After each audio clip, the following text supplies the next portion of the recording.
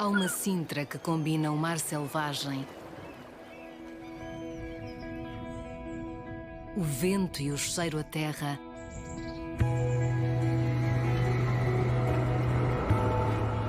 a viagem por caminhos únicos.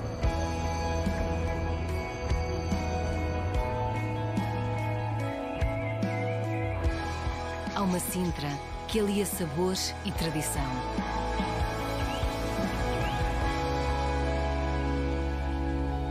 Há uma Sintra para cada um de nós.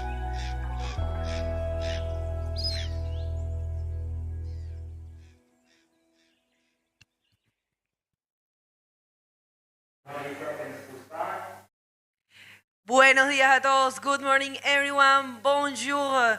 Bon dia. Today is finals day right here in the 2022 Sintra Pro. Good morning, Alex. Good morning. And yeah, it looks like we're going to have another really good day. Yesterday we had 3 winners and now we're going to have 2 today. So let's go out to the water. We will have the juniors first and then another round of juniors quarterfinals, then the women's quarterfinals, pro junior semifinals, women's semifinals, and then the 2 big finals. And then we will quit it for this contest. That's right. So we count on you. Thank you, everyone, for joining us. Let's go to the water and we introduce you. Who do we have in this first heat of the Pro Junior Men? And these guys are been surfing so good throughout the event. We have, of course, José Augusto Moises from Brazil. He's been one of the revelations of this contest. And he's coming from Ceará, from where Isabella is from. So he's in red. Logan Somova from Hawaii, another great bodyboarder that came here with a huge group of Hawaiians. And we have David Perez Miranda in black. David, who took this event, this division last year. So he will be the defendant, he is the defending champion for this division. Let's see how this one goes. And it's been great so far. As Alex said, we crowned our 2022 DROPKNEE World Champ. And we crowned for the first time ever the Pro Junior Woman Champion yesterday, World Champion. And it was great. The battle between Isabeli Nunes and Luna Harmon was really impressive. Both of them were very consistent throughout the year. I would like to send congratulations to both of them. And looks like we have the first wave. Yes, we have Jose on this beautiful looking left. Big roll there. It's going to be a good way to start his campaign as we have 18 minutes remaining. So a lot of time still on the clock. And it is Jose who is starting the heat with a beautiful left-hander as we see the replay. Big roll, extended roll, clean landing. That's what the judges want to see. So let's see what they will score him and see what's going to happen with this last 17 minutes and 40 seconds. As we have another wave there for Logan now. Logan Samova going for this left, goes for a 360. He loses a little bit of spin, but managed to do a roll there. It's not going to be, I don't think it's going to be the same score than Jose. I think Jose's wave was bigger and the roll was pretty more projected and perfect landing. So for this one, I think that Jose is going to have the bigger score, but let the judges decide that. And we see the replay there for Logan going for the roll at the end. Also a good combination there of the spin and the roll. So 6 points for the first of Jose and 4 points for Logan. So now it is David who is hunting the wave to get the score. He needs a 4 if he wants to get in second, but we're still pretty much at the beginning of the heat, so we will have enough time to see what the boys can do there. That's right. Good start. The waves are actually very fun. The soil dropped as it was planned. Wait a sec, here comes Jose. Bonito holo la, pero Jose he keeps going. Double roll, triple roll, and he was going for the 4th. Good job there for Jose Augusto. Double spin.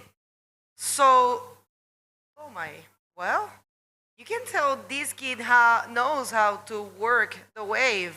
So 4 rolls and 2 spins for young Jose Augusto, who was giving a lot to talk about. Yes, let's see this replay. Big roll at the outside and another big one. That's going to be a huge score there for Jose. So let's see what the judges will give him. But three rolls there at the outside already, and then he finished up with another one at the end.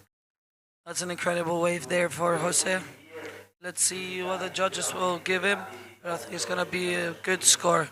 As we have David still with no waves ridden, but still plenty of time on the clock. We have 15 minutes and 20 seconds remaining.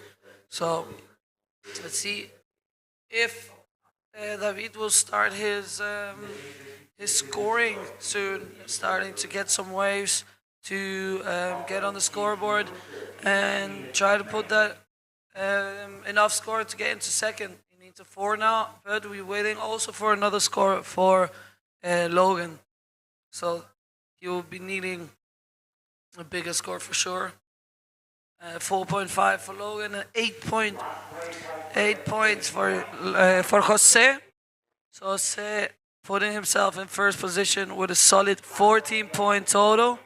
So that's gonna be hard to beat. He's gonna be one of the hardest competitors this year to win against. He's definitely going strong, and he means real business. But he is trying to get that first position here in this contest, and probably with that he can go then to a Fronton King, where he will battle it out with the other juniors to win the world title this year.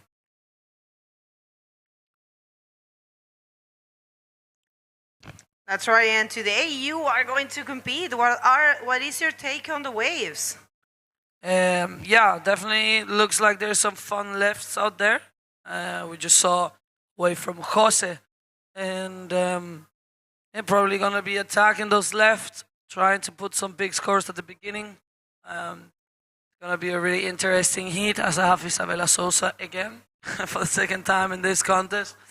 Looks like this year we were in the same side of the draw, so we did match up a few times. I always love it. It's an honor always, and it's really nice because you can see that we always push ourselves to our limits. You know, both of us, we have to perform to our best. So it's nice to compete against Isabella. And yeah, that's gonna be the first quarterfinal today of the girls, and that's gonna be after we do 2 rounds of junior. So we have after this 7 more heats of junior, and then we go to the women. Sorry, I needed my coffee. I haven't had one today, so early mornings here. And yeah, we have been having long days. Last day today, then we will have the ceremony after the final of the women. So don't go anywhere, guys. Today is gonna be another cracker of a day. We have 2 divisions where we're gonna have the Sintra Pro winners. We will have the Sintra Pro Junior winner, and we will have the Sintra Pro Women winner today. We already crowned the 3 champions, 4 in total. But we'll get into it after this wave. We have David, beautiful spin, double spin, roll. See if the wave can offer him a little bit more. Goes for another spin. I don't know if that's gonna be a big score, but it's good to start off.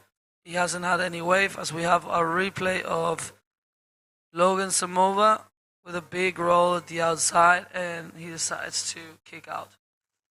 But yeah, that's a replay of, I thought he will hit the lip there, but he decides to go for a spin. Not much to offer the other wave, then he goes for that roll. Another spin, and then he kicks out there. That's right. Great run for these pro junior men. Remember, I always say the same. They are short in age, but they are not short in level. And And yeah, David, as you can, he has a technique, no, right? He waits. He's very calm. Last year, he actually won by holding the priority for more than 7 minutes, I remember. And he was fourth. And he was holding the priority, holding, and then he took the wave 2 minutes, or I think a minute and a half before the heat was over, and changed the whole situation. You got to be very strong in your head in order to do that. Not everyone can do that. Definitely, you're always gonna have to have that fighting instinct in your big backflip there for Jose. He's just enjoying this. I don't feel like he's surfing a heat. He's really putting those big numbers out, and looks like he's having fun. It looks like the waves are really fun today, as the sandbang is hitting, and it's really nice. Big lefts, long lefts. So it's gonna be really nice to be watching the boys matching it out there, and then the girls. I hope that those lefts stay. But if not, I will be surfing some rides. But yeah, I will definitely be looking forward to get some of those big lefts we've seen now. Okay, a wave for Logan Samova. Nice. Going real fast for the ARF. You know that some waves do not allow you to bottom turn too much. You don't want to miss that opportunity of performing a maneuver. So good job there for Logan. He was very fast. Didn't take many time to perform the maneuver, so it was good. Let's see. Sometimes the judges prefer maneuvers with a little bit of a bottom turn, but in that case, the wave was going to close out, so this is a replay. Yes, he doesn't really does a bottom score, bottom turn, sorry, and yeah, he gets a 4.15. It's really important to do the bottom turn and a clean maneuver. He also uses his legs to turn around, so it's little things that the judges watch to put those points out. It is David Perez, though, who is in third and needs a 5.25 right now. He has priority, and 8 minutes and 40 seconds remaining. And sorry, guys, 8 minutes and 40 seconds remaining, and yeah, let's see what the boys can do. It is David Perez Miranda in third right now, looking for a 5.25. So not much going on right now, but we have Jose with the 8 point and the 7.5. Really solid first position there, 15.50 in total. He's gonna be stoked with that. He's gonna be happy, and he should, because that's a really good situation he put in himself in. And I don't think that the boys will have it too easy with him in the next rounds. If he manages to keep on going like this, he will be the one to beat in this contest. He has been so strong throughout the entire event, and he will be still going strong. He will not stop till he gets that first position. But there is a few other juniors like Logan or David Perez who are fighting to win against him, because right now he's dominating the heat. But David is no stranger, as he is the former Sintra Pro champion. Won it last year in the last minute and a half. So there you have it. The boy from the Canary Islands. He knows he can turn everything around. But right now he's the one that is struggling to put some scores on the board, as we have a set approaching. Let's see what the boys can do. Let's see if there's a wave for David, if he can change the situation. He looks at this one, but nothing yet. So no wave for it in there. We have also Logan with third priority. We have Jose with second. So it's the chance for David now to look for that good wave. He needs a 5.25. So let's see if he can manage to put that score on the board, or if it's going to be the end of the road for him at this point. But he will definitely be fighting till the end. There's still some time on the clock, and this boy can do it for sure. Logan Samoa, the Hawaiian, also really strong the entire event. He has been putting hard work into his heat to manage to get through them. Now he's here one round before quarterfinals. So first and second will advance into quarterfinals. Third, in this case only third, will be out of the contest. So waiting for some waves. There's David looking, but no wave written yet. He's definitely looking for one of those bigger lefts where he can perform better, as we have Jose again on this left, but doesn't manage to complete that arrow spin, and I think he lost his board. Yeah, he actually lost his board. And how nice these waves looks, and they're silky smooth. And yes, he did. He lost his board, but the good thing is that there is not too much of a strong current today. So it's a battle between these guys. So right now it looks like David is doing again what he did last year in the great final of this division.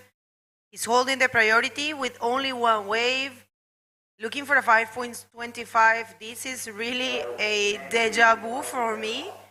I remember it was more or less the same thing last year in the final. He was in the last position and needed a score, something like that, like a 5.20 something. Así que voy a decir un poco esto en español porque me impresiona la calma de David Pérez Miranda. El año pasado ganó esta división haciendo eso, que estaba en la última posición, tenía la primera prioridad y esperó y necesitaba un score parecido a eso. Así que vamos a ver, 5.25 está buscando David, buen ARS, AR backflip. AR backflip. Well, that was a good wave there for David. That might be the score, guys. That was a beautiful executed arrow spin. So let's see what the judges think. 4 minutes remaining, and look how he paddles back. This guy is really strong and really fit. Puts a lot of training, a lot of effort. Look at battle between David Miranda and Jose, the two animals actually from this heat. As we have the replay here for David Miranda, he knew that he needed a big score, so does that big arrow spin. 7.6 for David, so that will push him to first. Now we have Logan in third with a 6.86. He needs to change the situation again. And we saw him taking this left, goes for the barrel. Then not much there for Logan, so he will be the one now hunting the 6.86 to change the situation again.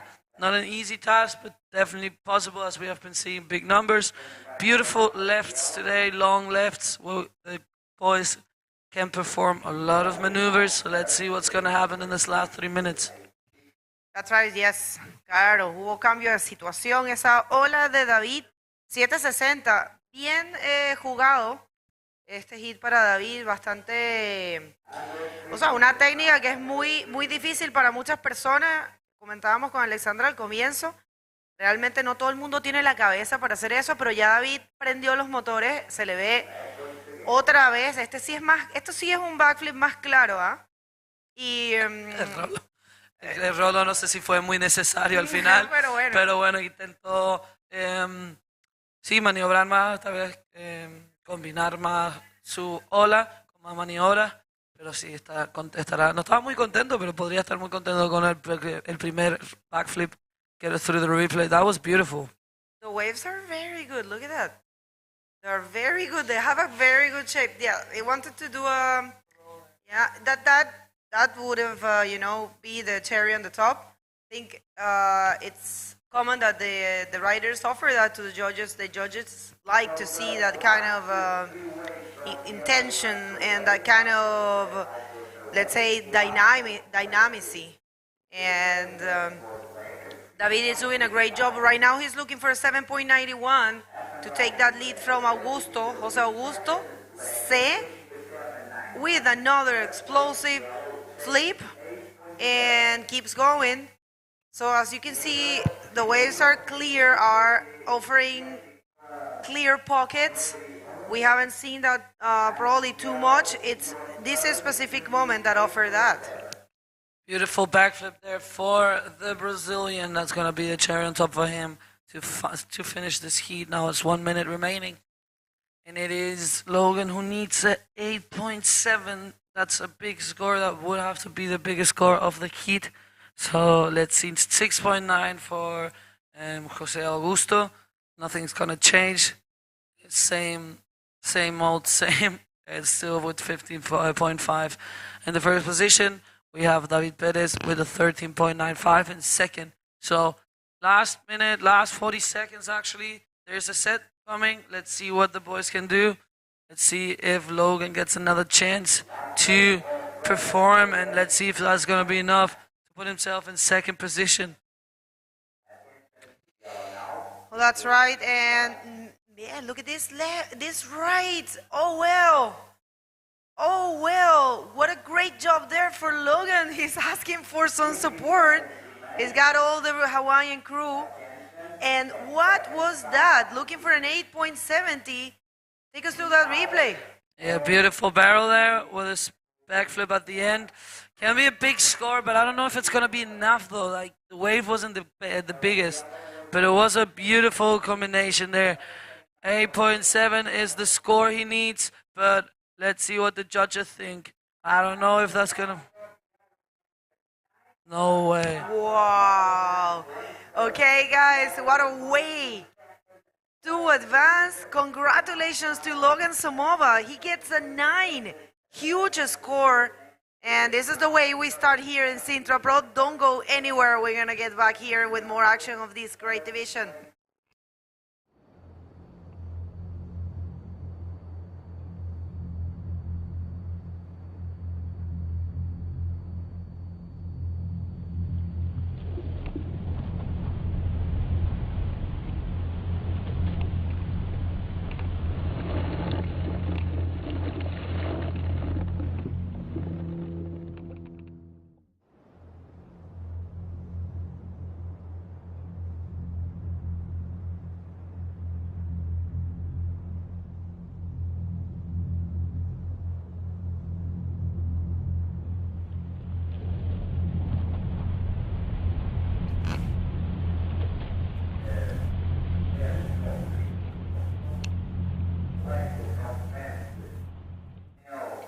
And good morning, welcome back. Welcome back. We are here on the last day of the Sintra Pro 2022. Exciting things are going to happen. We're going to have the junior Sintra Pro champion and the women Sintra champion decided today. So stay tuned. Let's go out there because it's going to be another banger of a heat as Logan managed to put the score on in the last wave with a barrel backflip combination. Logan Samova and Jose will be advancing into the quarterfinals. And now it is Joel Rodriguez, Shaden Ann, and Timeo Saninoto. So let's see what the boys will do. What a heat we started off today. And it's going to be another good one here. That's right. And this heat here, these names, all these kids, I would say, but we cannot call them kids really because they are only under 18 in some cases. I think Joel, it's already 18. They have been surfing so good throughout the event and reaching this point. This event for the Pro Junior men, it's been very long. We had a lot of heats and for them to reach this point, it's an achievement already because many names and many great bodyboarders have been left aside because of the performance of these kids. So just to have them here, it's an achievement, I would say. They are one step closer to the quarterfinals. I mean, that was a 2 step closer from the podium. So what we are seeing here is the round number 7 after we have the quarterfinals. And we're going for the quarterfinals of the women. And that will be semifinals for the junior men and semifinals for the women and the finals, of course. So you can't leave us today. We count on you. This is these 2 divisions for today are pretty important. In the case of the Pro Junior men, these names you might see in a few years becoming world champs. And in the case of the women, there are very interesting names right now in the quarterfinals, such as Alex, of course, Isabella. The heats are going to be very stacked, and we have a few revelations. Mariana Rosa doing great in this event, and of course, Namika Yamasaki. She's been surfing really, really good. So it's going to be very interesting. And we count on you guys. And remember, we need to be all together pushing our sport. It's so important to have your support. And we can all do something. So thank you very much. We have Guy, Bodyboard here. We have Aldana. We have Oahu Slams. We have Anthony, Rian, Maria Miranda. Oh, for David, of course. Luso Bebe, let us know where you are. And help us share this live feed. Remember, everything is all together in the IBC World Tour website. The live feed accompanied with the live scoring system. Yes, you have it. All the information you need is in our official website, ibcworldtour.com. So if you need anything, if you want to see the heats, if you want to rewatch if you want to see the scores and see all the ways to read them by the riders, you have it there. You have the stats of best wave, best combination of waves, as we have Timmy on this left, and I think we saw Shaden on the right. So let's see if we get the replay of these waves, as we have a split peak situation here.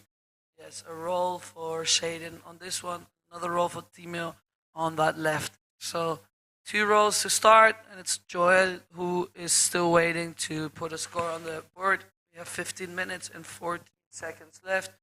So we have a replay of the roll of Timmy. Not a lot of bottom turn. It was a really fast wave.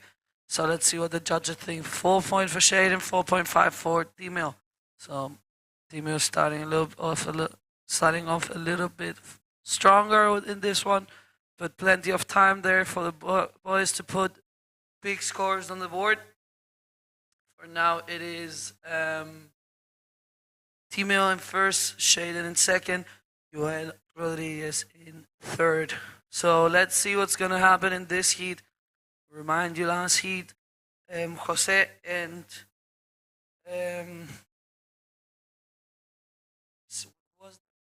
Jaden, right? Jaden, no. Okay, passing the Hawaiian and the Brazilian, making it into the next round. So now it is Timmy, Shaden, and Joel trying to fight to get into the quarterfinals, and it's not going to be easy for anyone, but we have the interview with the winner of the last heat. Kate, take it away. Good morning, everybody. I'm here with Jose Augusto, the first winner of the day. Congratulations, you passed to another round. Jose, you were the first hit of the day, so explain us a little bit how is this conditions today. A minha foi a primeira bateria do dia, né? Hoje o mar acho que tá bem melhor que ontem. As ondas estão perfeitas, consegui achar boas ondas hoje. E é isso aí, vamos manter o foco para as próximas. He said that today the conditions are amazing, very good waves. He found 2 good waves, and now it's keep focused and go next to the next round. Jose, you have a lot of support from your Brazil friends. Brazil is like supporting you a lot. How important is that for you? É de total importância, né? Essa torcida da galera dá uma energia a mais antes de entrar na bateria. Eu fico vendo as mensagens, é muito irado ver que tem a galera me acompanhando. E eu só tenho a agradecer a toda a galera que tá na torcida.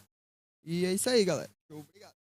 He's very thankful for everybody texting before the eat. He says he feels very comfortable, very supportive. And do you want to say something to them now? Eu queria mandar um abraço para minha família, pra galera que tá na torcida do Brasil, do Ceará e lá da prainha onde eu moro. E é isso aí, galera, vamos manter o foco. Queria agradecer a Deus por me dar essa oportunidade, né, de chegar até aqui. Até um dia desse eu não pensava nem em sair lá da prainha de onde eu moro. E hoje consegui vir aqui pro Mundial em Portugal e estou muito feliz. Vai dar certo. He said he's very happy because he never thought that he could make here. He said, I will never believe that I will be able to get out of my hometown. But now you are here, you are reaping, and good luck to the next round. Back to you guys. What a great interview. I really enjoyed what he said. I never thought I was going to leave the beach where I live, and look where I am. Wow, congratulations, Se. I think that just to keep that, just to be humble, it's very, very important for a true champ.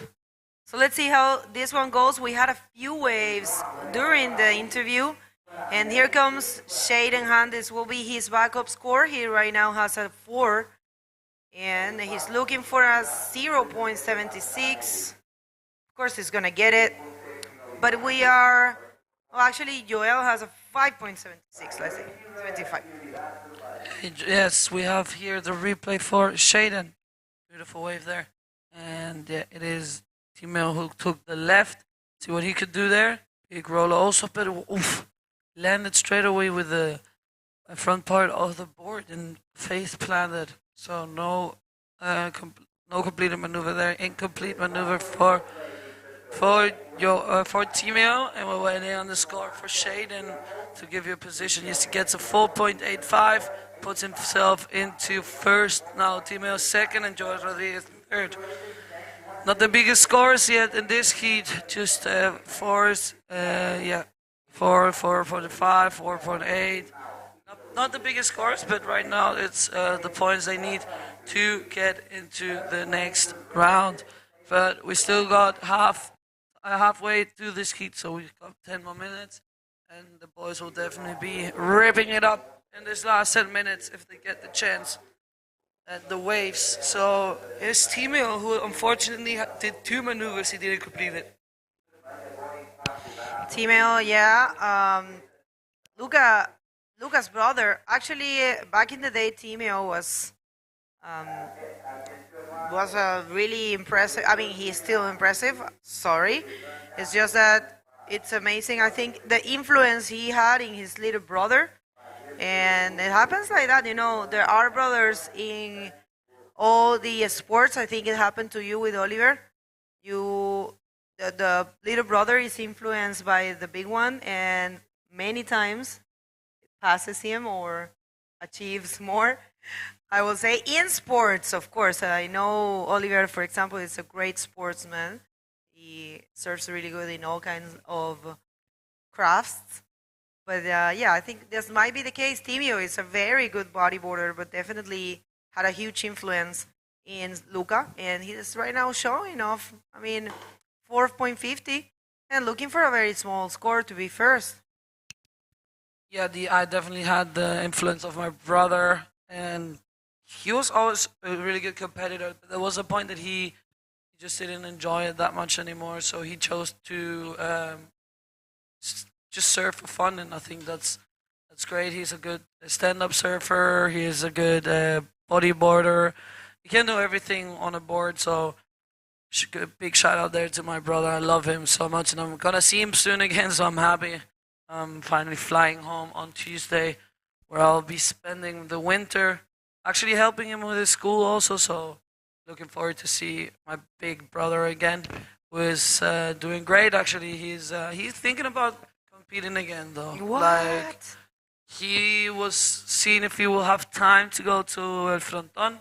But if it's not going to be this year, maybe next year he gets motivated. He's really motivated. He's like, Alex, when you hear I'm going to destroy you, we're going to make heats.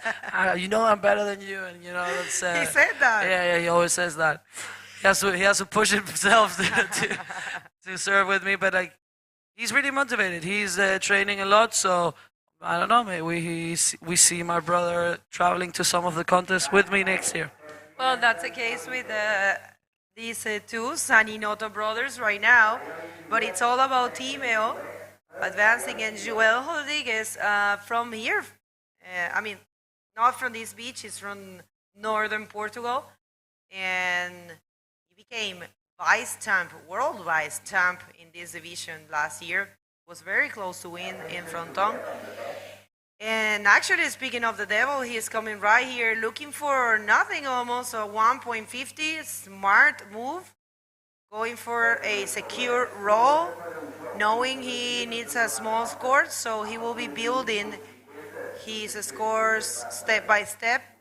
You either can go really big or go for the sure maneuver, the secure maneuver. And in the case of the wave he had the chance to take, I think that was a good call. Yeah, it's beautiful. Right-hander here, going for a big roll. So let's see what the judges think. He needs a 1.5. That's probably going to be the score. And he will be putting himself either in second or third. And second and first, sorry.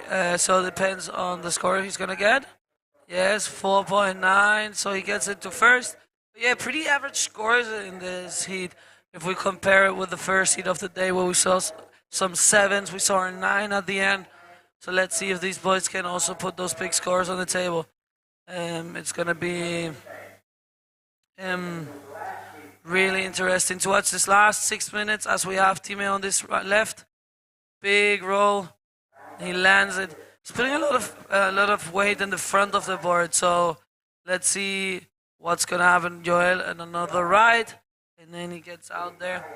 Let's see. With 5 minutes and 40 seconds remaining, we have the replay of Timeo. That was a really beautiful roll, extended, and perfect landing. So let's see what he gets from the judges. Let's see if it's enough to go back into second.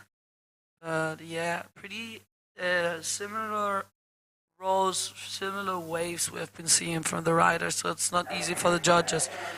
Timeo gets a 5.25, so makes a difference there, put himself into first. Yeah, so 4.65 for Joel. So now it's Timeo and Joel in the first two positions, advancing into the next heat, but still got 5 minutes, and Shaden only needs a 4.81. Totally possible for this rider, so let's see if it's gonna be the French, the Portuguese, or if it's gonna be the Hawaiian making it into the next round. First and second pass into quarterfinals. Third one will be end of the road here. That's right. Well, pleasant surprise, I would say, for everyone to know all these riders. I mean, Shaden Han, he came last year too, doing a great job in DROPKNEE as well. Yesterday, he was performing great maneuvers, but unfortunately got dragged by the current and couldn't finish the heat. But he actually fought very well against Dave Hover, being so young. Shaden, I think he has been doing a great job. And Timeo Saninoto, traveling with a huge group, as well as Joel Rodriguez. How important it is to have the support. I tell you, Alex, sometimes every time I travel and I go to compete, I feel so lonely sometimes when I see around and I see all these people supporting all their competitors. They have their own special signs, like they use the boards to show them something. And here comes Joel, one of the strongest cards for this division, for Portugal, keeping the Portuguese dream alive in this event. Yeah, we see the replay here, up and riding red.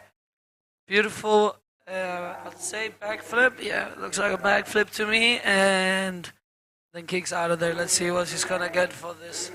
This might be the best wave of the heat. Let's see what the judges think. 3 minutes remaining, so it's getting down to the last 3 minutes. 6.25. Joel goes back into first. Now Timeo on second, and Shaden on third needs now a 4.91. So let's see if it is possible for him to get a wave and make it into the quarterfinals. 2 minutes and a half. So time is running away for Shaden as we have Timeo on this looking left. Albert riding. Nothing there for him. It closes out, so he'll be paddling back. Shaden with priority, so that's gonna be interesting to watch now. See what he will do. And Shaden having a look at this one. Shaden paddling. He will lose his priority though. Okay, the waves, I had to say before, say that I'm enjoying the conditions. I think that's, even though it's not too big, there is consistency. Actually, when we woke up this morning, I looked around and I said, whoa, the hits might be a little bit slow. There won't be probably too many waves. But no, it's proven me wrong. There is consistency and there are good waves. Of course, not huge, but very contestable and I think pretty fun. And we might see a very good day today. I mean, for sure. And maybe just when the high tide arrives, it might be a little more complicated, but yeah, so far so good for the pro. Junior men, this is the round number 7. And we are having 4 hits in this round. And then we're jumping to the quarterfinals. Thank you very much, everyone, for your support. And remember to share this live streaming and help us spread the word that bodyboarding is back. Of course, Team Hill will be sitting on Shaden. Shaden, I wasn't expecting him to lose the priority that way. But I think the nerves kick in and yes, so Team Hill gets a warning actually because he sits too close to Shaden. That's why we have the priority system. So we see Joel on this beautiful looking left. Beautiful backflip there. Oh my god. Man, Someone's clapping in the beach, right? Yeah, it's a Portuguese. And we have Shaden. Okay, well we are not really sure what's gonna happen. And you guys don't move. We're gonna go to a quick commercial break and you're gonna be back in no time.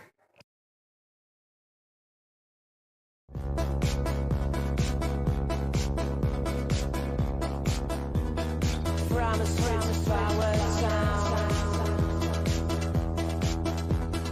follow it's a beautiful place.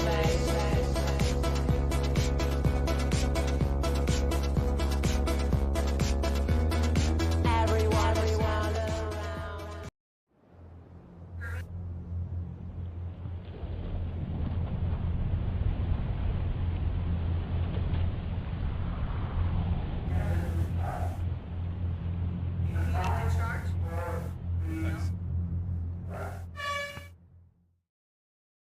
Good morning, everyone. Bom dia, buenos dias, bonjour.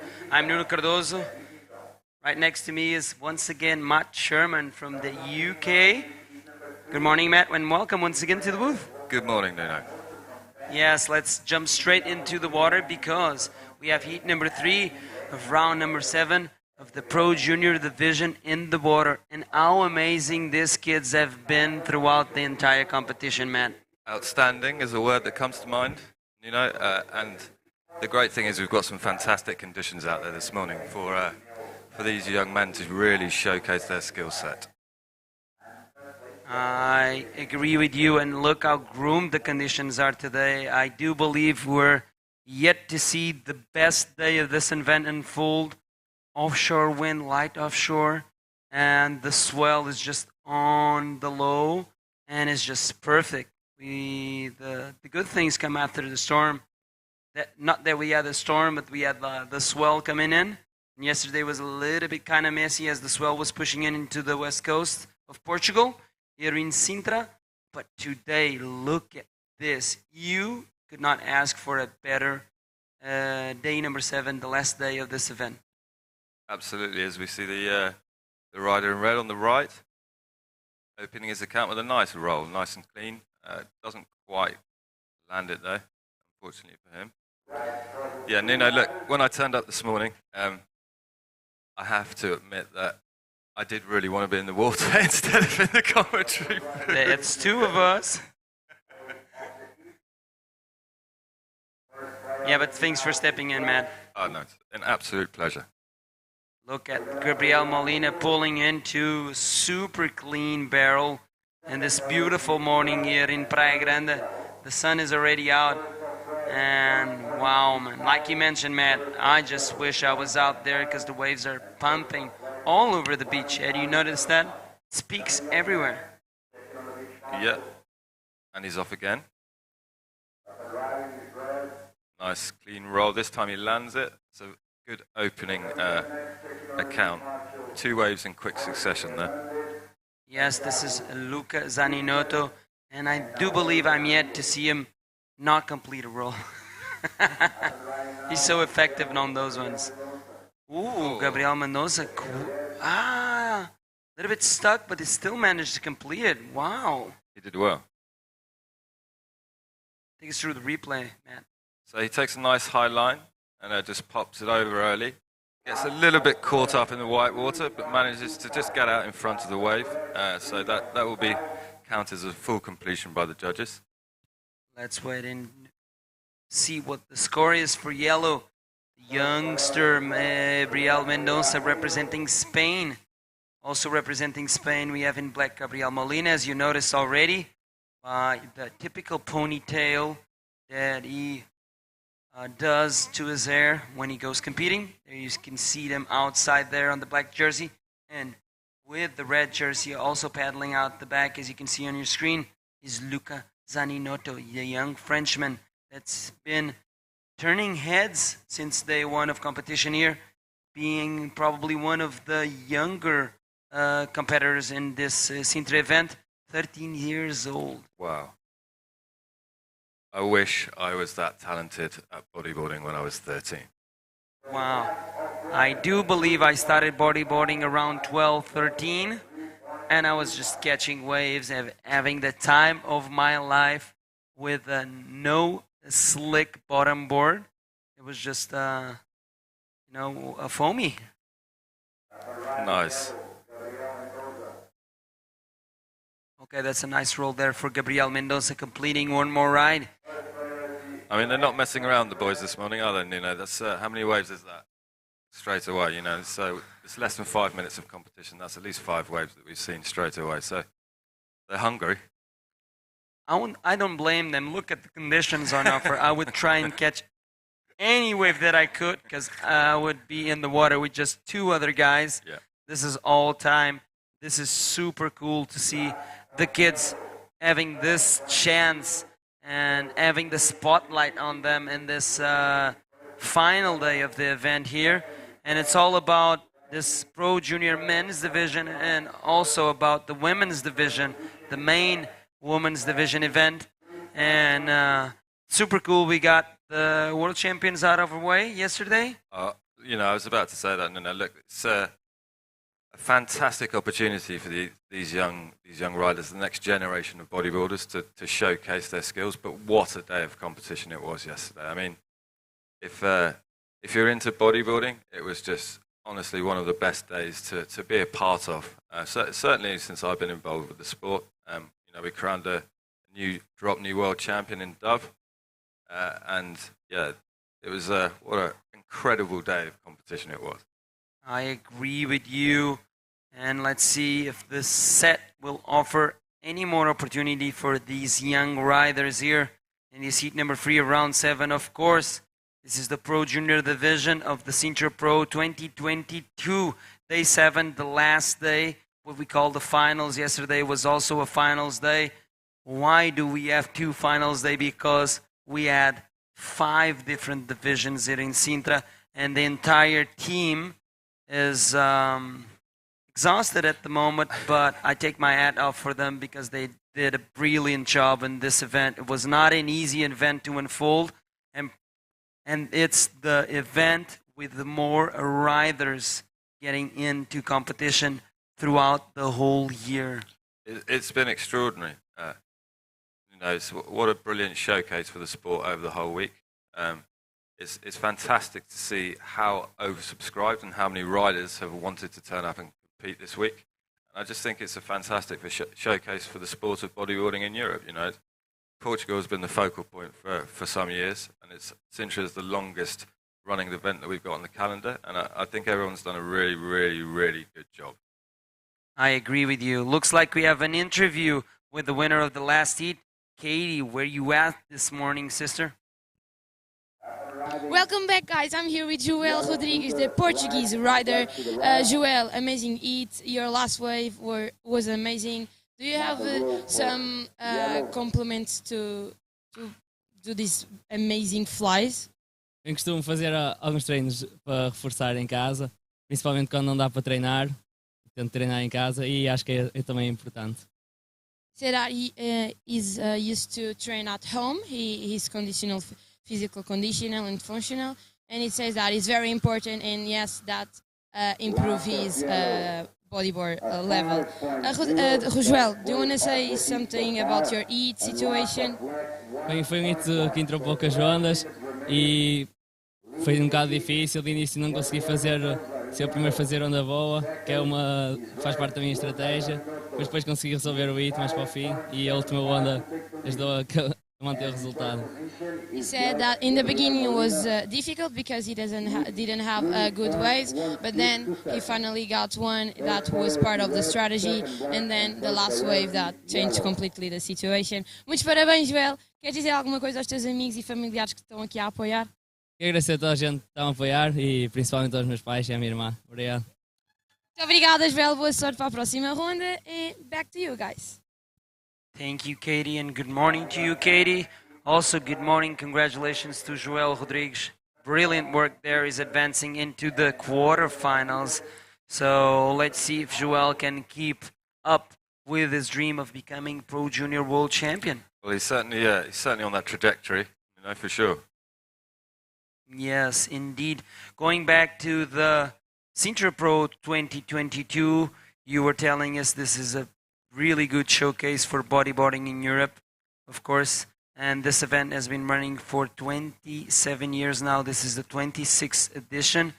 Do you feel like sometimes people write Sintra off because of the waves conditions? You know what I mean? Yeah. There's that behind-the-scenes talk. Do you think this is an important event that should be kept on the IBC, or should we? Oh, look, that's a really, really good question. I think it's always hard with these events to logistically get it absolutely perfect because you're dealing with the ocean. And I think that the point in the year where the event is held is really important for that. And traditionally, Sintra has been held, in August, so that has traditionally made sense. The swell this year has been really, really quite large. Yes. It was hard work for the athletes, but you're dealing with Mother Nature. So I think the best thing to do is always look at these events at the end of the year, and have an assessment, see how the event worked. But overall, for me personally, I think this year the event has been really good. There's been so many competitors, and it's been hard to get all of those competitors in the heats in the day, and I think the organisers have done a good job. Yeah, I agree with you. There you have it, the lowdown on this 26th edition of the Sintra Pro, the longest running event in the history of competitive bodyboarding. And we are so proud to be hosting here riders from every single corner of planet Earth. And super honored as well to be crowning world champions here for such a long time. And for such a long time, the Sintra event was the only stop for the DROPKNEE division. This year, the IBC done an excellent job extending that division into more stops and finishing it here with the classical Sintra crowning of the DROPKNEE division. And this is Luca doing his stuff. That was beautiful. When you're looking for your rolls, you really want to try and get them as elevated and as loopy as possible, and I think Luca has just given us a fantastic example of that. Oh, for sure. Like you mentioned, at 13, if I was busting rules like this, I would. That's hard. Sorry, I'm laughing because that's hard for me to conceptualize. That he's 13 and he's executing almost perfect rolls like that. Good for you, Luca. Yeah, indeed. I would like to know the size of his board. Because back in the day when I was his age, I was starting bodyboarding, but the boards was big as, 42s, 43s, and you just float on top of them. And we just be super happy that we were just gliding on waves. Nowadays, we see kids like Luca Zaninoto getting spotlighted in an international event. And it just puts a smile on my face. This is why I come and do this work. It's for the kids. It's for the future of this generation. Yeah. We cannot stand with our arms crossed and wait for something to happen. We have to do it ourselves for the future of the sport and for these kids. Exactly. Look at Luca going at it. It's just like a field day for him. He's busy. He's busy in his heat, and I like that. It shows hunger. It shows good attitude. He's being really positive out there. And that's what you got to do, when it's, and we're, as the, it's just quick in and out there, it's probably a good decision. Yes, indeed. So, Gabriel Mendoza is taking the lead on this one, 4-point ride there, and a 5-point. This is the replay of the last wave of Luca, and he finished another roll. It's going to factor into his top 2 scores. He's now sitting in second on the strength of a 4.5 and the score of that last wave of 4.10. Meanwhile, Gabriel Molina is still struggling to punch in the higher numbers. He's still holding on to a 1.75 and a 1.1. A little bit strange for a rider like Gabriel Molina. Yesterday, posting an 8.5, the best scoring wave, if I'm not mistaken, of the Pro Junior event. Wow. I think Gabriel needs to have a little sniff. He's a bit still at the moment. He's being really patient. There's plenty of time in the heat, and if he's capable of getting in 8.5, then he's more than capable of catching up and taking out the heat. Yes, indeed. He needs a 6.85. So in case you're just wondering, so I want to see the Canarians here in the top chat going for Gabriel Molina. Let's do it, guys. Welcome and good morning to everyone that's watching. Thanks for tuning in. Buenos días. Gracias a todos por sintonizarse. Y vamos a hacer ese último día de competencia acá en Sintra. Y vamos a tener los juniors masculinos, claro. Los femeninos ya está decidido. Y vamos a tener también las mujeres. Y entonces sintonícense. Y pueden escribir un comentario en los chats de la página de YouTube y vamos a estar aquí para devolver vuestros comentários. Bom dia a todos, então estamos aqui para o último dia do Sintra Pro 2022. Temos dentro da água a categoria Pro Júnior masculina. Teremos também durante o dia de hoje a categoria feminina e são as únicas categorias que faltam concluir para terminarmos aqui o Sintra Pro 2022. Uma semana de altas ondas e muitas emoções. Ontem coroámos 2 campeões mundiais e também coroámos 2 vencedores diferentes dos campeões mundiais nas categorias de DROPKNEE e também masculinas. Também ainda estamos para descobrir quem é que vai ser o campeão masculino deste ano e o campeão desta categoria que se encontra dentro d'água. Tudo será decidido no Fronton King, já em outubro, na Gran Canária. Up and riding, this is Gabriel Mendoza, Matt. Good effort. Just can't quite get to the front of the wave. As Luca does a nice little forward spin off the top and then just gets caught up in the white water there. It's a good exchange. Plenty of time still. I love the fact that he spun there on top of the wave and then it pulled into the barrel. Luke is on fire. Oh, watch out, Gabriel Molina. Ooh, backflip there. Can he hold on? Ah, this might be the wave that might set him on a good course to try and change his situation here. And unfortunately for Gabriel, that's a non-completion. Look at the sets of waves stacking up in the horizon, man. I literally was about to say that possibly Gabriel went a touch early on that set. We'll see how that plays out in the rest of the heat, particularly with that set coming in behind him. But he's still got time. There's 3.5 minutes left. Yeah, still got time, and the conditions are way more friendly than a couple of days that we saw previous in this event, and I do believe that today, watching from the fins and the flippers of the riders, that they're not kicking too much. So I do believe there's not a lot of current at the moment. So that makes it ideal. The riders can be on the peak, assess the conditions, and actually get a breather between the time during the heat to position themselves and go for the best waves. Yesterday was just a crazy current. Well, I was about to say, it certainly makes a change of this week now, doesn't it? Because you know, the amount of paddling that everyone's been doing and the strength of the current. Oh, that's a... Can he... Oh, unlucky. Looked like he had that under control. But all of a sudden, Gabriel Mendonça was not able to push that move into the front of the whitewash. So, you know what? The judge is going to call this an incomplete ride. So he's got to get an incomplete score, of course, 1.5. It's a throwaway, of course, for Gabriel Mendonça that's leading this one. Lucas Zaninoto is following him, only needing a 4.51 to first. But that does not matter because first and second advance to the next round. What does matter if you get third, you get knocked out of the competition. Gabriel Molina on the hunt for a 6.85. And he's got just under a couple of minutes left. But yes, so over the last week, the current has been unbelievable. Everyone's been doing so much paddling. So it's nice to see the majority of the energy going to the wave riding, you know, in a heat. Yeah. Where I come from is mostly reef breaks. So you've got channels, like deep channels around the wave.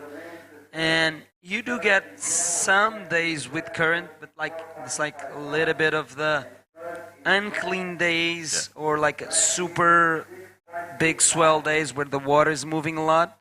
But apart from that, it's almost no work to be and reach to the peak. Okay, this is Luquita. And he does not miss. That's what I would call a good hustle. Yeah, and he's risking now a little bit more. Yeah, well, he's built his score in the heat, you know. And once you've done that, it allows you to be a bit more free with your choice of maneuver. You can be a bit more risky. This is Gabriel Molina right now going for the backflip. Can he land it? No. Not quite. Wow, what an upset here. Gabriel Molina, of course, always one of the favorites. When you see them competing in the Pro Junior event, I do believe he won in the Maldives, this division. So it's going to be probably the biggest upset of this round so far. Gabriel Molina posted yesterday highest scoring wave of the Pro Junior division, 8.5, now finds himself in third, and it's 20 seconds away from being knocked out of the competition. Gabriel Mendonça goes for a flip there, and he completes it. Well hustled. And looks like Gabriel Mendonça and Luca done all the work. Gabriel Molina did not find that wave he was looking for. Take us through this replay, Matt.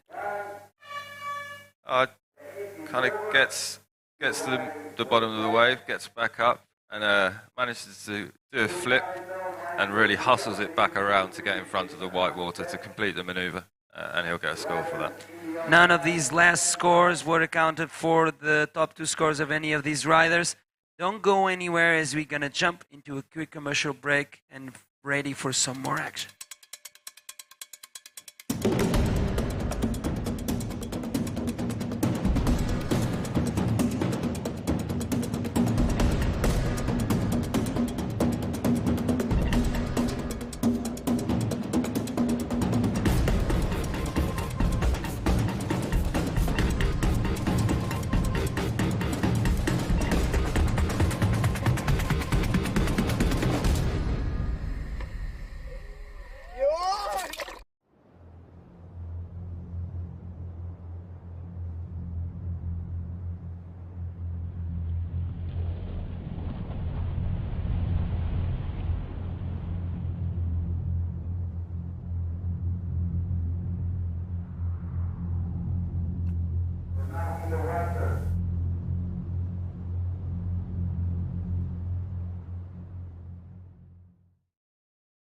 Good morning, everyone. Welcome back to the finals day here in the 2022 Sintra Pro. Matt, I've been wanting to sit with you for all the time. Matt Sharman from UK. I so much wanted to pick your brain on the UK, on the British bodyboarding. Let's go to the water, and we will do that whenever we have the chance during this heat. Good morning, Braga. Thank you for joining us. It's great to have you here. And this is the heat number 4 of round number 7. And remember, this is an elimination round, and there's a wave here for the sole Argentinian in this event, coming from Necochea. Very good style. Wow. He has been improving himself a lot, Wow. coming from the same town as Sanchez. Well, that's a great way to open your account in the heat. Yeah. So in the water we have in red Jorge Hernandez. He's Canarian, and he's been doing a great job. He's from Gran Canaria. Santiago Krishner from Hawaii, and Nahuel Benavides from Argentina, already with a 4-point ride. And let's see how this one unfolds for these guys. Remember, this is the last heat of the round number 7. We will continue with this division and do the quarterfinals, which are 4 more heats, and then jump to the quarterfinals for the women. So you guys make sure to share this live feed and let the world know. Help us spread the word that the bodyboarding is back. And this event, we have a one specialty event, which is the Anael Challenge or Challenge. And then we are finishing the year with the Gran Canaria Frontonquín. Are you going to join us in Gran Canaria? I hope so. I'd really like to. I'd love to see the finale of the tour this year. As we see red, nice little stall on that, just waiting for the section. Oh, well, there you go. That's pretty cool. I just think that's really mature riding, and a great way to open your account. Nice tidy combo. You get I think they've been watching the waves from early in the morning, so I love that stalling there, going for the pocket maneuver and a clear ARS. There are no doubts, and let's see this one for Santi. Goes for a little barrel there, and it will complete with the roll. Interesting wave exchange of these 3 young riders. Don't want to call them kids. No, having watched them surf and surf with them last Sunday, I would definitely describe them as young men. They certainly surf like men out there for sure. Yeah, I always say the same phrase. They are short on age, but not short on level. You might find a lot of surprises in this division, and I always say it, keep your eyes peeled, because one of these names might be world champ in a few years. So it's always interesting. It's always a discovery in this division. For sure. I think Santiago's last wave is a really good way to open his account. Nice barrel and then to roll. And he scored 5.75 for that. So the judges have rewarded the combo generously, I think. 5.75 is a great way to get your account going. So UK bodyboarding. Yes, Burger. British. Yes, British. Yes, I know. Traditionally, we have been the laughing stock of the wave riding community around the world. We will get back to that. Oh. Nice. No, Jorge's so, I think he's a Hernandez. He's a Hernandez. Yon song. That was really good. I forgot about that. And last night we were having dinner with Caja and Sergio, great judge from Canary Islands, and they reminded me that. So yeah, how big is the community? It's growing, Virgo. We have a very strong core bodybuilding community in Cornwall, where I'm from, but also around the rest of the UK. And because we have the Wave Garden facility at Bristol, which is basically a bodyboarding wave, it's like a tiny slab, like a 2-foot slab. It's really... How is it called, sorry? The Wave Garden. So the Wave Garden? Oh. We've got one of those in Bristol. Oh. So that I thought you were saying it's just I can't hear too well because we're having the beach announcer. But yeah, now I'm. That's okay. That's okay. So You have a wave park there. yeah, we have a wave park, and that has really helped to sort of provide a focal point for the community. And there's a club actually, the Bristol Bodyboarding Club. All right, guys. Yo, that's so good. So they're doing a lot of cool stuff around the wave garden, and also there are other pockets up in the northeast, as we see Santiago just pulling out of that one. I think that was a good decision. There was not much on offer for him on that one. So yeah, look, bodyboarding is really growing in the United Kingdom, and there's quite a few passionate people located there that really want to do stuff for the sport. So I'm personally quite excited about the prospects of the growth of the sport over the next few years. As I mentioned to Nuno yesterday in commentary, we've got some really good up-and-coming riders. So I'm going to name drop them again, if that's okay. Of course. Kale Talon and Tom Catton. Two guys that we're developing closely. Tom actually came 5th yesterday in the Men's Open, which is of the Cornish Bodyboarding Series, which is effectively the nationals in the UK. So he's only 17, and he came 5th in the men's division. Oh, wow. So I'm hoping next year that we'll bring him to Sintra. How about a World Tour event in the UK? Oh, look, we'd love to do that. That would be amazing. Look, it's. You're actually the first person to suggest that to me. I've not really even thought about that as a Really? Yeah, 100%. Like I hadn't even thought about that as a prospect. That would but be a huge success. You guys are very close to the rest of the main European cities for bodyboarding. And let's see, wait a sec. Here comes a wave for our heat leader. Oh. Beautiful style this kid has. Honestly, the riding standard of these guys is really very high. I could not be more impressed with the quality of talent that's on offer in the next generation. Look at this. Beautiful bottom turn and beautiful extended arm roll. The judges will like that. Non-stop action here. Again, really good roll. Now, well, showing off there, so interesting wave exchange. And yeah, getting back to that, I know from most, this side of Europe, the flights for UK are very cheap. I'm staying here for 2 months, and I'm thinking to go to London because it's one of my dreams, actually. You have to. You have to. You can't come to the you can't come to the European continent, Berg, and not come to London. You have to. I have been doing it. I have been doing it for 3 years, and my feet and hands are itching. I might go to your place, Kervin, and to your place, Matt. I think that might be Berger looking for a place to stay there, Kevin. This is the moment where you say you are fully welcome, and I just booked my ticket tomorrow. Oh. Look at that wave. Unfortunately, just couldn't quite work it around on the second maneuver there. Yeah, no, this young boy or young man, maybe I would rather say, go for the standard roll and completes it. We are with the ARF, because you cannot tell if it's a proper backflip or a proper ARS. It's all good, guys. Don't go too crazy with that.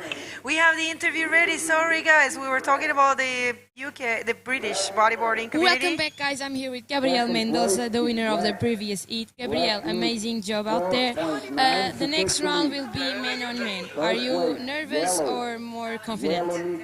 Tengo, la verdad, estoy un poco nervioso porque nunca he competido en men to men y esta va a ser mi primera vez y espero hacerlo lo mejor posible.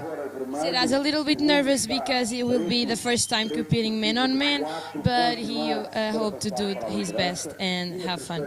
Do you want to say something to your friends and family supporting? Muchas gracias a mi familia, a mis sponsors, Revo, LSBT, por estar aquí apoyándome, a mis amigos y demás. Muchas gracias a todos. Felicitaciones, and back to you guys. Congratulations to young Gabri. Gabri is another excellent rider from Canary Islands. You know the thing about these young guys, wait, here comes a wave for Noel, no. Think about Jorge and Gabri, for example, they come from Gran Canaria, wave. Beautiful looking wave, this one.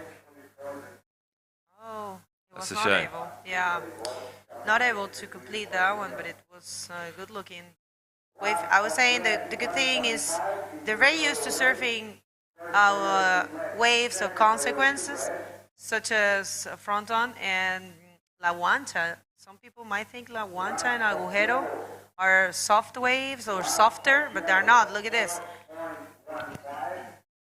Santi also used to pretty good waves coming from Hawaii.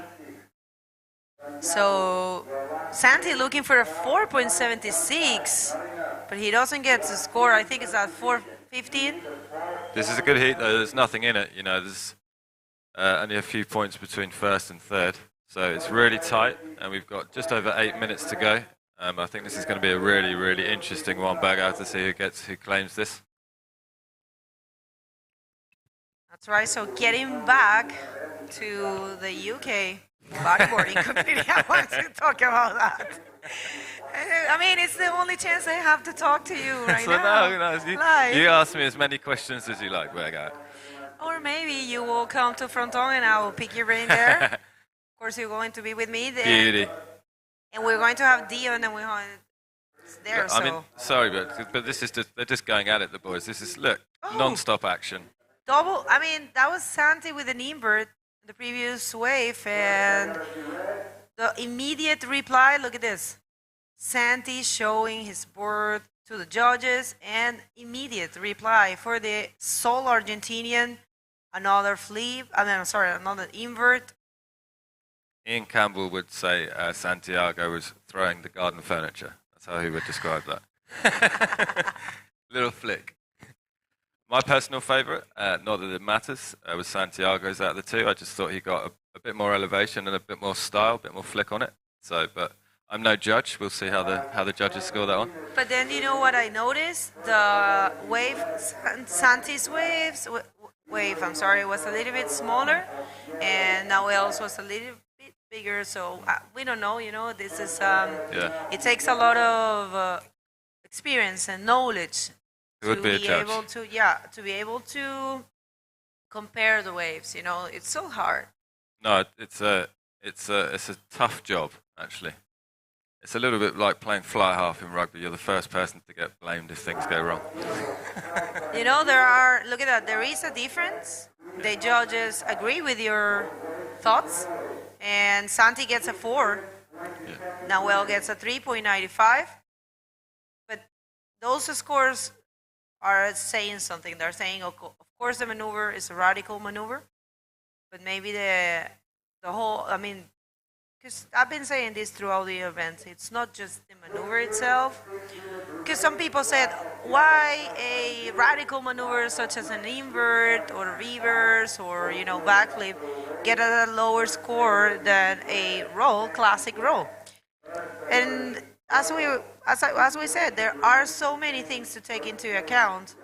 It's the wave size, the place where you perform the maneuver, the projection, and so many others. So they're sending a message saying, although you did a great job trying to perform a radical maneuver, make sure to do it more projected, probably, or in a... They love the pocket moves, you know. Yeah, I think, look, there's lots of variables with judging. But what I've noticed this week is certainly the judges feel to me like they're looking for appropriateness of maneuvers. So the wave kind of hints at you what you should be doing. And I think they're looking for those right appropriate maneuvers, not forced surfing, just real nice flow surfing. And really executing everything really cleanly, which I personally agree with. I agree totally with what you're saying, and you know they have the full view of the beach. We don't. We only see an amplified version of what's happening there. Of course, we need to follow the riders for you to be able to see what they do. But the judges don't. They see where the best peaks are. They see how the waves are. I mean, the ocean is behaving. And they take that also into account in order to put the scores. So, yeah, I mean, they know the potential of the wave in the certain heat. Remember, the waves changes more or less every 2 heats in this case. Some other beaches are more, the changes more often. But in this beach, it changes every 2 heats, I will say. Look at that. Look at that wide shot, guys. I mean, just gives you a better indicator of the quality of conditions out there today. You know, since I've been here in Sintra for the last 10 days, this is definitely the best day of surfing that I've seen. I mean, I said this morning in commentary to Nuno that I would have preferred to be out there, if I'm honest. Same here. This is definitely the best day. Good. Oh. Yeah. Yeah. Well done, Santiago. Hustled it back around. Answer of our heat leader. That's nice. That was clean. Really, that was clean really areas. clean. You see, no doubts. No room for it was a flip or an errors. I think it was very clean. So if you allow me, I will do this in Spanish. We have a lot of course, people. Berga. Es una buena ola para Jorge Hernández. Estamos, por supuesto, haciendo en inglés también porque tenemos a Santi Kirchner. Un intercambio interesante. Vimos 2 inverts en el intercambio anterior. Ahora vimos 2 flips en este intercambio. La verdad que la ejecución de Jorge Hernández es muy buena. Jorge está haciendo un excelente trabajo.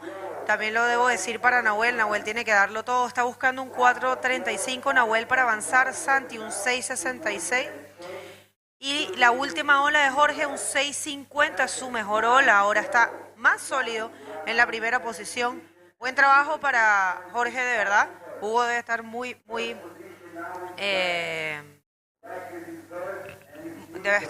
orgulloso.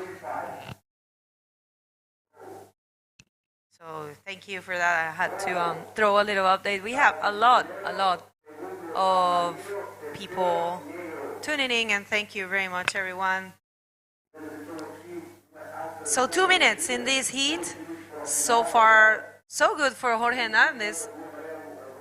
Posting the biggest score of this heat with a 6.5, and last wave of Santi is a 5.10. Now the Argentinian is looking for it. 4.35.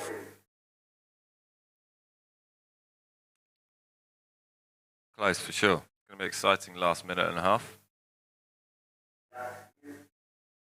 Okay, and well, for today, guys, in case you missed it, today's finals day here. It's been a long run and pretty interesting here in Sintra. See if someone takes that one. We had 7 days of great bodyboarding, and today we are finishing. We have a clinic today with the Boogie Chicks, if you're interested. It's around 12:30 that's happening, and here comes a wave. Last ditch effort for the Argentinian Rolo. He's looking for a 4.35. I'm not sure. I'm no judge, but I'm not sure that's going to be enough. We'll see. Yeah, I mean, I'm not sure neither. Of course, we don't have any preferences, but all of these young riders have been doing a great job. And of course, when you see a sole competitor from a certain nationality, you have a tendency of wanting him to advance because, you know... Impartiality, Berger. Oh, no, for sure. I was just saying that sure. It would be nice for him Of to course. advance, but also for Santiago. Santi trying there by barrel, almost gets out, and it looks like Nahuel left the competition area, and it's a there's a 4.70, so there is a change of situation.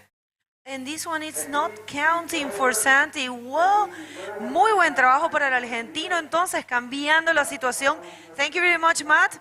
And we hope to see you soon sometime. Guys, don't go anywhere. We will continue after this commercial break.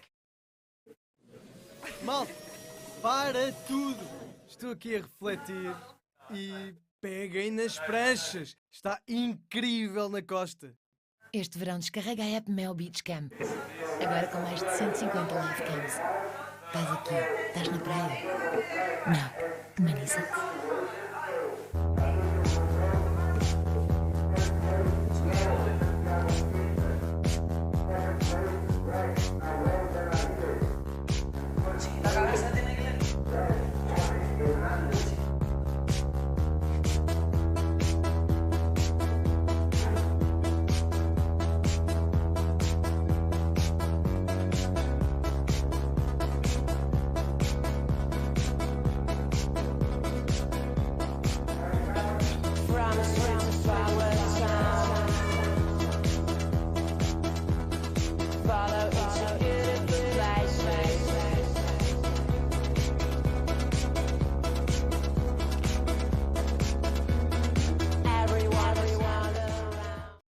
And we are back. And this is the finals day. Alexandra Rinder. We are only going to have her for one more heat after this one because she's getting ready for her heat. We are getting ready. We are getting ready to this first quarterfinal for the Pro Junior Men. Let's go, please, into the water. Oh, well, into the water. I would love to be into the water reporting from them. I don't know, it's a little bit cold. It is cold? The water's not so cold, Masha, but it's still early in the morning. But you're in shorts, that's why. Yeah. So man-oh-man heats in these quarterfinals. And it's Jose Augusto. This is going to be explosive. They are coming from they're coming from surfing together in the first early rounds of the day. And they did a great job. So let's see who gets the first position and advance this competition. So right now, it's all about Jose Augusto. Yes, beautiful 2 rolls there to start strong surfing from the Brazilian rider. There's going to be 20 minutes heats, so is it 20 minutes meet or did they change it to 25? No, I think these are 20 because also it's a man-oh-man. It's a great thing that they're doing a man-oh-man. I tell you this, look at this. I didn't know wait a sec, let's wait for this wave for Timeo Saninoto, young great rider from Arcachon, coming from ocean roots as well. Big group of French. And see how interesting this is, Alexandra. Yesterday, Jose Augusto's trainer here in Portugal was telling me that in this event, it's the first time that Jose Augusto is surfing in this division with priority and with the watch. He never done it. It's impressive. It's really impressive, yeah. Because I couldn't surf without a watch for sure. Compete without a yeah, watch. who can but it's very impressive. And I have to say congratulations to Jose Augusto.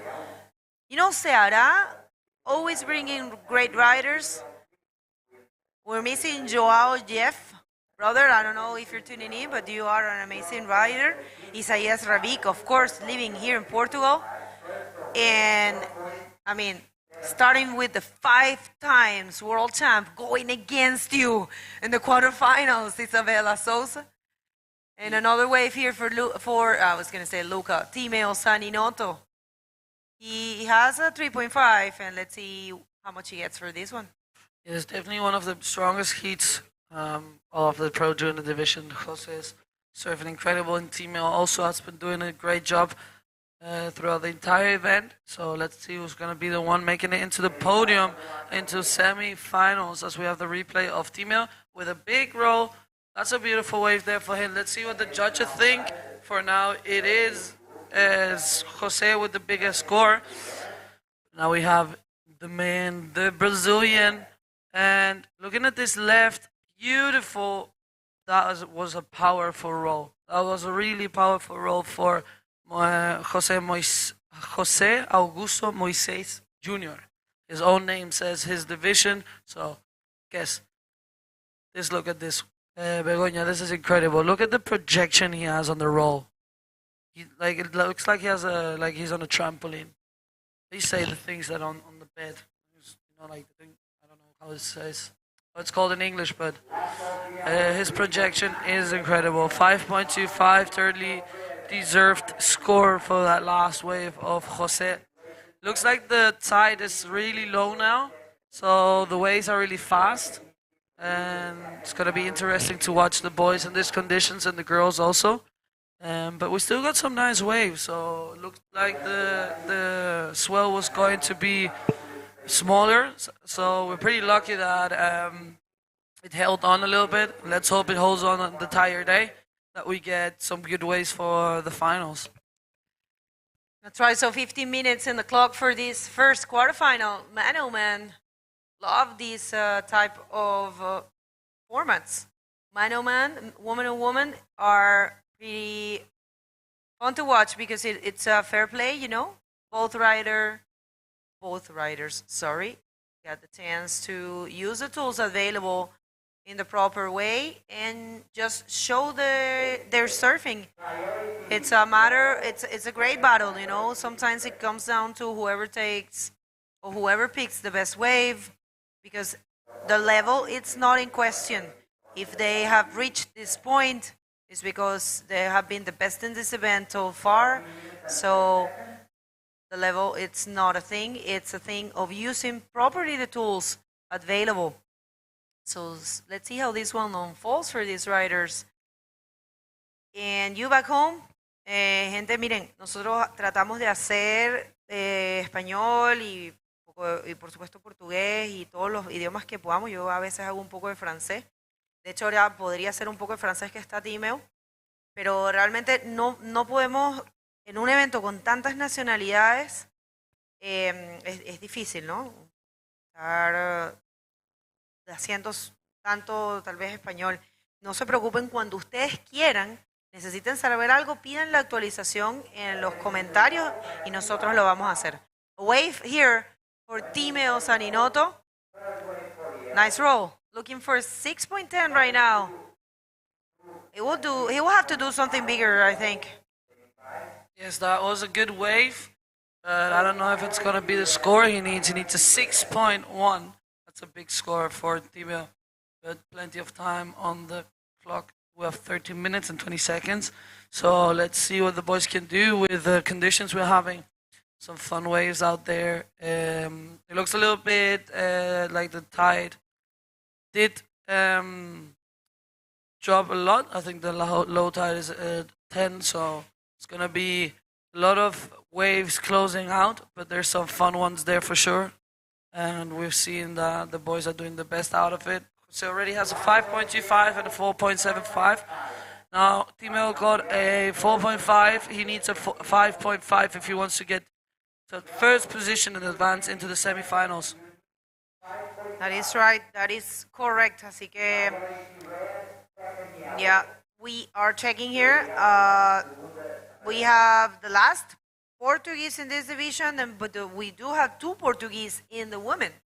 We have Mariana Rosa and Joanna Schenker still in competition in the same format as this, woman oh woman. Let's do the interview, please, Katita. Take it away.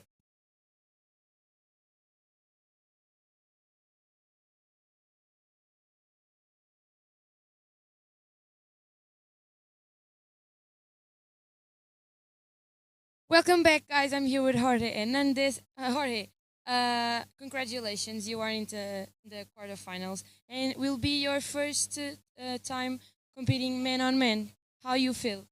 Pues sí, la verdad, es mi primera vez en un men-to-men.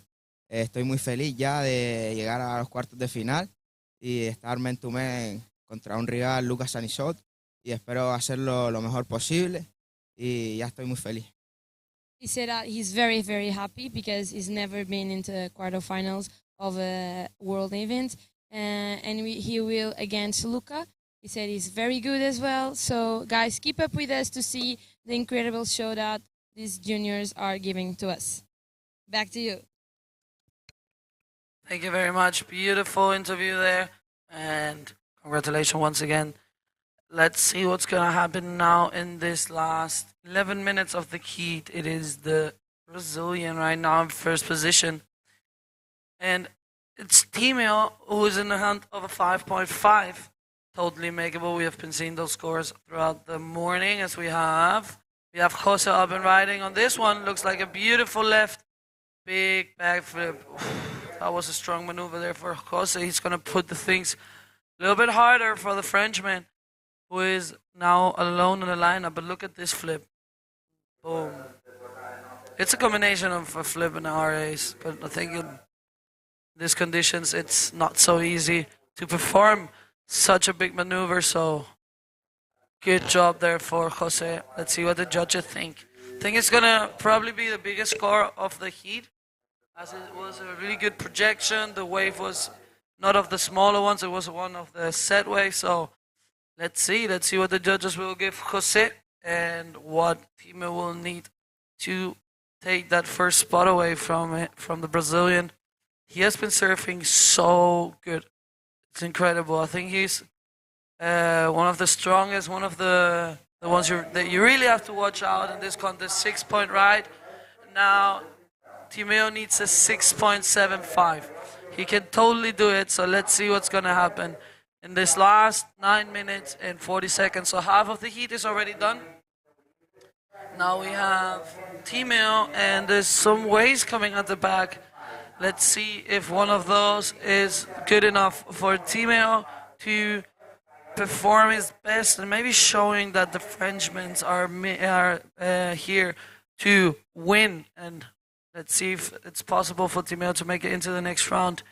So only the first one of this division, so only first position passes into the semifinals, which will be running after the quarterfinals of women. So there's 3 more heats of the juniors, then we have 4 heats of women, as we have Timeo, big Rolo there. I think he will have to step up the game a bit if he wants to take that first spot away, as we have, look at this, Jose, goes for the barrel. Let's see if he can come out. Oof, he looked like he was really coming out. He had a lot of speed. I was like, I know it's closing out, but you could see him. So if we see the replay, he was really close to make it, but then at the end the wave was too fast, so he couldn't get out of there. But look at the replay, Begoña. That was so well executed, and unfortunately not able to complete, but he was so close, so close.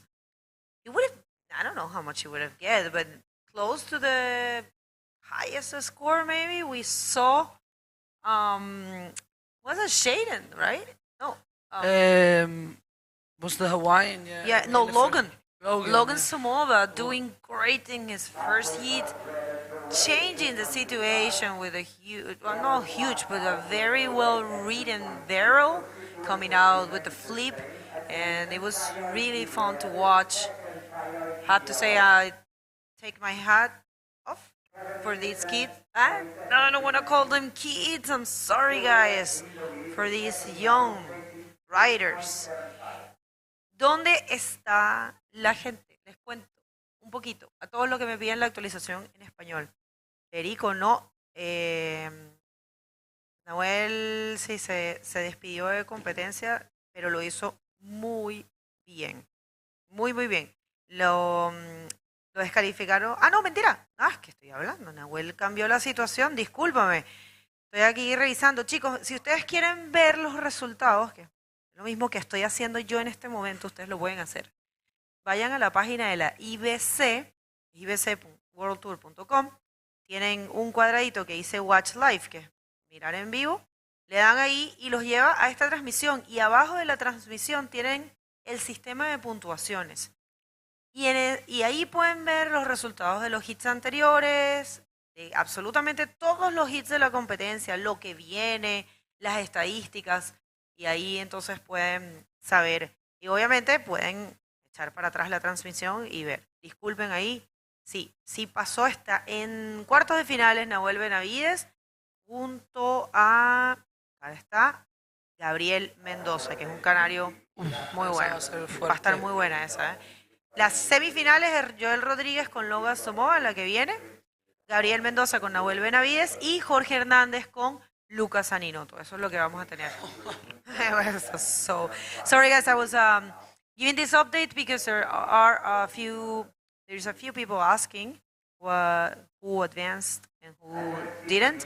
You guys can do the same thing I'm doing right now. Check on the IBC World Tour website. It's all there. You go to the Watch Live button. You click there. Take you to the live streaming accompanied with the live scoring system. Live streaming will be the first thing. You scroll down and then you'll see the live scoring system. And you can check everything there. The previous heats, the upcoming heats, the stats. So it's pretty interesting for you to do so. Of course, we can always reply to you if you want. We're here just for you guys. Thank you very much for being with us throughout the year, throughout this event. And remember, we are not over. We have a specialty event, which is the Anna L Challenge. Anna L Challenge pour les Français. Et c'est les Français qui viennent Bonito backflip. Beautiful there for the Frenchman. He needs a 6.75. Let's see what the judges will give him for this one. But look at this replay. It's a beautiful executed maneuver there for Timeo. And now it is in the hands of the judges to see what scores he's going to get. And see if it's going to be enough or if he needs to take another wave. This probably is going to be his best wave. So he will maybe put himself a little bit closer. But let's see, maybe he gets the score.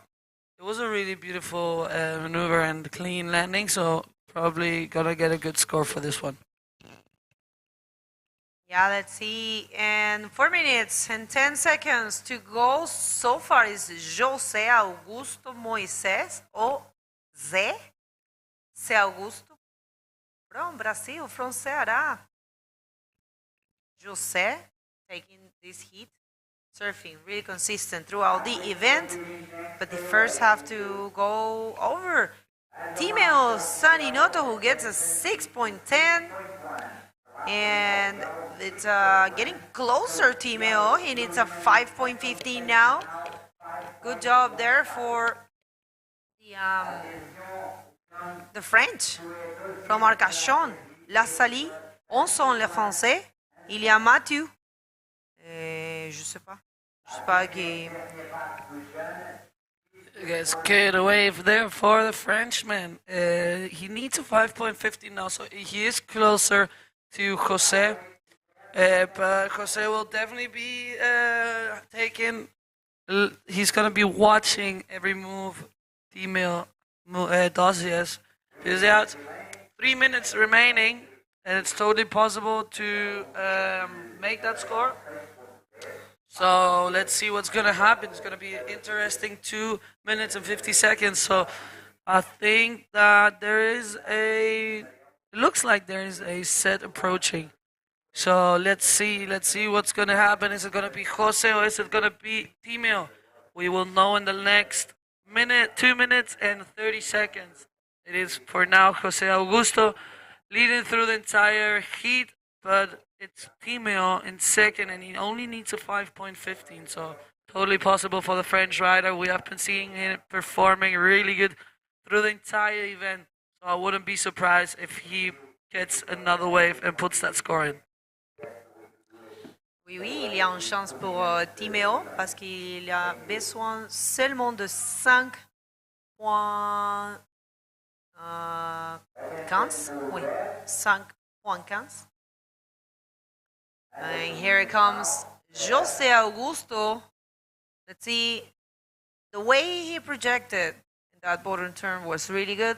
Unfortunately, got caught there in the landing. Oof, and now it's Timeo alone up there. A minute and 40 seconds. So Timeo maybe gets another chance. That would be a big upset also for the Brazilian. He was really good through the entire event. But Timeo needs a 5.15. Let's see if there's going to be enough time for him to perform a good wave and get that score, or if it's going to be the Brazilian making it into the first semi-final. Ok, maintenant c'est bon pour Timeo parce qu'il est tout seul là-bas et il y a la priorité. Je ne sais pas si on parle comme ça, mais je pense que oui, c'est la priorité.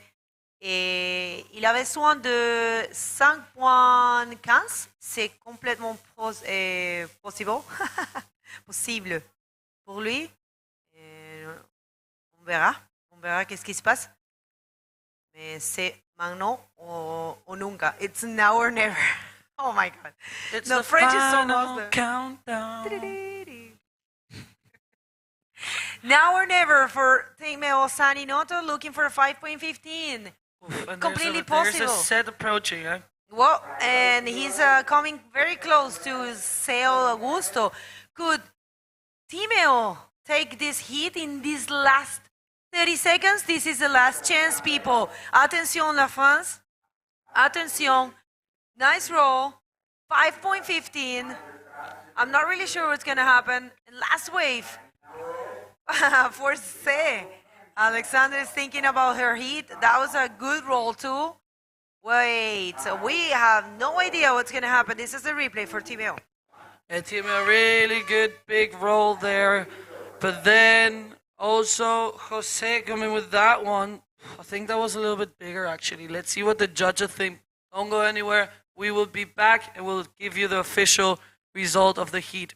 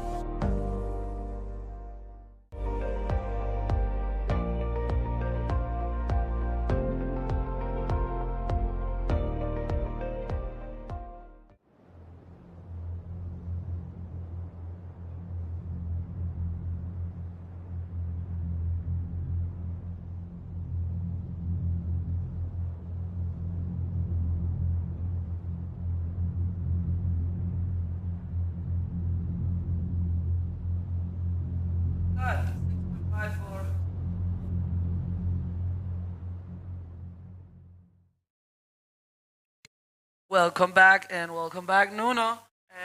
And it is Jose Augusto making it into the first semifinal. He got a 6.5 for that last wave. Timio was changing the heat actually, but then Jose took another wave and changed it again. So congratulations, Jose, and also congratulations, Timio. Really great performance throughout the entire event. And now it is Joel Rodriguez against Logan Samova. So let's go in there and see the action. Yes, congratulations to Timio. Timio came all the way from the trials round to the quarterfinals. So there's no shame in being second in a quarterfinal lead. Equal fifth place coming all the way from the trials. Yeah, that's incredible. Huge congratulations there for the Frenchman. He can be happy with his performance. And now it is Joel Rodriguez and Logan Samova. So Portugal against Hawaii in this heat. And I'll tell you something, the Portuguese is on the hunt to win another event this year. He already won in Chile. So he will be fighting to win here again. And then definitely trying to win the title in El Fronton, which will be at the end of this year. We will have it in October.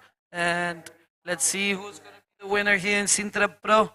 There's a lot of guys that are definitely, they're all fighting for it. But there's some of them that I've been seeing surfing strong. I'm not going to say names. I'm not going to put favorites.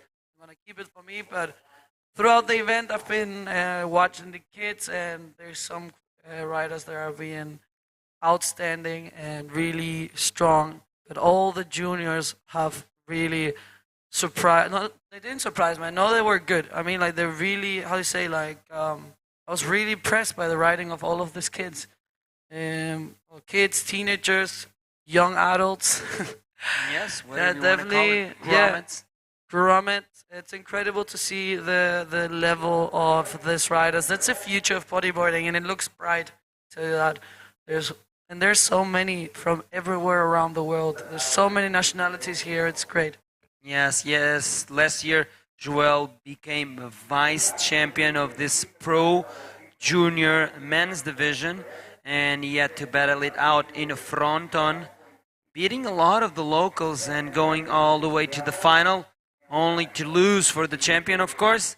And it was his first time there in Gran Canaria, and it was his first time in fronton. So it was amazing to see Joel adapt to that wave real fast and get a second place there, turning into a vice championship there for Joel. Joel, of course, is his last year in the pro junior division, and let's see if he can win the title for himself in Portugal, of course, but he will have to battle it out still in fronton against a very strong field of young riders, especially the Canarian locals. Yes, indeed. But all of them will have the chance to battle it out at El Fronton. El Fronton is a wave that you have to be really tough to surf those waves. And seeing the juniors every year there is incredible.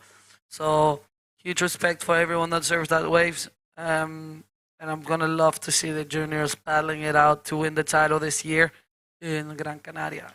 How old were you when you first surfed fronton? I think like 13. Who took you there? Probably with my brother and some of the locals. It wasn't really big, but it's always really. I was sponsored by one of the brands from there, and we had a shooting, so we went there. Actually, my brother wasn't there the first time, I think, and then I moved to Gran Canaria when I was 15, so I surfed there a lot. But my first time was around when I was 13, probably. So we have the first wave there for Joel. Good flip, starting off strong. Doesn't want the Hawaiian to get that first position. Yeah, I think here Joel in the red, and of course Logan Samova in the yellow. Let's take us through this replay. Big flip there, and he completes it. Short ride, but Joel applying already a big progressive move. I think Joel's got one of the toughest seats out of the quarterfinal draws because Logan Samova has been on point throughout the entire competition, and I do believe he's one of the best Hawaiians in this division, and he will want to prove a point here against the local if he wants to advance into the quarterfinals. Yes, definitely. And if he makes this heat, the winner of this heat will face Jose, which is also one of the strongest. In the junior division, as we have Logan Samova, the Hawaiian, looking for this left. Backflip, and lands it. A lot of leg work there. I don't know if the landing with the putting your leg to turn around. The judges prefer to have a clean landing, but let's see what they will score him. Joel gets a 4.5. Now we have this one. It's a beautiful maneuver, but at the end with the legs, he got a 3.5. So you see the difference about the landing of the both wave of this rider. So Joel gets a 4.5. It was a cleaner completion of the maneuver. But Logan gets a 3.5. So really close heat. Just starting off now with the waves. We have a 4.5, 3.5. So Logan just needs a 1.01 if he wants to get back into that first position. What I liked better about Logan's wave was a little bit longer, so he had a longer bottom turn. But Joel's wave was a little bit shorter, but Joel way more clean landing there on that move. So that's why Joel's got that 1 point difference over Logan. And still plenty of time on the clock, and sets do not stop coming. Alexandra, how good are the conditions today? Yes, it is a little bit smaller than yesterday, but it's really clean. I'm looking forward to get some good lefts there. It looks like has been a lot of them in the last heats, so just looking forward to being in the water. It's gonna be a tough heat, but I bet that all of the girls are gonna be putting on a show. So don't go anywhere, because after the quarterfinals of the juniors, the women will be hitting the water. As we have Logan, beautiful backflip, arrow spin backflip. I think it was kind of a combination there, but beautiful. That was a beautiful maneuver. I think that could be the highest score of the heats for now. Take us to the replay. Opting to go to the right, and he goes for a big backflip there, uses leg to turn it around, but nevertheless, super clean move. And I agree with you, Alexandra. This must be the highest scoring wave of the heat so far, and the judges agree with us. It's a 5-point wave for Logan Samova. And right now, Logan catching that wave underneath the priority of Joel Rodrigues posting that 5. And now it's all about Joel to post a 4.01 to exchange from second into first. I think we got a big battle on our hands. All of these heats are going to be really nice to watch. You know, we got the creme de la creme of these young pro junior riders, and all of them are thirsty for a possible world title. And if you win, go to the finals on this one, you've got some big chances of doing so. Meanwhile, looks like we are ready for the interview of the winner of the last heat. So, Katie, take it away. Welcome back, guys. I'm here with Zé Augusto, the winner of the last heat. Zé, this was your first man-on-man competition. How it was for you? Assim, é a primeira vez que eu tô competindo homem a homem, né? Nunca competi, só competi na bateria com quatro atletas. E é uma experiência nova, ainda tô me adaptando, consegui fazer um bom resultado agora, né? Na bateria que eu saí agora, vou para a semifinal. E a expectativa é grande. Deus quiser, vai dar tudo certo. He said that it was the first time that he competed in man-on-man. He's adapting. He did a good result, and now he's going to the semifinals, and everything is going to be all right. You want to say something to your friends supporting you? Vou mandar um abraço de novo para minha mãe, para o meu pai, para minha família, né? Para a galera que está na torcida, a galera lá do Brasil, do Ceará, da prainha de Aquiraz, onde eu moro. E é isso aí, galera. Manda aí a energia positiva que vai dar certo. Vamos para a semifinal. Muitos parabéns, Zé. Back to you guys. Man, you gotta love the smile of José. Every time he's there, he looks super nervous, super tense on the interview. I was thinking the same. He was playing with the leash, but that's so cute. Always sending a big shout out to his mother and father and all of the crew in Prainha, Ceará that are watching. Thanks, guys, for tuning in. Obrigado ao pessoal do Ceará por estar sintonizado e estar aí a apoiar o José. O José a avançar para as meias finais, ele está a contar com o vosso apoio, por isso não se esqueçam de enviar aqui as bandeiras brasileiras. Atenção à malta do Brasil, temos ainda um concurso a decorrer. Vão ao Instagram, página oficial, que é o Sintra Pro 2022. O último post, a última publicação, que tem lá uma t-shirt. Está lá um passatempo, sigam as instruções e podem habilitar-se uma t-shirt oficial do Sintra Pro 2022 e um chapéu também assinado pelos campeões desta prova. E vocês podem ganhar esse prémio. Vai ser feito um sorteio, por isso participem e podem ser um vencedor.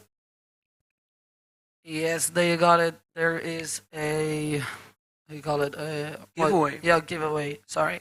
Too many hours speaking. Yeah, I don't have the words anymore. Early in the morning yet. So we have a giveaway, guys. If you go to the official Instagram side of the event, there's a picture.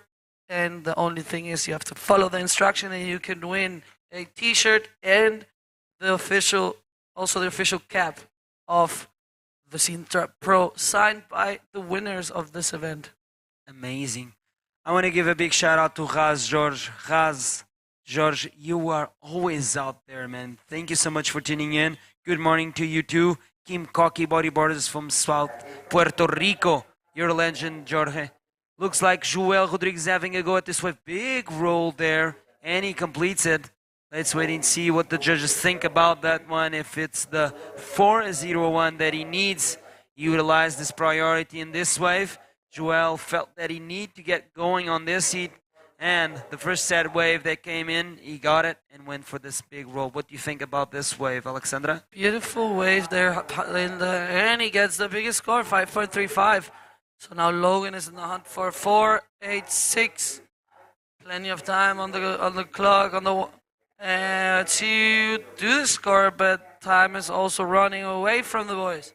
8 minutes and 15 seconds. Let's see if it's enough time, if he gets the chance to get another good wave and put that score on the board. But now it's Joel taking that first position. Yes, 5.35, like you mentioned, Alexandra. Joel is now in the lead. Onde é que está aqui a malta que está a apoiar o Joel Rodrigues? Manda aí a bandeira portuguesa, se vocês estiverem a ver no YouTube. Where are the guys from Hawaii? Send us the US of A flag if you're tuning in to the live stream here. Final day, day number 7 of the Sintra Pro 2022. Get amongst it, guys, and give us some shout out. Right. What is the rider that are you cheering for? And give us those flags. Queremos las banderillas, la portuguesa o la americana, como sea. La portuguesa, sí, o la hawaiana también. Sí. The Hawaiian flag. Put the flag. You're coming off. Let's see who you're supporting, and let's see what's gonna happen with this last 7 minutes of the heat. It is Joel Rodriguez on the first position now, and Logan in second. We got Ricardo Fontinha tuning in, of course, one of the biggest supporters of bodyboarding in Portugal through his bodyboard shop. And good morning, Ricardo. A lot of Portuguese flags just coming in. saying, Forza Joel, let's go Joel. And Joel is going. Ooh, actually let that one go. But Joel is under priority, of course. He should try and sneak scramble into a couple of waves before Logan catches one of the set waves that come up next. He has 6 minutes and 30 seconds to do so, and he needs a 4.86 to take Joel Rodrigues from that first place. I know Logan can do that score, so Joel must be on his toes and wanting to catch some more rides, trying to better off that 4.5. Looks like we have a ride, Alexandra. Yes, it is. Joel Rodriguez on this beautiful looking left. Let's see what he can do. He flips. Oh. He lose. What? Yeah. That was... His board didn't flip, but he did. So, yeah, we have Logan. Goes for big roll. So what happened there is he lost the board. He turned around. The board stayed to the back. So he takes the board. And...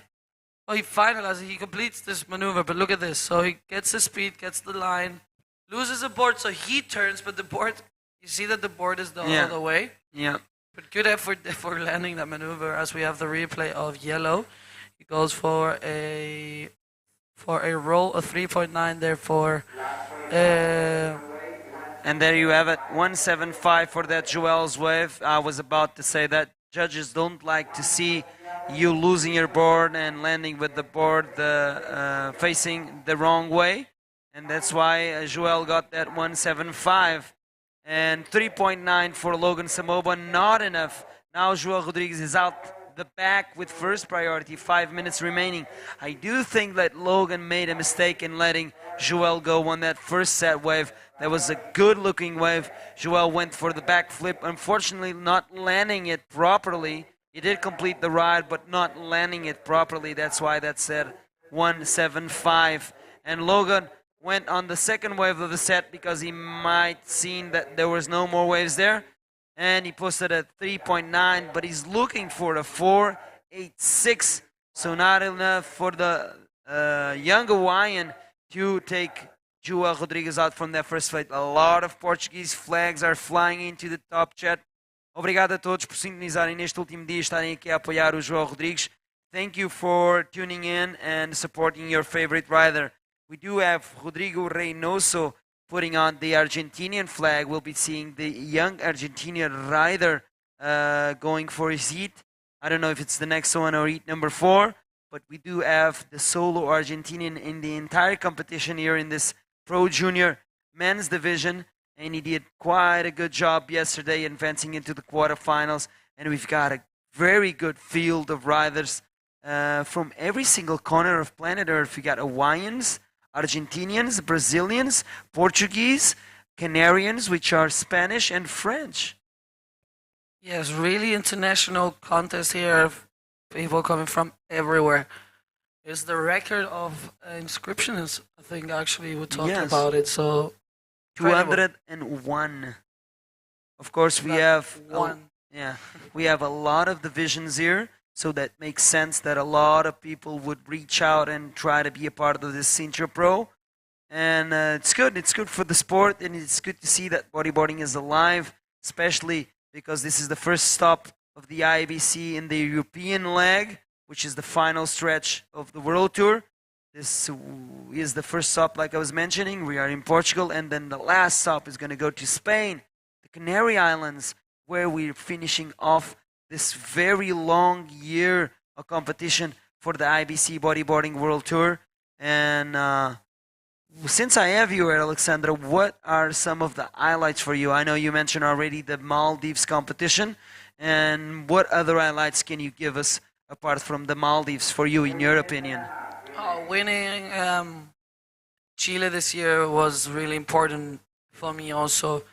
After having 2 years without competition, coming back and seeing that you still got it, it's for your mental strength is so important. So that really helped me to push myself to try and win the title again this year. So I think that's one of the highlights there, sharing the final with Isabella. And really tough conditions because it was really small. But yeah, managed to get the scores in and winning in Chile is always incredible. I have people there that I can call my family, so winning there was amazing this year. I'm really happy with that achievement there, and yeah, definitely the Maldives was incredible. The wave was just so good. 2 barrels in one contest. I did I don't know, I think maybe just Fronton and Arica. You have so many good heats, because sometimes like here if you're lucky you have a heat with really good waves, but then sometimes the tide is different. Sometimes just your heat is a little bit slow. So I'm really happy with the tour this year. South Africa was incredible also. We were a little bit unlucky with the conditions, but I'm looking forward to go there next year and hopefully having a little bit of cleaner conditions, because I've seen that wave pumping. We have seen videos of Tristan, so looking forward to that. And I think one of the highlights is also to see how close we are, the group of girls, especially like the top riders, really working together to push this division forward, and that's a beautiful thing. So yeah, just enjoying every moment I get to be with all of them, and looking forward to travel around the world with the tour next year. Okay, 25 seconds remaining on the clock. We hear a lot of whistles. Looks like there's some waves approaching. Will Joel let Logan catch a wave, because Joel has priority? Looks like Logan is having a look at this one, letting it go. We can hear more whistles. It's the coach, the friends, the family members wanting Logan to catch this wave. Let's see if he can get the 486. This is Joel blocking him, and it's official. Joel is going through to the semifinals, and with another backflip, he consolidates that lead, and is Joel advancing. Don't go anywhere. We're going to come back right after this short commercial break for some more quarterfinals junior action. See you soon.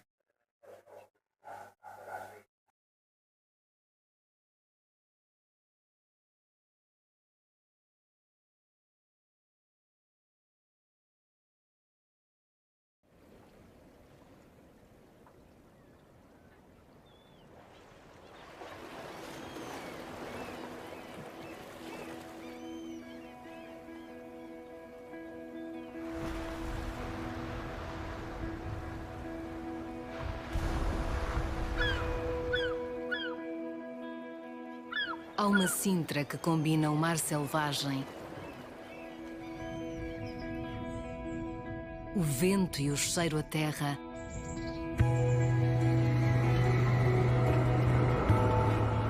a viagem por caminhos únicos,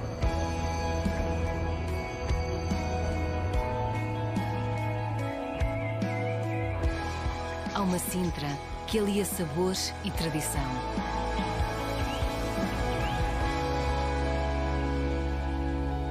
Há uma Sintra para cada de nós.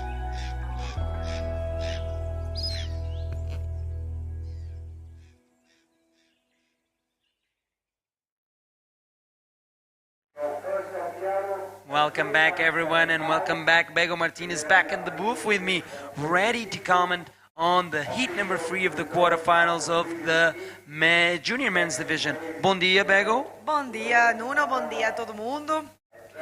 Nahuel Benavides, el argentino. Voy a hacer un poquito de español, Nuno, en este, porque claro, tenemos a Nahuel y tenemos a Gabriel Mendoza, y teníamos bastantes personas igual pidiendo, así que este es el momento para los canarios y para los argentinos de hacerse presente en nuestra cajita de comentarios, de darle like a esta transmisión.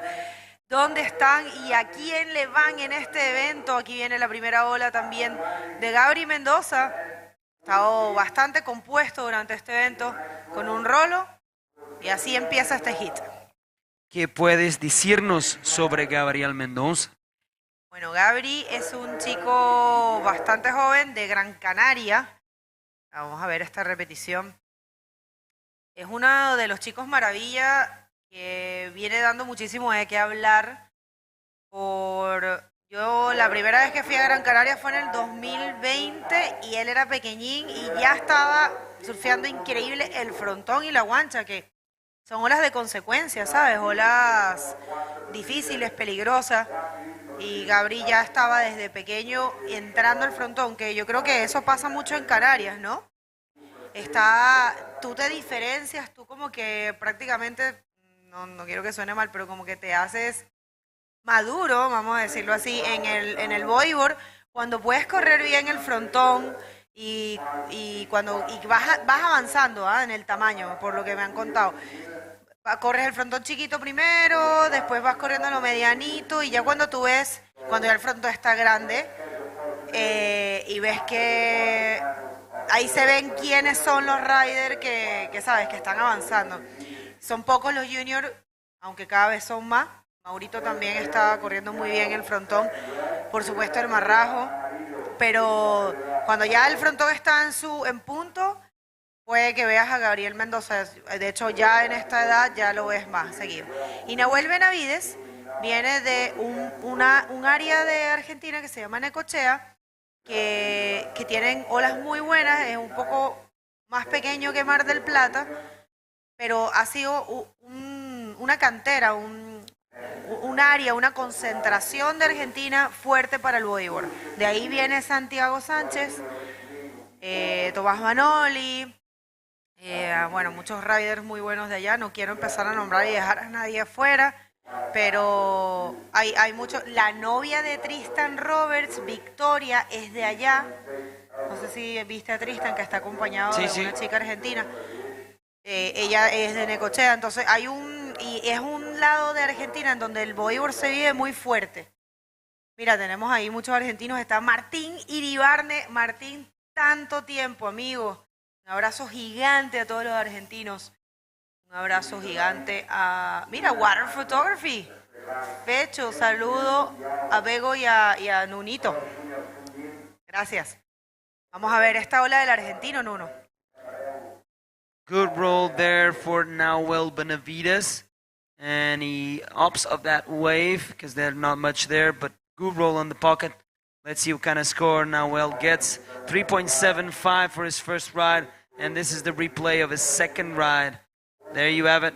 Roll in the pocket, then getting a little bit stuck behind the section there.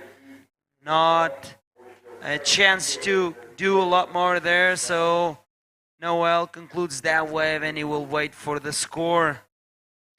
Bueno, entonces, primer intercambio de olas resultó en 5.25 para Gabri y 3.75 en la primera ola de Nahuel, pero ahora con un 4.50 se pone en la primera posición.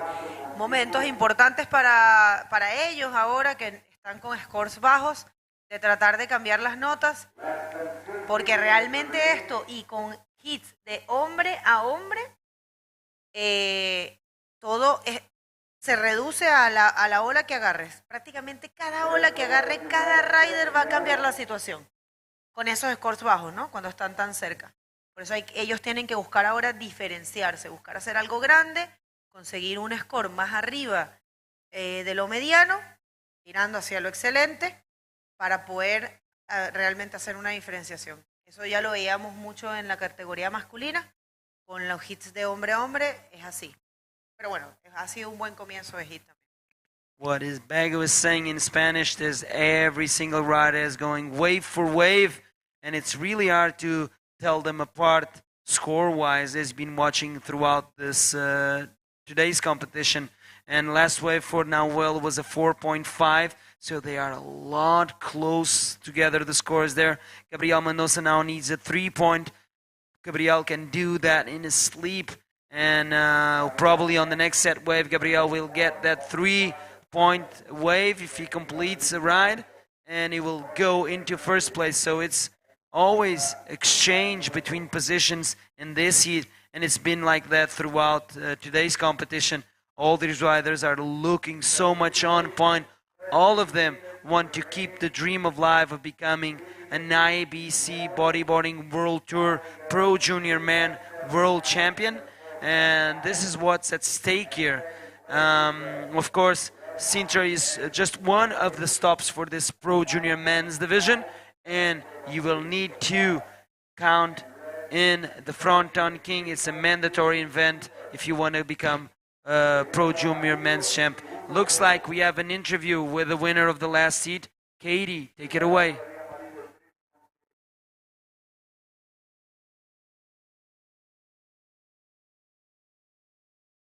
Welcome back, guys. I'm here with Joel Rodrigues. Congratulations, Joel. You are in the semifinals. You're going against José Augusto.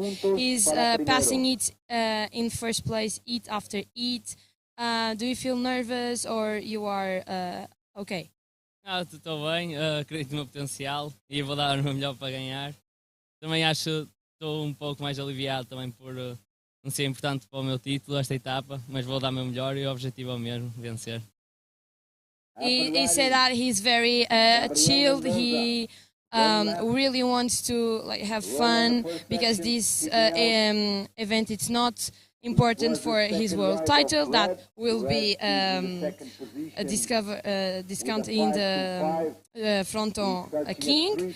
And about Fronton King, you are going to there. Your expectation is to win, but tell us a little bit about your mindset. Estou confiante para Fronton. Aliás, eu estou mais algum tempo para treinar lá, porque é uma onda muito característica, diferente de todas. E é dar o meu melhor e fazer o melhor resultado que no ano passado, já que foi vice-campeão no ano passado, este ano a vencer. He said he's going to Fronton early to train that wave because it's a very characteristic wave. And yes, last year he was a vice champion, but this year he really wants the title, so he's going to do everything to win. Do you want to say something to your family and friends? Eu quero agradecer a toda a gente que está a me apoiar. Obrigado. Muitos parabéns, Joel. Boa sorte para a próxima ronda. And back to you guys. Thank you, Katie, and congratulations once again to João Rodrigues advancing into the semifinals, keeping that world title race alive for him, and he's going to go early to Fronton to practice on the wave. Gotta be like that. He was so close last year, man. He was so close.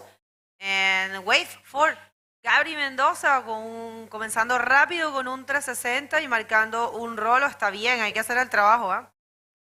Mira, y hablando un poco de Nahuel, quiero mandarle un saludo súper especial al Bola, Néstor Benavides, su papá, que lo ha apoyado tanto durante su carrera, que lo ha impulsado. Incluso ayer justo estaba hablando con Nahuel, me lo encontré después de cenar, me decía que se va a quedar aquí hasta diciembre en Europa, que el papá lo empujó y es su primer viaje solo, tan largo, se vino con todas sus cositas, hizo un viaje súper largo, va a llegar para acá, hizo una rifa en Argentina. Oh, yo creo que nos da, bueno, ustedes saben, el deporte es pequeño, pero me encanta que no se pierda esa motivación.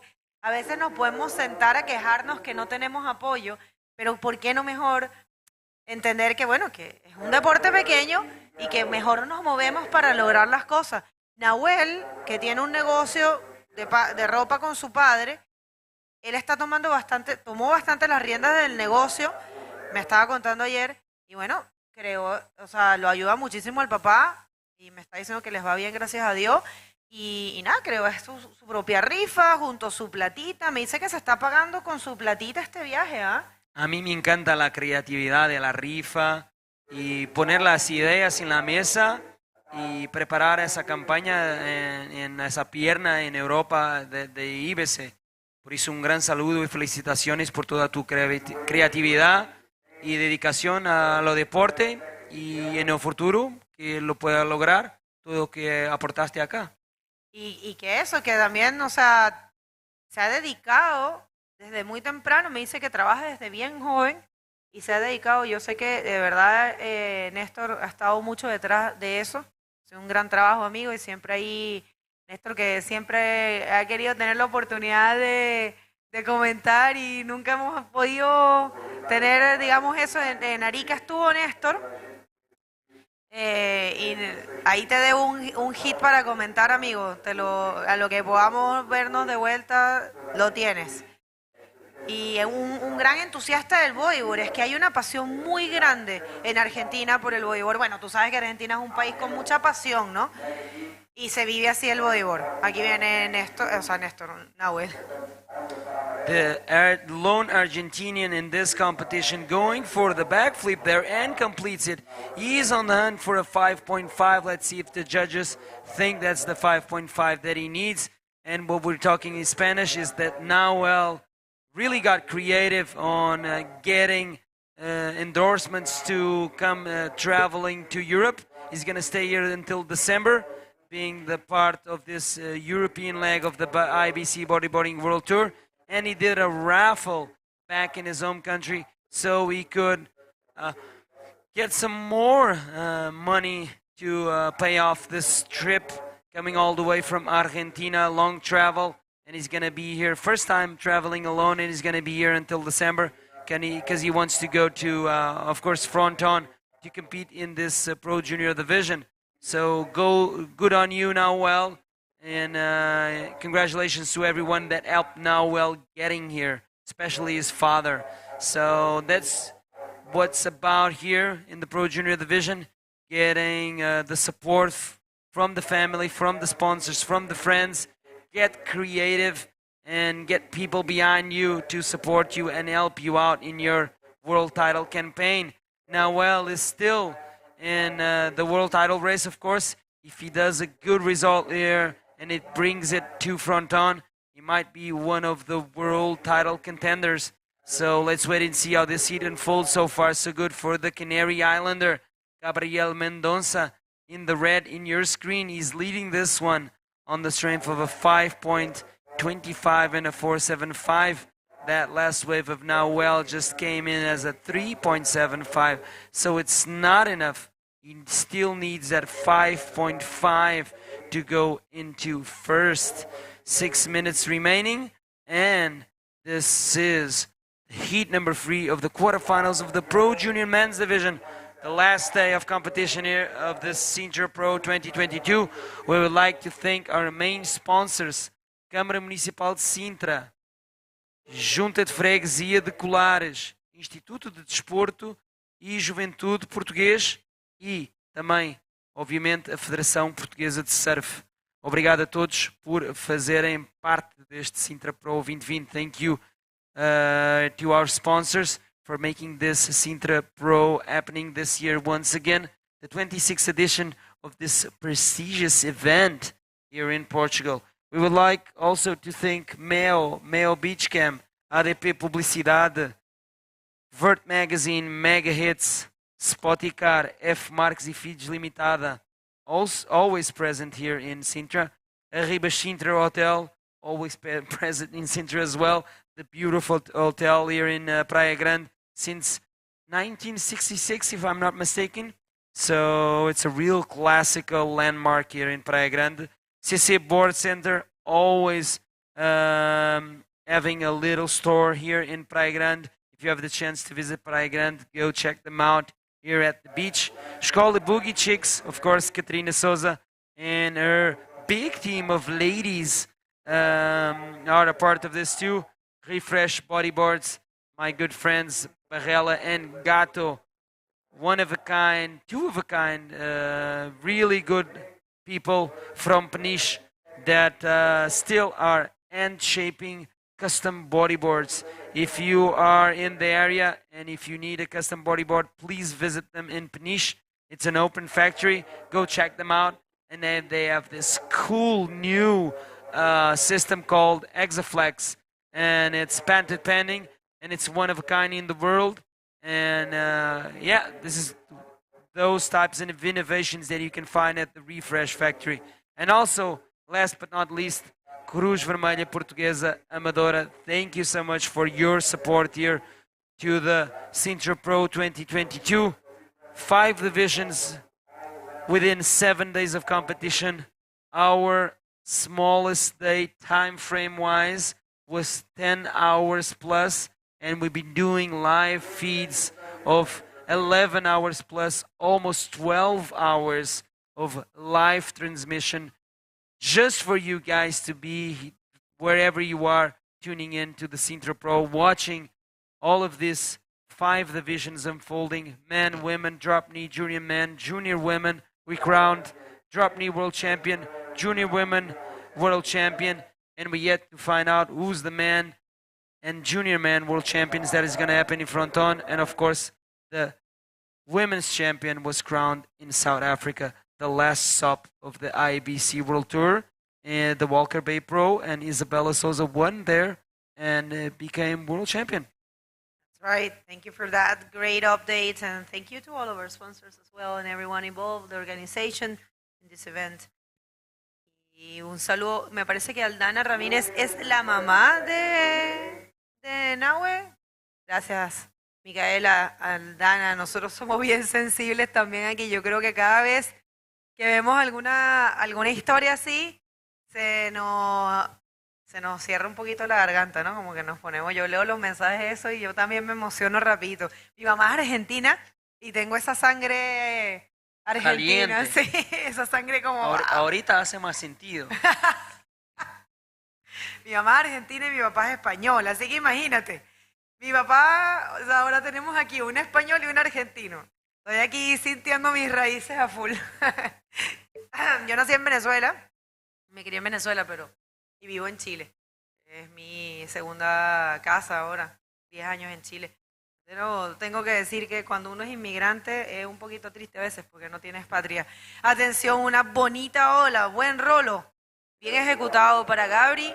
Gabri que debe cambiar esos scores porque la verdad es que un 5.50 para Nahuel es poco, lo puede lograr y vamos a ver si ese rolo le da una nota mayor.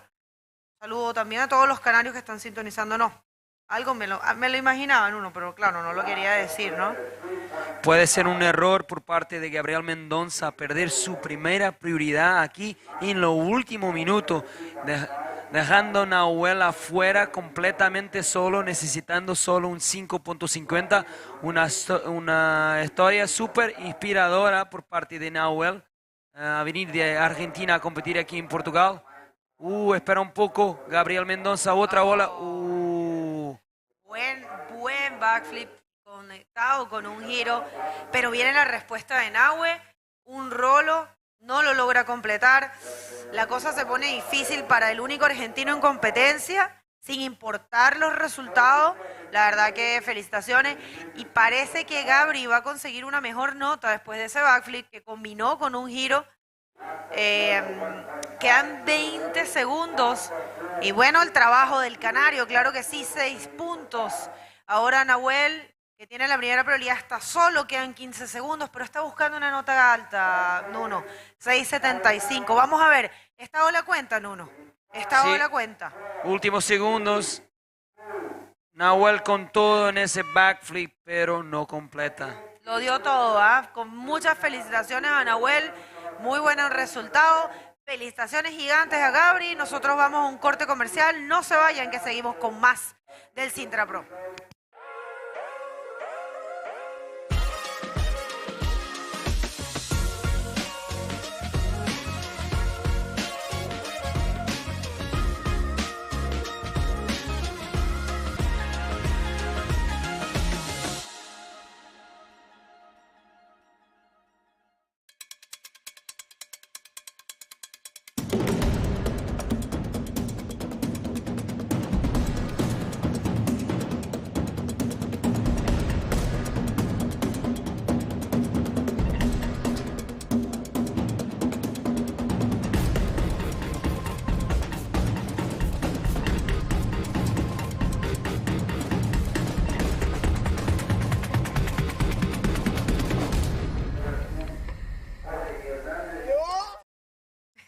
Welcome back, everybody. Bienvenidos de regreso. Seguimos con más de el Sintra Pro 2022 en su día final. Vámonos directo al agua. Let's go to the water, please, director. Sorry, a little introduction there because we have Jorge Hernandez, son of the great Hugo Hernandez from Canary Islands, and Lucas Aninoto, revelation in this event. Let's see how this one unfolds. So again, we want to try to throw some Spanish updates, but of course, il y a le français Lucas qui arrive. Fait de bris in the top chat of our YouTube channel. Of course, good morning everyone. Thanks for tuning in. We've got the last heat of the quarterfinals of the Pro Junior Men's Division. Jorge Hernandez is in the red, representing, of course, Spain, and in yellow, a very on point, Luca Zaninotto from France, coming all the way from the trials. Right now, this is, I do believe, is the 8th heat for Luca in this competition. 13 years old. I mean, he's a monster. Everyone keeps saying reminds him to Pierre. When Pierre was little, when Pierre was his age, was surfing like that. So, but then yesterday someone told me, don't say, because I said this kid is going to be world champ, and this person said, don't say that, because they used to say that about Tanner McDaniel and he didn't become a world champ in the junior division, so I don't want to hear that. I'm like, oh, come on, man.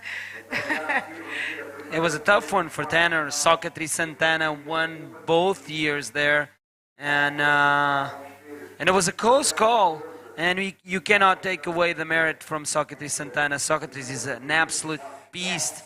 I love Socrates. I love his surfing. I love his technique. I love his dedication as well. And it was really Cinderella story. A kid coming from the ghetto and going to the top of the world there. Oh, he has been very professional. So kudos to Socrates. We're missing you. First wave for Luca Saninotto, wonder kid in this event. Everyone's speaking about him with the roll, projected, going for the second one, getting the job done there. Starting humble with a few rolls, Lucas Saninotto y Jorge Hernández, otro canario, parte del SB Team. El SB Team es el team de Samu Brito. Okay. This is the replay of the last wave of Saninotto Luca. And he goes for a big roll there in the pocket and finds another one. Wow. That's a very first good ride for young Luca there. Let's see what score he's going to get. 5-2-5, so he leads this one. Jorge Hernandez just got a 4-point wave in this first wave, and let's see who's going to be on top of this one. And we're going to find out who is going to fill the last place available in the semifinals of this Pro Junior division. Okay, after this heat, we're going to have the women's quarterfinals in the water, so stay tuned. We got a big battle for the first heat. No other than Isabella Souza and Alexander Rinder fighting for access to the semifinals. Of course, Isabella Souza already this year's world champion, and Alexander Rinder wanting to prove a point, wanting to get the same result that she got in Chile when she did a final against Isabella, and she won. Was the first and solo win for Alexander Rinder this year.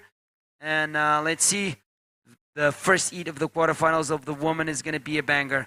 Don't go anywhere, because we're going to go to an interview with the winner of the last heat with Katie. Katie, where you at?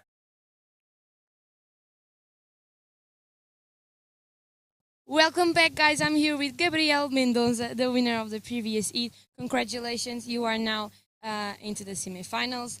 Gabriel, what's the difference competing in Canary Islands and here, the difference on the waves?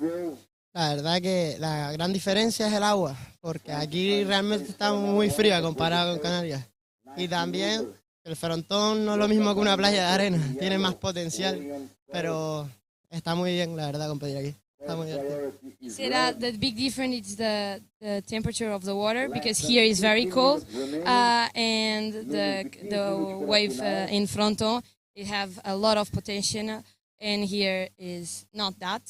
And does the temperature of the water affect your performance? La verdad que estoy muy contento, la verdad, con estar aquí ya, y ya a seguir, lo que sea. He's very happy to be here, and it will be what will be. Thank you very much. Congratulations, and back to you guys.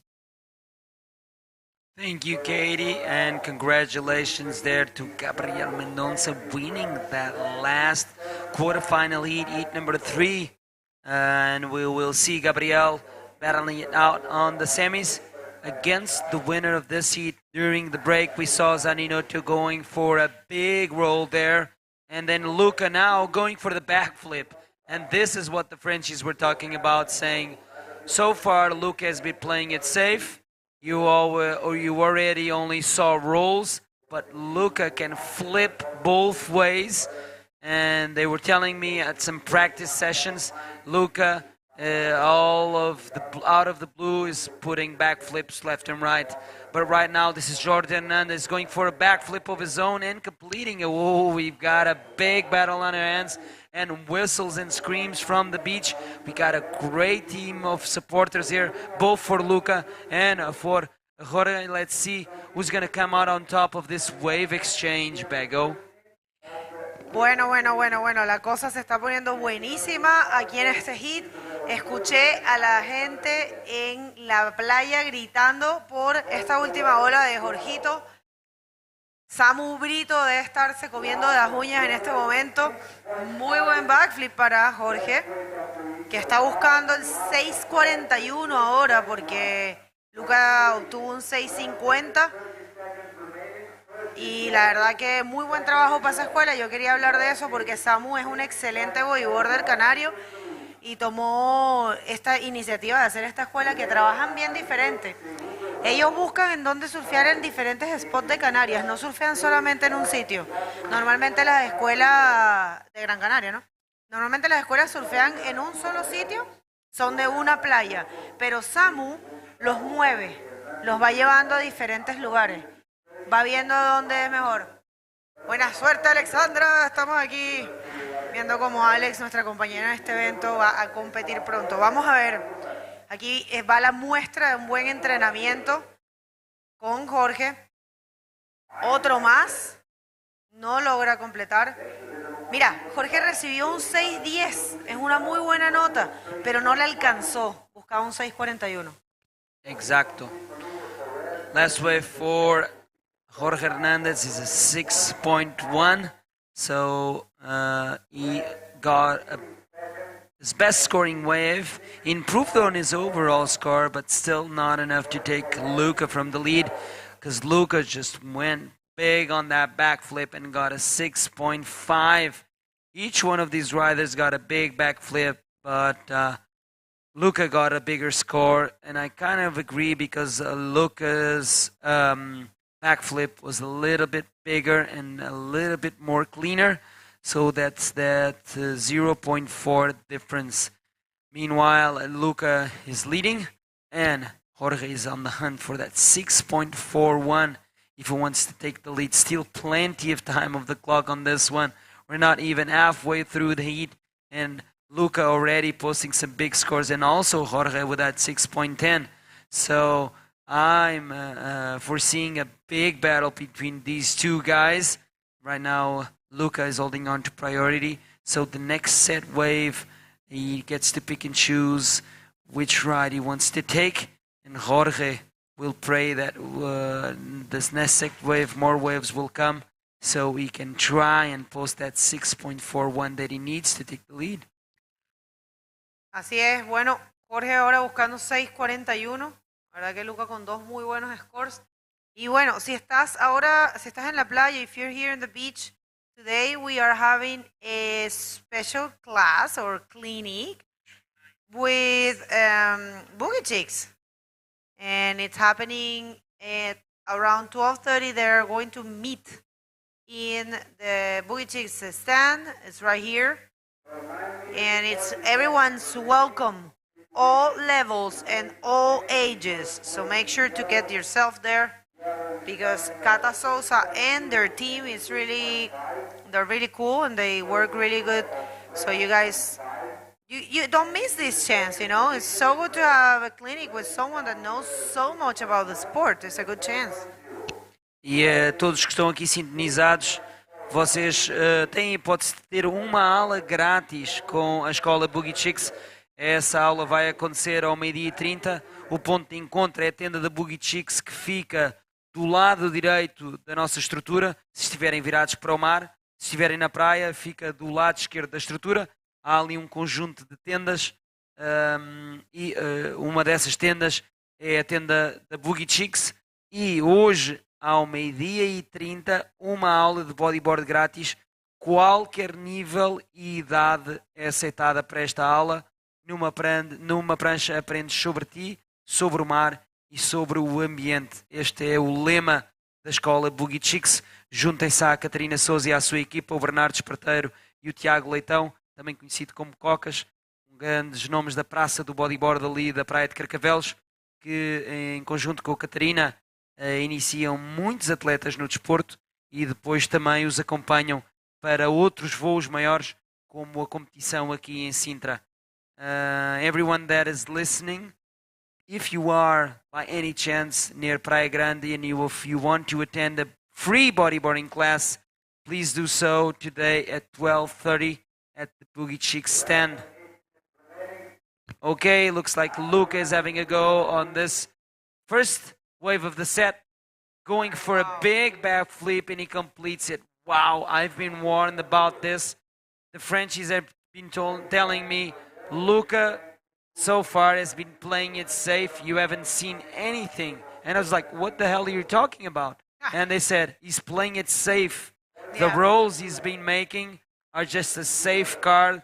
Wait till he gets to the further end of this competition. He will start boosting backflips right and left. And there you have it. Lucas stepping up a notch and putting on pressure for Jorge Hernandez on this one. That might be the best wave of the heat. It was really well executed, I have to say.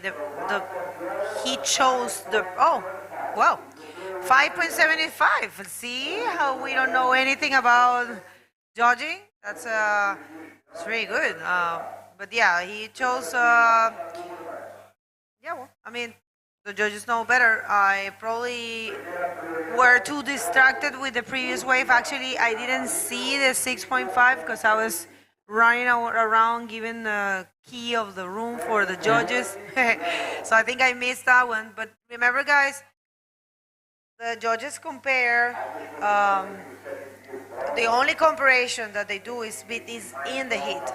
They don't compare the previous heat maneuvers or anything. Every heat is a restart. So every heat has its own roof, I will say. So it's a thing, that you guys have to know. Some people do not understand that because it's normal. You don't have to. We don't know about that, right? But that's how it works. They take it heat by heat. And the only comparison they have is what's happening in that heat. Not thinking about the previous one or anything. Sorry. Yes. I'm no judge, but I will try and explain the difference there. That 6.5, the wave was smaller. Same move, a backflip, but it was way more clean landing. This last wave was a bigger wave, for sure. But the reception, the landing of that backflip for Luca was a little bit more stuck. So I do believe that's the difference in points there.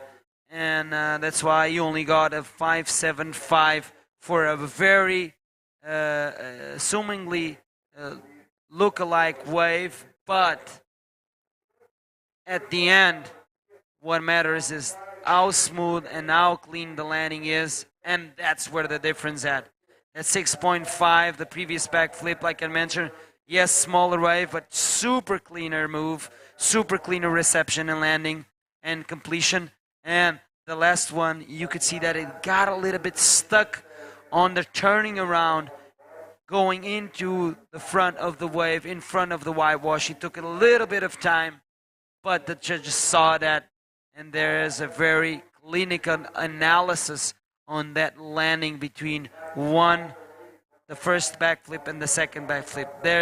There are the points, the difference here for this these two last waves of Luca.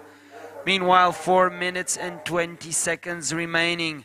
Jorge Hernandez sitting out the back, holding on to priority, praying to Neptune to send them this next wave so he can try and post that 6.41 that he needs to take Luca out of that first place position. 4 minutes, Luca having a look at a wave there, smaller wave, he decides to let it go. Maybe he saw that there was not a lot of potential there, but I want to know, where are the Canarians? Where are the Frenchies here? Send us the flags in the top chat of the YouTube page, and make sure your riders get the support that they deserve. This is Jorge Hernandez going for a wave. Ooh, nice flip there. Trying to go around that section for some more juice, but It's all gone. There, no more scoring potential there for Jorge, and he's paddling super fast out the back. Can you take us through this replay, Bego? Yes, of course. Choosing the proper place, una buena selección ahí para Jorge. Encontró el sitio perfecto para hacer SRS. Recibe un 7 y cambia la situación. Nuno, qué buen intercambio para estos riders. Qué buen hit, ¿ah? Ahora Lucas Saninoto está buscando un 6.61. Qué buen performance de Jorge Hernández. There you have it. The judges consider that this is the best wave of the heat so far. So it's the best backflip of this heat so far. And right now, Jorge Hernandez is leading this one. Now it's all up to Luca to find a 6.61 to attack that first place position that Jorge just took away from him just now. So 2 minutes and 20 seconds remaining. We've got another nail-biting heat on our hands. This is the last quarterfinal of the Pro Junior Men's Division. Only one more spot available in the semifinals of this division. Either is going to be the Spaniard, the Canary Islander, Jorge Hernandez, or the Frenchman, Luca Zaninotto. Where are the French flags? Come on, guys, get behind Luca. Where are the Canarian flags? Come on, guys, get behind Jorge. And let's see who's going to come out on top, filling the last place available on the semifinals of the Pro Junior Men. We do remind you, world title race is still unfolding on the last stop of this IBC Bodyboarding World Tour, and the Fronton King event for the Pro Junior division is mandatory for the final ranking and of course the world title race for these young kids. What's up for grabs here, of course, is the trophy of the Sintra Pro in this respective division, but also some valuable points that can build your campaign into becoming a world champion next October in Fronton, in the Gran Canaria Island. Gracias por toda esa actualización increíble. Y recuerden, esta división, esta categoría termina en el Gran Canaria Fronton King este año entre el 15 y el 31 de octubre. Es un periodo de espera. Claramente en todos esos días no se va a llevar a cabo el evento, pero allá se define el campeón. Entonces básicamente cualquiera que gane un evento junior tiene la oportunidad de quedar campeón mundial siempre que gane el Fronton King, ¿no? Claramente. Last seconds, Bego, very important there for Luca. Can he find that wave that it's going to score him a 6.61 and try and keep the dream alive for young Luca? Uh-oh, wave is approaching. Can Luca do it? Bego, this is exciting. Last seconds, take us through this one, Bego, please. This wave is counting because he took it before the buzzer, and it's a roll. I don't think that's a 6.6. He knows it. Look at him. Luca, well, there. Oh my God. He knows it. Well, congratulations, Lucas Saninoto, pero felicitaciones gigantes a Jorge Hernández, que está ya en la semifinal. No se vayan, vamos a seguir con este gran evento.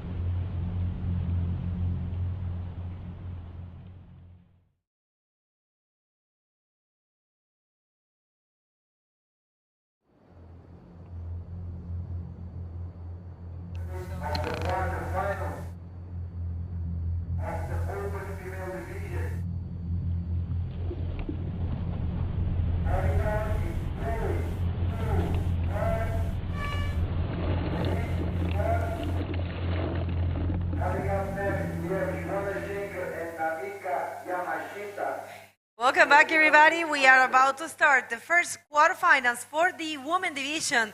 So let's take no more time here. and go to the water. That last heat was so exciting. But right now it's all about Alexandra Rinder in yellow and Isabella Souza in red. And we will see how this one goes. This is an eternal battle. These are eternal rivals. And I have to say, they are both very radical free riders. I enjoy very much watching them in the free surf. Those two are one of the most radical female bodyboarders that we have right now. And it's going to be great. They have been together for, look, they had a final in Antofagasta where Alexandra won. They had a final in Maldives where Isabella won. And in here, they won't have a final. They are having these quarters, but they are going to surf it as if it was a final, I tell you that. And I think they had a quarter as well, or no, they didn't, in South Africa. Not pretty sure, because Alexandra lost in the semis. Indeed, this is the clash of the titans, only in the quarterfinals of the women's division. This could easily be a final. Of course, it was already a final this year. In Antofagasta, Alexandra took the win there. Isabella Souza might want the revenge here in the quarterfinals. Let's see who's going to be on top of this first heat of the quarterfinals of the women's division. Isabella Souza, of course, reigning world champion. She clinched to that title this year, her 5th one. She was waiting for a long time, and these ladies have been rivals for almost 10 years now, and they're still at it, and they're still always fighting for a world title. Already 2 times for the case of Alexandra Rinder, and already 5 times for the case of Isabella Souza, equaling, of course, Neymara's Carvalho record that she's holding of 5 world titles. Isabella Souza wants to make her name in the history of bodyboarding forever as the female rider with most world titles, and she's still campaigning next year for sure for that 6th one. But what's funny about this is that Neymara Carvalho came back to competition this year, and she has something to say about that 6th world title as well. Both of them want to equal Guilherme Tamega. Let's see if that happens next year. But yeah, Neymara came back so strong this year. Probably she's very motivated by the fact that her daughter is surfing so good and competing for the first year in the whole world tour, and is the first ever Pro Junior Women World Champ. So I think Neymara is coming stronger next year, but strong is Alexandra going for the barrel. She did it in Maldives and wants to do it here. Unfortunately, she was not able to get out of there, but it was so impressive, her performance in Maldives. Alexandra made this huge barrel. It was like a 9.5, I think, and this is the wave that Isabella took to right while Alexandra was trying to barrel. Looks like Isabella took the best out of that wave exchange, of course, completing a roll there. Alexandra Rinder pulling into the barrel, but not finding an exit. So I do believe that the score is going to be higher for Isabella Souza, and there you have it, 4-point ride, 1.5 for Alexandra Rinder. And se estão a ver do Brasil, já sabem, Isabella Souza está dentro da água. Envie a bandeira brasileira para a vossa campeã mundial deste ano. No que toca às divisões femininas este ano, os títulos foram ambos para o Brasil. Isabella Souza ganhou na categoria feminina Open e a Luna Hardman ganhou na categoria Pro Júnior feminina. Por isso, parabéns a todos os brasileiros que estão sintonizados. Já vejo aqui umas bandeiras brasileiras, a torcida da Isabella Souza. Se estão sintonizados para apoiar a Alexandra Rinder, representando Canarias, como siempre, pueden enviar el emoji de la banderilla de Canarias para demostrar su apoyo a Alexandra. All right, plenty of time on the clock, and it looks like Alexandra is making a move on this one. Another left for Alexandra. She's trimming this one, going for a roll there, and completes it. Wow, this wave might make the difference. She only needs a 2.51 to take Isabella from the lead, and I do believe that this wave is going to make it. And this is the replay. Eye line there. You can see now Alexandra letting the rail go there and engaging with the roll there on the end section and completing that ride. So important wave there for Alexandra to start to build her score here in this heat. And Isabella out the back is having a look at this one, Bego. How important is to serve equally as good to both sides? See, Isabella choosing the rides. I know Alexandra can serve really good rides too. Alexandra got a 4.5, but it's always good to have that, you know,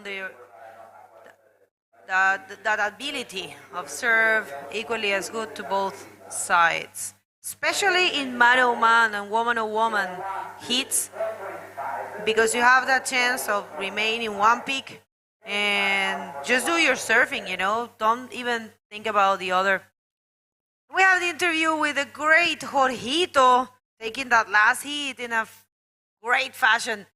Please, Cata, take it away. Welcome back, guys. I'm here with Jorge Hernandez, the winner of the previous heat. Jorge, you were losing during the heat, and now this last wave changed everything. Tell us about it. Pues sí, la verdad que quedaban pocos minutos y sabía que tenía que arriesgar porque si no, no pasaba. Y cogí esa izquierda, me hice un buen backflip y me puntuaron muy alto. La verdad que estoy muy feliz. Said that he needed a good score, a good wave. Then that left came and he performed very good, and they scored very nice. Jorge, it will be your first World semifinal. How are you feeling?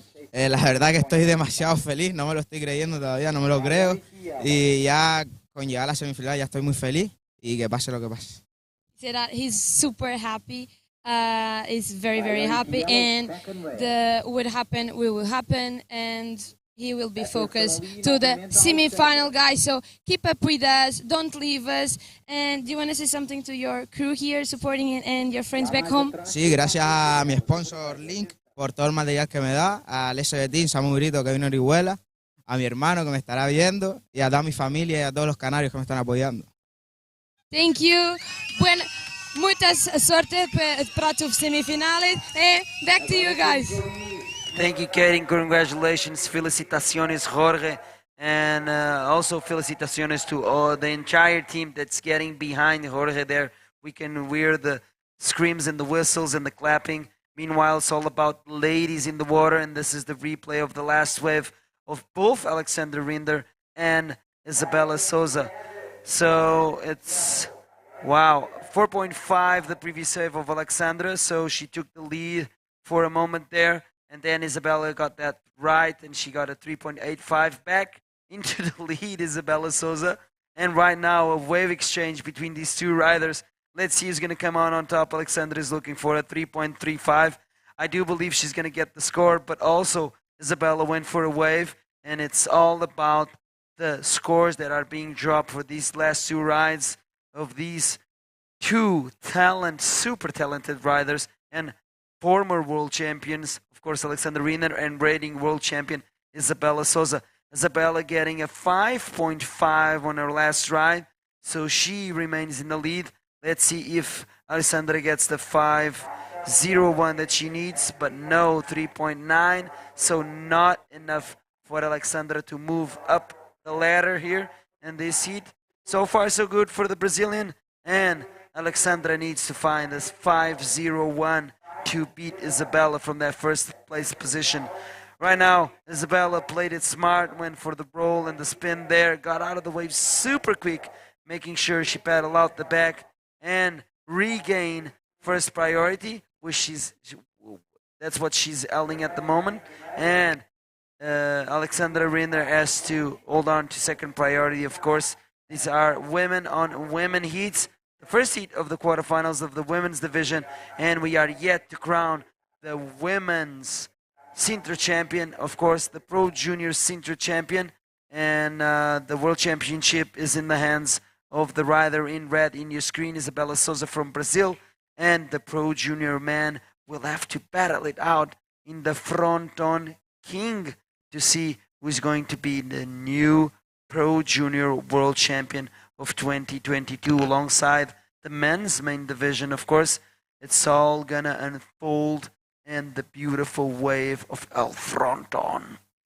Ooh, that place. So it's a beauty beast. It's a love-hate relationship with El Fronton, you know. Okay, so far it's Isabella Souza in the lead. But I mean, 5-0-1, nothing for Alexandra. One step closer to the podium. Now she comes on the priority. Nope. So, ¿dónde están las personas sintonizando que están apoyando a Alex? Cadê a galera do Brasil? A galera do Brasil tá lá. Rodrigo Valentim, Dario Rocha. Que mais? Ainda estão a falar do hit passado. Claro, muitas emoções, muita emoção aqui no último dia do Sintra Pro. Temos ainda para coroar esta categoria feminina principal, que estamos agora a ver dentro da água. A campeã do mundo já é a Isabella Souza, a brasileira, ganhou esse título na África do Sul. Vimos agora aqui a Alexandra Rinder a apanhar esta onda. Vai para um bonito rolo, ela necessita de um 5-0-1. Infelizmente parece que não completa a manobra. Não sei o que é que aconteceu ali com a Alexandra, porque ela parecia ter aquela onda sobre o seu controle. E ainda nos falta também coroar aqui o título de Pro Júnior masculino, que irá batalhar pelo título mundial em Fronton, em outubro, na Gran Canária, a última etapa deste circuito mundial IBC. Um ano muito comprido, muito completo também. E já coroámos 3 campeões mundiais este ano. E agora só faltam 2. As divisões masculinas na capacidade da categoria principal masculina e, claro, também na categoria júnior masculina. Tudo vai acontecer em outubro na onda del Fronton, na ilha da Gran Canária, nas Ilhas Canárias. E sintonizem-se com o IBC, vejam bem o calendário. Vão ao website oficial da IBC, ibcworldtour.com. Tem lá toda, mas toda a informação, rankings, estatísticas, o calendário e muita informação sobre os vossos atletas favoritos. Visitem o website e apoiem o Bodyboard. Thank you for that update in Portuguese. So important because we have a huge audience from Brazil and Portugal. Of course, we are in the beautiful Portugal. Oh, I can't wait to have a few days to go around in Portugal, this place. I've always been very curious about this country and it's so beautiful. You guys have to come and check it out. Well, Alexandra, you can tell she is searching there. She's, you can tell she might be a little bit nervous. I mean, of course, she only needs a 5.01. It's really nothing for her, but it's a matter of finding the wave. We don't know what's going to happen. Let's see. Looks like our community manager and also good reporter from here from Portugal for the there's a new generation, I will say, as a reporter. Fabio Mota will come and join us for a few heats. Thank you, Fabio. So much going on in Portugal, bodyboard wise. It's been forever like that, but it's good that you guys keep up the pace. You guys keep doing great things, and there's always new things happening, and the national tour, new riders, Mariana Silva, she's amazing, you know, so much going on for bodyboarding here in Portugal. Yes, looks like Alessandra is going on that wave again back into the Portuguese scene of things, bodyboarding wise. Ooh, nice roll there for Alexandra. She's still going. She wants to maximize the score of this wave. Waits for another roll, but she does not complete that last ride. She's looking for a 5.01. Her last wave effort went out as a 1.4 or Of course, that's a ditch not factoring to her top two scores. Of course, she doesn't want that 1.4 if she wants to beat Isabella. You need those top numbers if you want to beat the reigning world champion. There goes Alexandra Riener on her last ride. This is the replay. Big roll there. She goes all the way into the end section. There's not a lot of power there, and she knows it. She even tries to do a roll, but look how shallow is the sandbank there. Yeah, we are in a very low tide. And I enjoyed very much the way of how Alexandra rode that wave. She kind of like did a little bit of a reaping there, you know, like she flew, looked very fluent. I'm sorry, I'm trying to find the proper words. And she doesn't get the score because the wave was small, but the roll was really good, showing some talent there. Alexandra Rinder too. Well, we can say her weak side, but I don't see any weakness in that last wave. She loved the lefts. She says it herself. She's more comfortable, and we all have a weak side, but I believe she's very good at rights too. So closer she is. Right now she needs a 4.71. Did improve, but it wasn't enough. It's completely possible for her. Yes, indeed. With that 4.8, she improves her best scoring wave. Now she only needs a 4.71, but the world champion has still got something to say about that. Pulling it to the barrel, getting a lot of lip on her head, and not able to utilize that ride in her best favor. So, Isabella, I think that last wave is going to be a throwaway, of course. Isabella's still in the lead, but now leaving Alexandra Rinder outside, holding on to priority and on the hunt for a lower requirement, a 4.71. So that's very dangerous to be against Alexandra Rinder, and she's holding the priority. Now she gets to pick and choose any wave that she wants, and she's still got plenty of time on the clock to do so. That's the best thing about this beautiful battle that we are watching here, the clash of titans. Isabella Souza against Alexandra Rinder, probably some of the best female bodyboarders in the world. Probably many of you would agree that this is the creme of de la creme of the female bodyboarding world. Competitive wise, of course, there's a lot of free riders that we don't get to know that probably are at the level of Isabella and Alexandra. And if you are and you're watching this, please join us here in the IBC. We want always to see new talent and see this female division progressing to where it belongs. This year we saw a lot of more girls, and even an only girl event, the Wahine Pro. So that was a beautiful add-on by the IBC this year.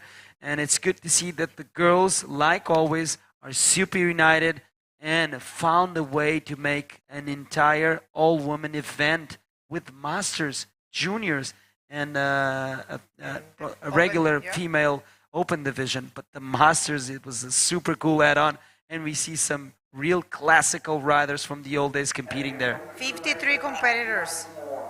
It was crazy, and some of them didn't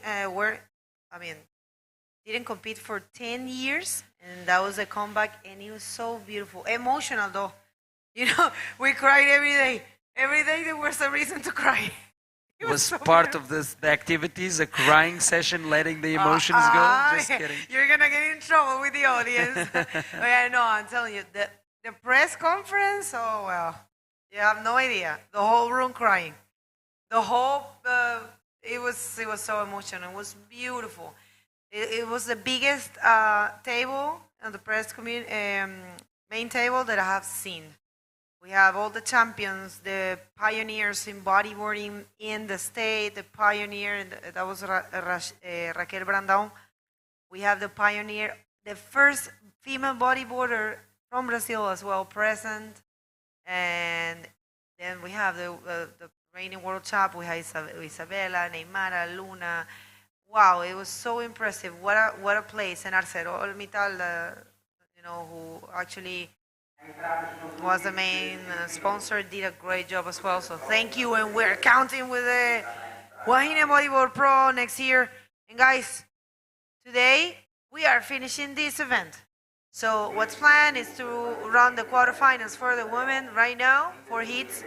Then we're jumping for the junior semifinal, the junior men semifinals for this division, and we are finishing pro junior men final and women final, and that will be it for this great year of Sintra Pro, breaking its own records.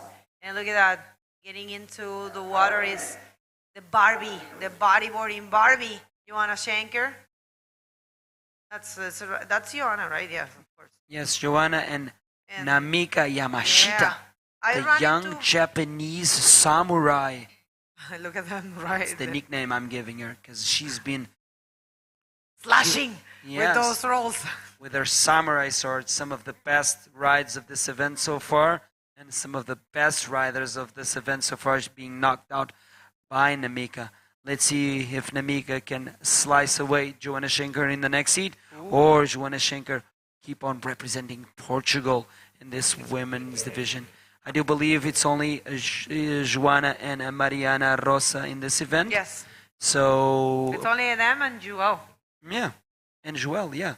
So the Portuguese dream is still alive here at Sintra.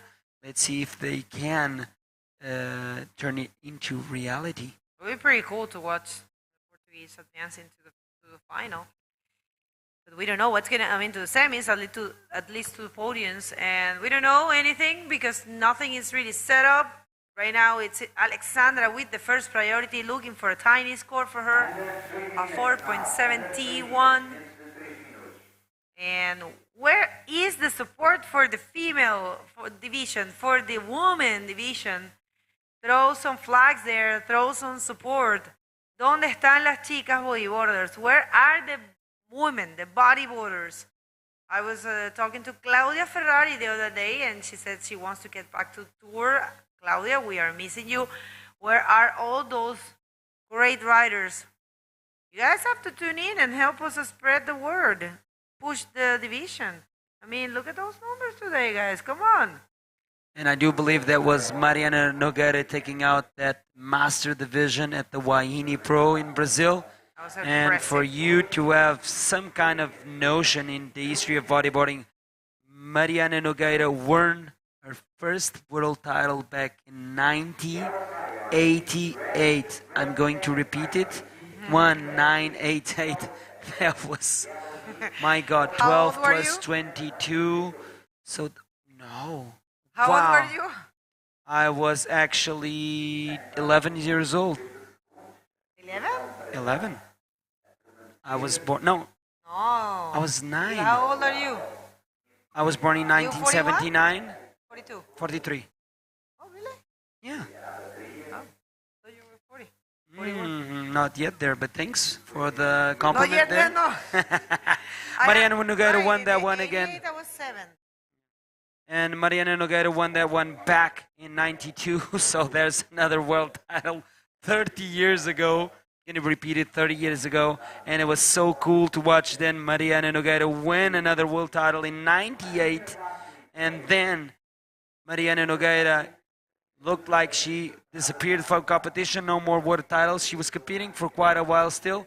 And then in 2022, she goes to the Wahine Pro, gets into the Masters female division, and knocks out the rest of the competition, becoming the first ever. Her sister Isabella as well. Becoming the first ever Masters women world champion of the world. Okay, so 4 world titles there for Mariana Nogueira. Yep. It's Isabella left her. Take this wave. Could have been a mistake. That was a huge mistake from Isabella. I can't believe she did that. So a roll. I can't believe Isabella left her take that in the last countdown. Okay, wait. Uh-oh. No, because Alexandra has the priority. Of course, Isabella could. No, yeah, right. Alexandra has the priority. Okay, we don't know what's going to happen.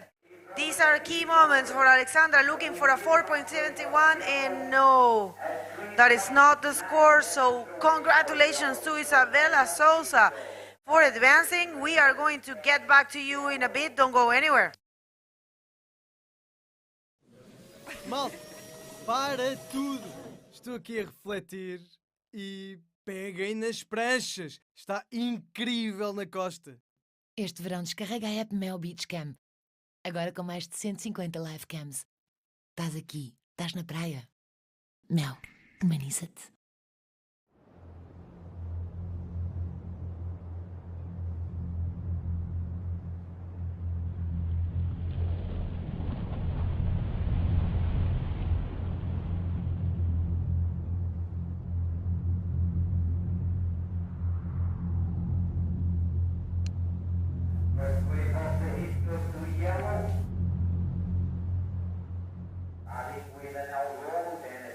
Welcome back, everybody. We are in the finals day right here in the 2022 Sintra Pro. Next to me, Fabio Mota, and our community manager for this event, and another great reporter for bodyboarding here in Portugal. Let's go to the water. We have the second quarterfinals for the women division, and it's Joanna Schenker first, Portuguese to become world champion 2017, and Namika Yamashita going really strong in that role. What a great performance this young bodyboarder from Japan has.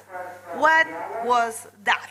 It was a great wave to start the heat, and look, there's the score already, 6.25. It's a really, really good wave for Namika to start the heat, and at these quarterfinals, where her goal is certainly to get his spot on the semifinals. I ran into her in the bathroom an hour ago, and she said, like, I'm so nervous. And I'm like, no, Namika, you don't have to. And I told her this, I'm sorry, Joanna, I love you with all my heart. You know, you're my sister. And it doesn't have anything to be with that. But I told her, yeah, don't be nervous. Think that you are by yourself shooting a bodyboarding video. And look, she did that, and another wave, another great roll.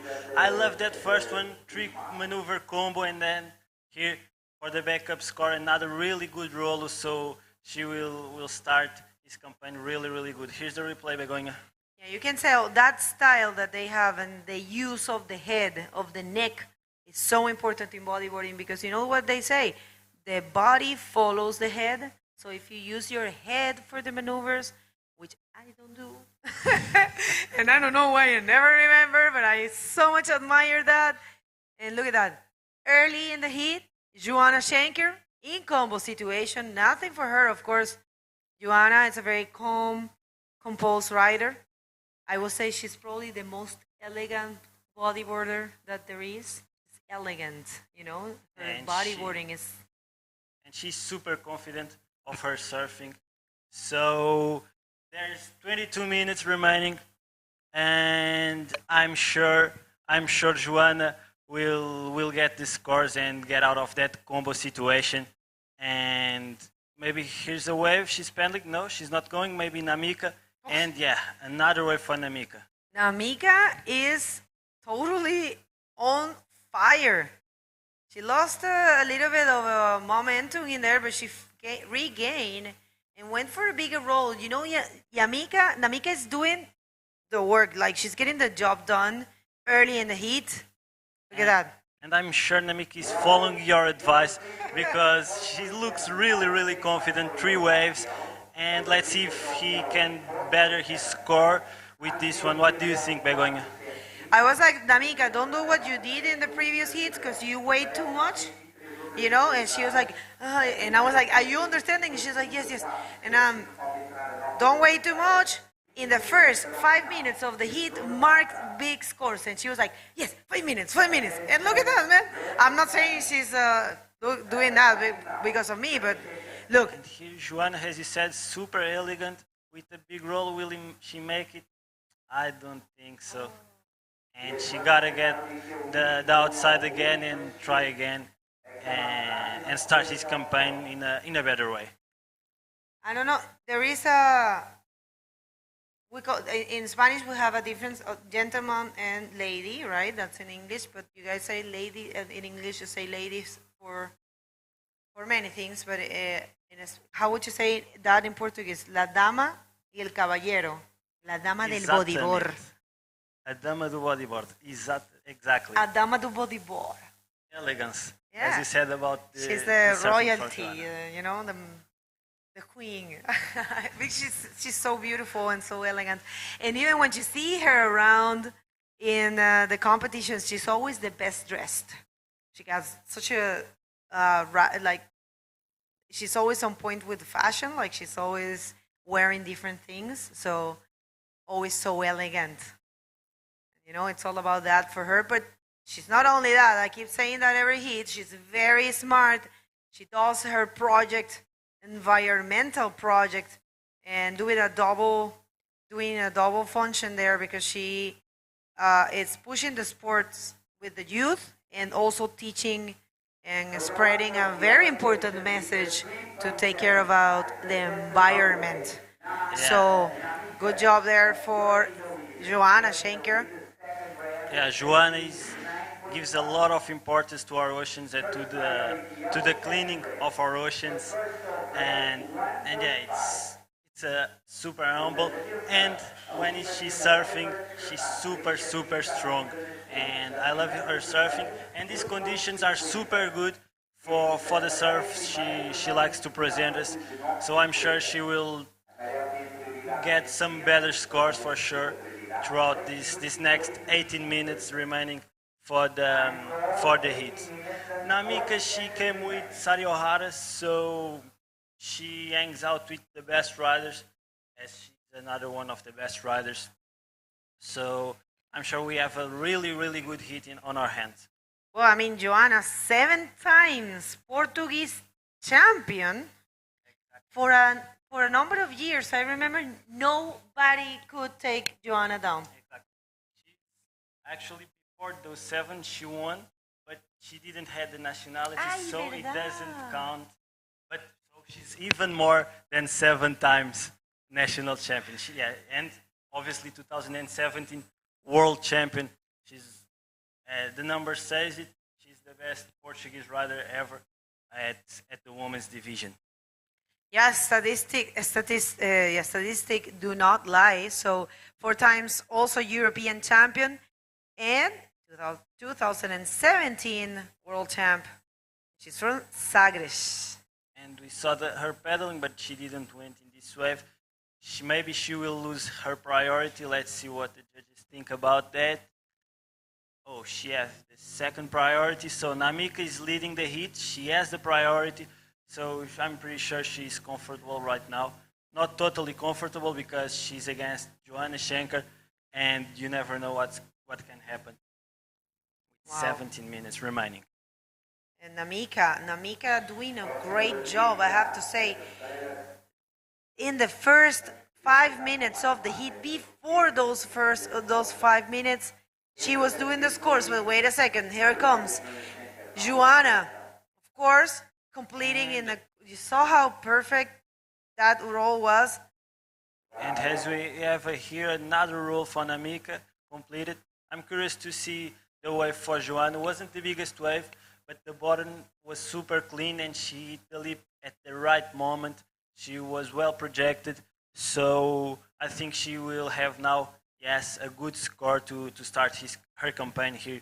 And as we wait also for the score for Namika, she went there on that right, and yeah, let's see what the judges think about this. That's right, I'm checking. Oh, wow. Oh, here's the replay. That's a replay of that great performance, and I was trying to check a biography. There is a biography of Namika, but it's in Japanese, so Yeah. I can read it. Let's see if there's someone from Japan watching us, and maybe will help us with that. That's right. Well, anyways, Namika, everyone's talking about her bodyboarding, and I'm so happy to see her here. And if you are a Japanese bodyboarder, come back to tour. Man, we have actually Minami Hatakayama winning here a year. I don't remember exactly which one it was. It's right here. But Minami, she took this event in such an impressive way. And of course, oh well, I don't. That's weird. It's not here. I'm looking at the Vert magazine as stories, and yeah, well. But I remember her surfing so good here, and Yeah, the level of the girls, especially from Japan, is super, super good. As you said, last 2 years here at Sintra were won by Sari Ohara. Actually, the last 3 years. So I'm sure Namika is letting her country super proud of her. they're traveling together, Sari Ohara and Namika, and I'm pretty sure they compete against each other back home a lot. So guys, for today, remember final day right here in the Sintra Pro 2022 version, And we are super lucky because the swell was supposed to get down, but actually we have really, really good waves, and it's a beautiful day. As you can see, the ocean is clear blue, the sky is clear blue. There's a little bit of onshore starting now as we get closer to the midday. And it's normal here in Portugal, midday, and the afternoon we always have wind. But the conditions are really good for bodyboarding, so we have a really good day on our hands. I agree with you totally. We have I can say this is the best day of in terms of wave shape and in total like overall conditions. Matt was commenting a hit with me, and he agreed. He said so. So last wave of Joanna was a 6.25. It was a really good wave. Of course, Joanna is out of Cumberland, looking for a tiny score, 550, completely possible. So that's why Namika was so strong and trying to, get good scores at the beginning. Start with confidence. With confidence, and she wants another bigger one. You see, I think, and I told. Oh my God, I don't know if this is in her head, but I will ask her afterwards. But I told her, you don't spin too much. You always go for the big roll, which is good. But this time, in these conditions, spin, roll. I told her that. She was like, yeah. And that's what she did on the first wave, the 6.25. No, I mean, I'm a little bit impressed. I'm not saying that she's doing that because of me. Of course not. She's a professional. But I'm impressed. But I think I did help her. Sometimes it's not that you don't know. Sometimes you just need someone to tell you that to remember. Of course, she knows how to compete. She's been there for a long time now, and she's very professional. But maybe I just click her. I just brought whatever advice her trainer gave her. Like, you're right. That's what I have done before, or whatever. So sometimes and it's it's that. another person giving the same advice. So it's obviously many people say that. Because it's a good advice, and 6.25, it's the same best score of Joanna, also a 6.25, where she did that super good clean roll for Joanna. But Namika was really, really good. Those combo is something that we can do today with these perfect triangles. The waves have a great shape, so I'm sure we will see many good combos. That's right, and let's go for the interview with the winner of the last heat, Isabella. Welcome back, guys. I'm here with Isabella Souza, the winner of the previous heat. Isabella, you came from Ceará, has José Augusto. He's ripping here, and we heard that a lot of kids in Ceará has a lot of potential, but they can get here. Tell us a little bit about the young generation from Ceará or Brazil. Ceará have a lot of story in bodyboard, actually in the men's and the women's division. And we have a lot of good talents from there. And then it's like Brazil is like a country that's far away to come to Europe, and then the real compared with the euro, the money. It's really hard when we come from Europe, to compete and pay everything here. And it's it's really bit sad, but it's so nice when we see someone coming like José, like Isaías, Gabriel that came the last year, and José is just hipping. In Ceará have a lot of talents. It's crazy. And then you see, I just meet José here. Yeah, the first time that I met José was in Portugal, in Sintra. And it's crazy how he surfs like really, really good in this condition. And then I'm hope he win the contest and just like talk with him. And then just nice guy. And come from a fishing like city in Ceará. Fishing city in Ceará, and then it's ocean guys, like they love the ocean, and then it's so nice to see how he's connected with the waves and then with the ocean, and then I'm just like putting my money on him like to win the contest. Thank you for your answer. And about your heat, you were against Alexandra Hinder. Did you were nervous because she's a very good competitor as well? And the waves are not much. How was your strategy and how do you feel during the heat? Alexandra is an amazing competitor, and then she's not doing the best that she can in this year. So I knew that she comes from this heat with a lot of energy to do good. And actually the juniors, when we was watching the heats before, the waves was a little bit like better than in your heat, and then it was really slow. So I was a little bit scary inside the water because I knew that she can do like a high score in a set. But yeah, this time I was with the lucky, and then I made my heat, and then just going to the semifinal now. Muitos parabéns, Isabela. Queres dizer alguma coisa para os teus amigos e a tua família que te está a apoiar? E a galera do Brasil. Sim, queria mandar um beijão para Malta de Portugal que tá assistindo. Portugal é minha casa, né, agora. E eu fico muito feliz de ter sido bem recebida aqui em Portugal e tá construindo minha história aqui também. E logicamente mandar aí um beijão para a galera que tá assistindo no Brasil todo e um beijão especial para a galera do Ceará. Eu tava falando ali em inglês, o José aí é um grande talento. Eu só conheci ele aqui agora aqui em Sintra, como vários outros talentos do Brasil que acaba que como eu tô muito tempo fora e eu não tenho contato ali, são atletas muito novos, né? Então é muito legal ver atletas tipo José, é um excelente menino. E eu tô aí apostando aí meu dinheiro nele, espero que ele vença. E queria mandar, logicamente, um beijão para minha família que está assistindo. Agradecer aqui a Coach também, que é uma escola aqui de Portugal, com o Google ali, que está me ajudando aqui toda na estratégia aqui da competição. E para minha namorada que está aqui também, a Tati, que veio direto de Barcelona para cá para me apoiar.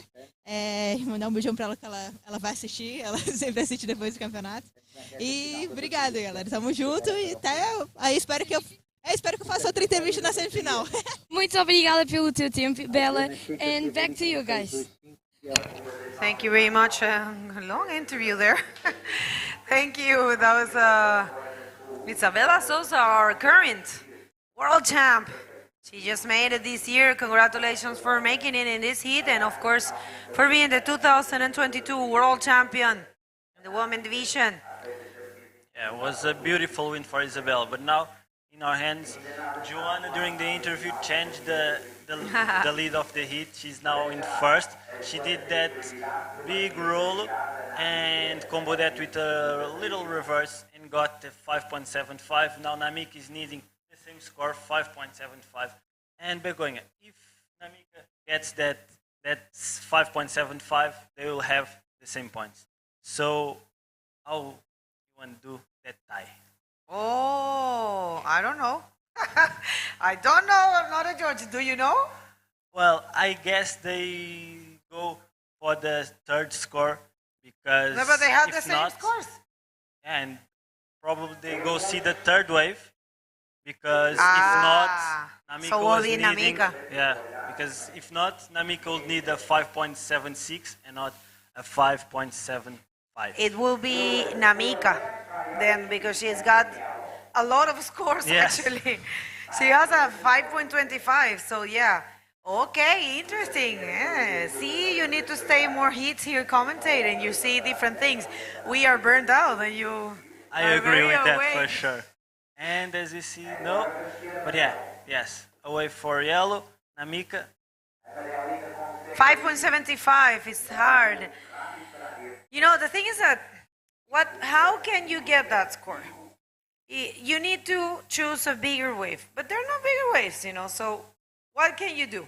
So, in the first wave, Namika got that 6.25 in a smaller wave, but with a 3 maneuvers combo during the interview.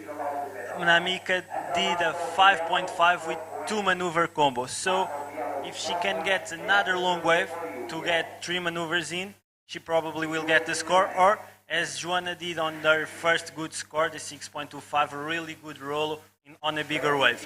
But yeah, she has only 4 minutes and that big wave cannot come. So she got to try the combo situation to get the score she's needing. Okay, I agree with you, and well, I think it might come down to weight. Now, all that I told her about being active, it's very good, but right now maybe she needs to wait and pick a bigger wave. But such a good job there for Joanna Schenker.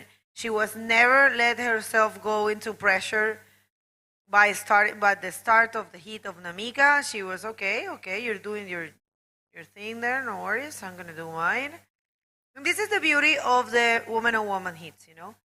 Both of them have the chance to prove what they are capable of. They're by themselves there. They have, you know, they can play with the priority, but they will have the chance. So if one takes a wave, the immediate wave that comes, it's for the next one. You know, they don't have to be worried about, you know, when there's 4 people, it's probably like, I need to take this wave because I'm not going to find another one, and if another one comes, it's a battle all the time, you know. Of course, you have the priority, but it in this format, it's all about the fair play, and there is more chances for every rider to show themselves. So right now, Joanna coming here with the first priority, 3 minutes and 10, looking to improve. She lost some momentum, and this is a big wave for Namika. She's not going to waste it. Yeah, exactly what Namika was needing, as we said. She went a little bit late, but it's a good roll. Let's see what the judges think about it. I don't think it will get to the 5.75, but it can be close of that. So let's see if she can change it. But 3 minutes left, she can go out again and get another wave. Let's see if the ocean helps her or the ocean helps Joanna, because I think Namika will need another wave to get the first position at this heat. The problem was there in the takeoff. The wave was good, but she was late. You know, probably it would have been better for her to paddle all the way up, and then she will get the wave in a better place. But I think probably she didn't know that was, you know, that the wave was coming, but she dropped a little late and she lost some speed. And by the time she reached the pocket, she was not able to project that much. It was good, very good, I will say, but for what the judges need to see in order to get the 5.75, that wasn't enough, and it's a 5.35. Yeah, so she gotta get outside and stay with the head cold and keep calm and hope for the ocean to bring the wave, because she have the level she needs to get that score. That we have no doubts. So it's the matter of if the ocean will bring the wave she's needing. That's right. So last minute and a half, and so far so good for the 7-time Portuguese champ, 4 times European champ, 1 time world champ, Joanna Schenker. Beautiful, stylish, elegant lady. The lady of bodyboard, dama do bodyboard. Eu acho que você vai utilizar essa frase aí para um dos seus artigos, né? Exactly. Will be perfect. Dama do bodyboard. Maybe wins Sintra Pro. Let's see. A dama de bodyboard. Do it again. How would you say that in Portuguese? A dama do bodyboard volta a aprontar das suas. Ai, Aprontar is a hard one. I don't know. I have no idea what that means, but I guess it means what I said. Exactly that. I need to improve my Portuguese. My God, I need to get back to classes. I choose the hard word. Oh, okay. My bad. No, it's good. But It's yeah, good. I'm it's just. the best one. Okay, give us an update in Portuguese for everyone tuning in. What's going on? So, Namik. para quem nos está a assistir, em português temos aqui a Namika a liderar o hit, não, à procura da liderança, mas com este ótimo rolo, talvez conseguirá. Foi uma onda maior, semelhante em termos de tamanho à da Joana Schenker. Vamos ver se a nossa portuguesa Joana Schenker consegue passar às semifinais ou se a Namika vira no final do hit, no último segundo.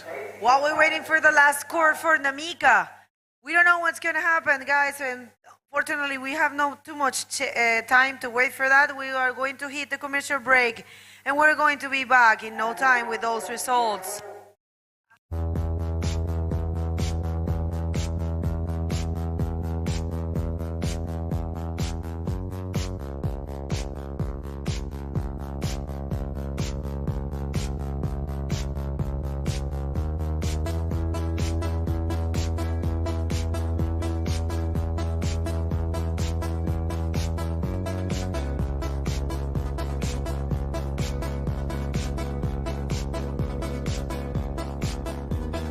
From a Sintra Pro town. Follow, it's a beautiful place.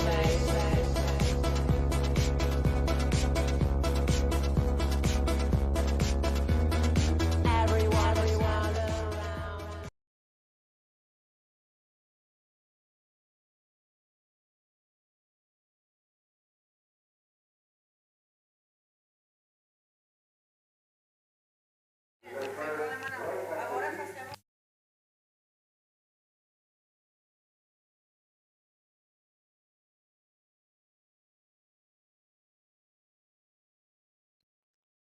Welcome back, everyone.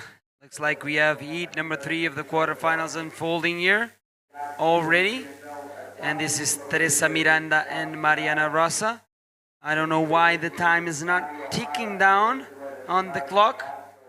And hopefully the heat has just started because I listened to the buzzer outside before I sit down here in the booth.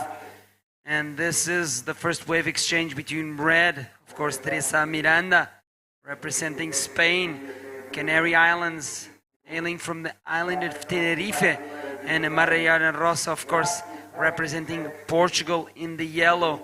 Out of this first wave exchange, Teresa Miranda took that 4-7-5 under her name, and Mariana Rosa started off her campaign in this heat number 3 with a 3-point wave. Quarterfinals of the women's division here at the Sintra Pro 2022. I am Nuno Cardoso, joined here by Fabio Mota. Fabio, how are you feeling today? Final day of the Sintra Pro. I'm feeling super good. The waves are great. Looks like, as I was saying to Begonha, the best day. The conditions are perfect, and the weather is perfect. The shape of the waves, those triangles are super, super good. Although, yeah, the onshore is getting in. But yeah, we're in Portugal. It's normal at this time of the day. And I'm super curious with this seat because we have from Canary Island, Teresa Miranda. She's used to those Canary waves, like big slabs, waves like fronton. And we have Mariana Rosa from Portugal. She had an injury last year, so she's now back on the competitions. She started actually at the national tour at the beginning of the year, and I don't think she had a really good result on that comeback. But now World Tour, and she has his place on the quarterfinals, and she's here fighting for the semis. So I'm sure she's confident and happy with this result. Oh, for sure.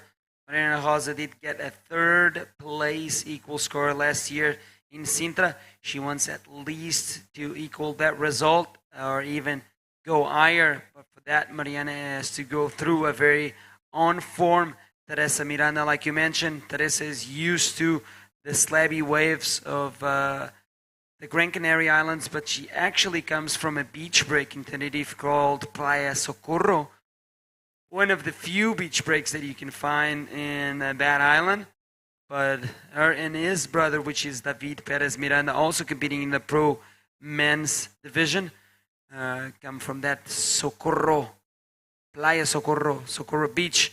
there in Tenerife. So if you're tuning in from the Canaries, please make sure you drop the Canary emoji flag there and make sure that Teresa Miranda is getting her own share of support. And of course, we're probably going to see a lot of Portuguese flags right now on the top chat of the YouTube page of the IBC, as Mariana is trying to prove a point here and keeping the hopes alive of having a Portuguese champion this year's edition.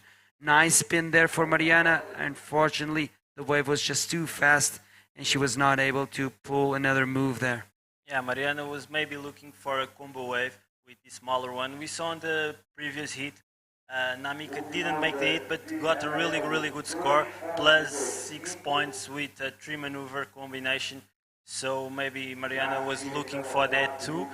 The waves are getting a little bit slower, it looks like, and the judges want or the many combo waves or the bigger ones with a big section to hit the roller.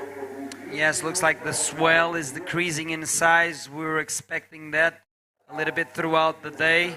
The south winds have started blowing, which makes kind of texture on the face of the ocean. It's side shore here in Praia Grande, but usually the south wind doesn't affect a lot the conditions here, as you can see on your screen. Still contestable conditions so far, and we are having a look at another wave from Mariana Rosa, getting busy on this one, going for the roll now as she completes it. Wow, I loving to see this hustle from Mariana Rosa, getting busy in the beginning of the heat. She got a 3-point, she knows she's behind, and she does not have priority, so she's scrambling into a couple of waves, trying to post some scores there, making sure she gets in front of Teresa Miranda as she did right now, and she's gonna assume the lead, and now it's all up to Teresa Miranda to reply to these reaction from Mariana Rosa getting busy. Talking about the devil, here comes Teresa. Not a good wave. I'm sure Mariana will change that 2.25 and increases her lead. So hey, yeah, as I said, 5.25, the best wave of the heat so far. But we are just starting, 18 minutes remaining, and Teresa Miranda is really good. She's in the quarters, so she will fight for her spot. So I'm sure we'll have a good, really good hit on our end. Oh, for sure, 5.25, the best scoring wave of this heat so far, is in the hands of the Portuguese in the yellow singlet, Mariana Rosa. She's now taking a solid lead over Teresa Miranda. Now Teresa Miranda needs a 3.51 because Teresa Miranda is yet to back up that 4.75, and there she goes. The Canary Islander from Tenerife going for a big roll there, and she completes it. Ooh, this is going to be a big battle, Fabio. 3.51. I think she's going to get that score and steal that first place away from Mariana. Yes, was a bigger wave, one of the biggest waves he got in on this hit. But we see here Mariana with starting with the 360. Let's see if she can another one. Yes, she does. The reverse, and now with the roll on the whitewash. Let's see what the judges think about that. But yeah, as you said, here's the replay for Teresa. She will improve for sure that 0.9 with this roller. Yeah, that's for certain. Complete right there for Teresa Miranda. And as you talked before, Fabio, looks like Mariana is putting in the combo waves there, trying to impress the judges. Let's see if this is the type of wave the judges are looking for.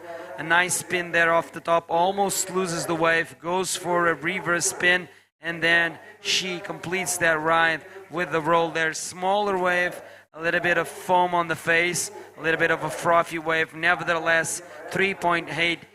Mariana improves her backup score, but now she finds herself in second place because the last wave of Teresa Miranda came in as a 6. Yeah, and we can see the waves are clearly decreasing, but we were super lucky in this year at Sintra Pro 2022. In Portugal we didn't have any waves before the comp, and now from tomorrow we'll have a huge storm that will be impossible to surf to bodyboard here. So we are really lucky with it, but hey, we have something, right? Yes, you have to count with the luck factor. Plays a big role in this sport. Okay, looks like we are ready with the winner of the last heat. Katie, take it easy.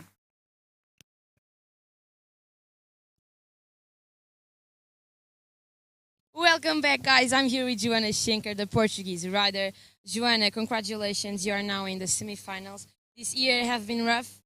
It's your first semifinals. And Namika is a very good rider as well. How was your mindset when you knew that you will against Namika?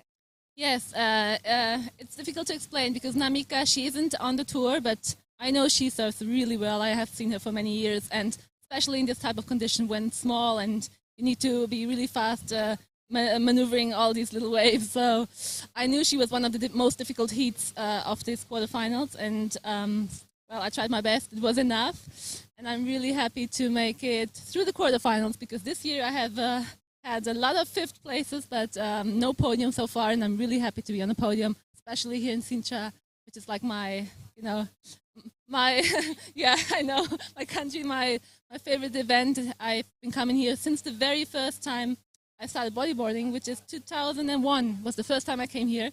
I've never missed a single event, so it's a lot of history in this event for me. Exactly, exactly. I won here. It was the most important event for the world title, so I have a lot of emotion with this event, yes. Parabéns, Joana. Queres dizer alguma coisa aos teus amigos, à tua família que está sempre a apoiar? Claro, principalmente a toda a gente de Portugal que está ligado e a ver. Continuem. Isto é um evento muito importante para nós. Em Portugal não temos mais nenhum, não é? e sabe sempre também, sabe bem ter o apoio do nosso país e dos nossos amigos e das pessoas que estão a ver. Portanto, muito obrigada e beijinhos. Parabéns, Joana. Boa sorte para a tua próxima ronda, que são as semifinais. And back to you guys. Thank you, Katie, for that lovely interview to Joanna Schenker. And of course, congratulations to Joanna Schenker, keeping the hopes of the Portuguese to have a champion in this year's Sintra edition. Of course, Joanna moving into the semi-finals where she will be battling actually Isabella Souza. Wow, that's a big semi-final there for the women's division. And we're trying to find out who is going to fill in the two last spots of that second semi-final. Is it Teresa Miranda and Mariana Rosa? And then we'll have another heat of the quarterfinals of the women's division to fill in the last spot for that second semi-final in this division. And after this heat number 4, we're currently in heat number 3, the next heat number 4, of course. We're gonna go back into the Pro Junior Men semi-finals as we are unfolding this last day of competition here in the Sintra Pro 2022. Fabio, you've been here every single day so far. What's the big highlight for you throughout this event? Well, from what we have on our hands, talking now for the Pro Junior Men, I think the highlight goes to, at least in my opinion, goes to Lucas Zaninot. He's surfing super good. On the first round, he got the best score so far. And the waves were bigger. Let's see what he can do on these smaller waves. But his crew, his French crew, is super good. He surfs with the best ones like Maxime Castillo, with Pierre. His coach is also really good. So I'm sure he will put on a show for us. And here on the women's division, we had a really good performances. I love the confidence of Isabella. I actually saw a couple days ago one invert she did super huge here at Praia Grande on the free surf. Although the waves were much bigger than today, she shows what she's capable of. She has all the confidence in the world as she is the 2022 Women World Champion. So I'm really curious, and Joana will have a great hit against her on the next round. But as we see here, Teresa Miranda. Yes, Teresa Miranda going for a loopy roll there. She completes that right. She utilized their priority on this one. Let's see if it pays off as I take you through the replay there. Nice bottom turn. You can see her there kicking one of her fins there to maximize speed and then going for a roll. Quick and clean completion there for the young Teresa Mirandita from Tenerife. And she will try and replace that 4.75 that she's holding as a backup right now and see if she can improve the distance between her and Mariana Rosa. Looks like she has done so. 5.4 right now. Teresa Miranda's in the lead with some more distance from Mariana Rosa. That distance comes in a form of a 6:15. That's the requirement for Mariana Rosa to jump into first place. And let's see, with this last 11 minutes remaining on the clock, if Mariana can utilize her first priority. She's holding on now to priority number 1 in her favor and post at 6:15. We already saw a 6-point wave being ridden by Teresa Miranda. We have the scale set for that type of wave that she needs. In the case of Teresa Miranda, she got a very nice roll there. So I do believe if Mariana Rosa finds a big wave, one of the bigger waves in this heat, and goes for a clean roll, she might get it, or even a combination of moves to impress our judges. Yeah, Mariana already have a 5.25, and she find a good wave now. She starts with the rolo and ends with that same rolo. And she's needing, as you said, a 6.15. I don't think she will get that. She gotta go to the outside and get another wave. As we have here the replay, 10 minutes remaining. She for sure can get another wave. It was a nice roll there by Mariana. A short ride there, of course, but she was able to do what she could on that one. So let's see what kind of sort she's going to get as she tries to maximize that roll. Extended roll, she extended her arms. That was super smart from Mariana to show the judges that she could use the power of that wave to extend and complete that roll. She did it quite cleanly and smoothly, and the judges are going to pay attention to this score there.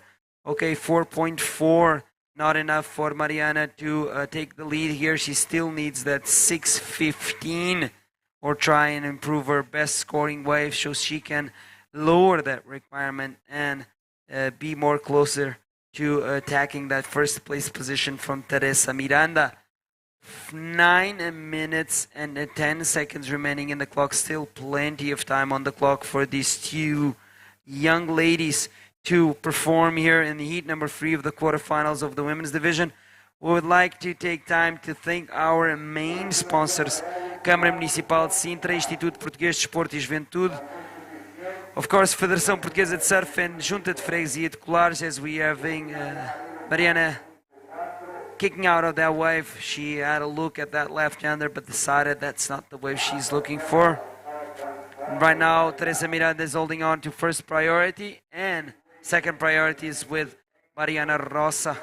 Let's see if this 8 minutes and 30 seconds will favor either Teresa Miranda representing Tenerife in the Canarian Islands or Mariana Rosa representing Portugal.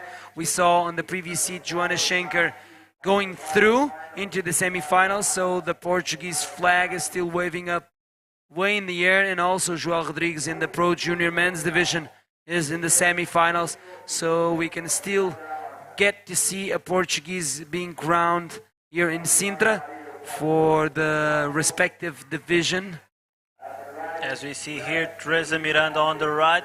She hits a little late, but anyway, she can get a good projection and it completes that roll. And she's leading the heat with a 6.5, 6 points and a 5.40. So probably she will keep with this score, as Mariana on the wave before improved her situation, but not enough to change the requirement. She still needs a 4.40.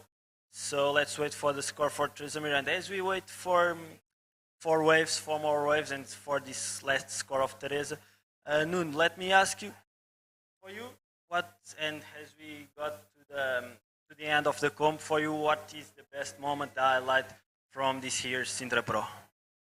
For now, my best moment, my very best moment, and I think it's going to be very hard to beat that moment even in this last day, was the win from PLC. Super emotional win. He was a warrior inside of the water and outside of it, letting a lot of emotion go outside from his body and mind, as he promised himself that he would win an event this year and dedicate it to his mother. He had that emotions bottled into his body. He was not able to achieve that in the entire tour and the events that he went and participated in. But this time alone, 10 years later, after he invited his mother to come watch him compete on a world tour for the first time ever, he took this event for the first time ever in his career. And 10 years later, when he finished that heat, I was commentating here, and he pointed out to the sky, and I didn't want to tell the story because that story belongs to Pierre. It's a personal side of his story. After the heat, he told us the story, but I told everyone, I know who he's pointing out to the sky too. And when he came out, he just let all those emotions go. And for me, that's the highlight of this competition, to see not only Pierre-Louis Coste as the competitive machine that he is, but to see Pierre Coste as a human being outside of the water, being such a perfect example as a competitor and also as a human being. Exactly. Every rider we have here, they are the best in the world on it, but they are all human beings, as everyone. They have their personal lives, and complement that with bodyboards sometimes is not easy. And I'm sure everybody that was here on the beach yesterday and probably who was watching through the live felt the emotion when Pierre told the story. Got a lot of people surprising. He that stayed away from some competitions this year, and he gave now the explanation of all the emotion. So I'm sure everybody got a really good and big connection with Pierre at that moment, and yeah, it was emotional. This is the replay of the last wave of Teresa Miranda. She goes for the roll there. I don't know if this wave will factor into his top 2 scores, and that is correct. The judges agree with me, a 4-point. The previous wave was a 5-point, not going to her top 2 scores.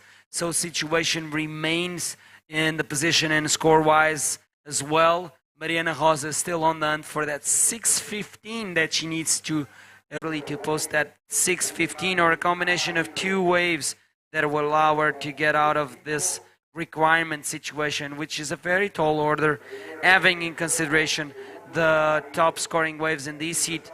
She would need to post the best scoring wave of this heat to win over Teresa Miranda. I know that Mariana can do it, but she needs to find that wave. And she just lost the priority, so that can be a really mistake from Mariana. And with that mistake and without priority, a little bit more than 2 minutes remaining, Teresa can... Oh, but here's Mariana can find another wave. Let's see a good roll. Let's see if she can come with another one. She's waiting for the section, and she lost that section for the roll, but a good 360 now with a reverse. Remembering that she's needing a 6.15, she does another 360. She's trying the connection. No, she doesn't get that. So let's see what the judges think about that. Let's see if the score is close or is the score she's needing. Nuno. I don't know about that one. She did a great effort. That is very good to see Mariana battling out till the end of the heat. And let's see what kind of score she's going to get. I don't think that's that 6:15, but probably she could improve that 5:25. She did not improve that. She did improve her backup score, but it's not enough. Last score for Mariana Rosa, it's a 5 points, not enough. She still needs that 6:15. Nevertheless, Mariana putting an impressive performance once again in the Sintra Pro, and I do believe time is against her right now, and Teresa Miranda is holding on to priority. Probably, Teresa Miranda can even catch this wave and improve her situation, because Teresa Miranda is very dangerous. It's a bigger wave. She gets that good roll. Probably she will. No, I thought she would get that section and get the combo. That would be a really good score because it was a bigger wave. But she didn't, was able to go around the section, so she got to go back, and she will keep her score on the line and not changing, as we have only 1 minute remaining for Mariana Rosa to get that 6.15. Let's see if she can. As we see here, Teresa thinking if she wants to go back on the outside again or if she goes to the beach. And yeah, there's not enough time to go out to get another wave, so probably. And Teresa actually improves her score. She has now a 6.50, And now Mariana Rosa needs a 7.25, 30 seconds remaining. Will be really, really hard. The waves are decreasing. So it's hard for Mariana now as she...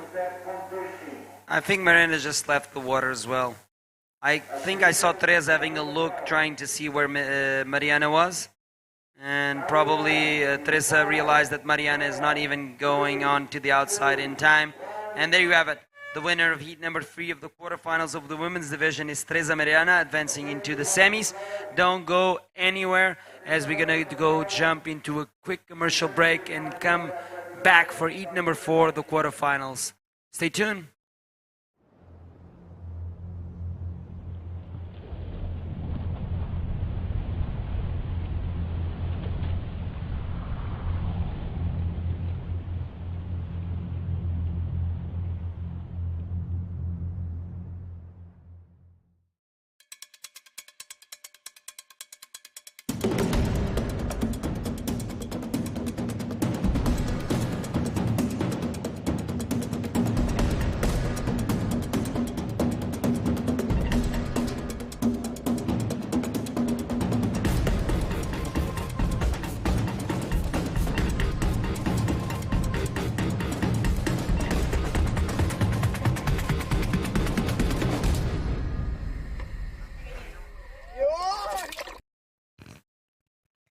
Welcome back, everybody. We are in the last day of competition in the 2022 Sintra Pro. Next to me, Nahuel Benavides. Gracias, Nahuel, por estar aquí conmigo. Gracias a vos, Bego, por invitarme. Para mí es un placer estar acá relatando lo que yo veía de niño en mi cama, de chiquito. Estar acá es increíble. Bueno, bienvenido. Vámonos al agua. Let's go to the water because we have the last heat of the women division. And it's Sario Jara against Neymara Carvalho. Te puedes quedar un ratito más hasta los juniors, que seguramente va a estar bueno. Puede ser. Por lo menos un hitcito más. Ok. Bueno, this is, I will have to do some English and you can do some Spanish. Nahuel Benavides, it's the only Argentinian bodyboarder and wanted to come and commentate a few heats. He actually did a great job in the junior division, almost advanced to the semi-final, but very, very well done there. He ended up 5th. He was in the quarterfinals. So, first wave for Sario Jara here. Cuéntanos, ¿cómo están las olas allá adentro, Nahuel? Yo justo cuando entré en mi hit, el viento estaba un poco más tranquilo y está lindo el mar, pero ahora parece que hay una mini brisa que capaz puede complicar a las competidoras. Well, he's saying that when he got his heat, there was very, he says the waves were really good. Actually, it was really glassy. But right now it looks like there is a little bit of a wind picking up here. So first wave is 0.5. It wasn't completed, and we will see how this one unfolds. Tenemos a Neymara Carvalho, que es tan fuerte, tantos años, tiene 6 títulos en este. Y viene fuerte también para Sintra. Sí. Y su hija acaba de quedar campeona, imagínate. Sería un histórico que ganen las dos. Então temos a Neymara Carvalho aqui, que já tem 6 títulos de campeã aqui em Sintra. Então agora vem forte. A Neymara que vem lá, mas não deu para muito. Ok, so Nahuel, ¿este es tu tercer Sintra o tu segundo Sintra? Sintra mi primero. ¿Cómo? ¿El año pasado no viniste? No. Hice nada más las fechas de Chile. Ya 2 veces. Y este año dije, hoy toca Sintra. Entonces me vine para acá. Bueno. Y de acá para el frontón, a darlo todo. A definirlo.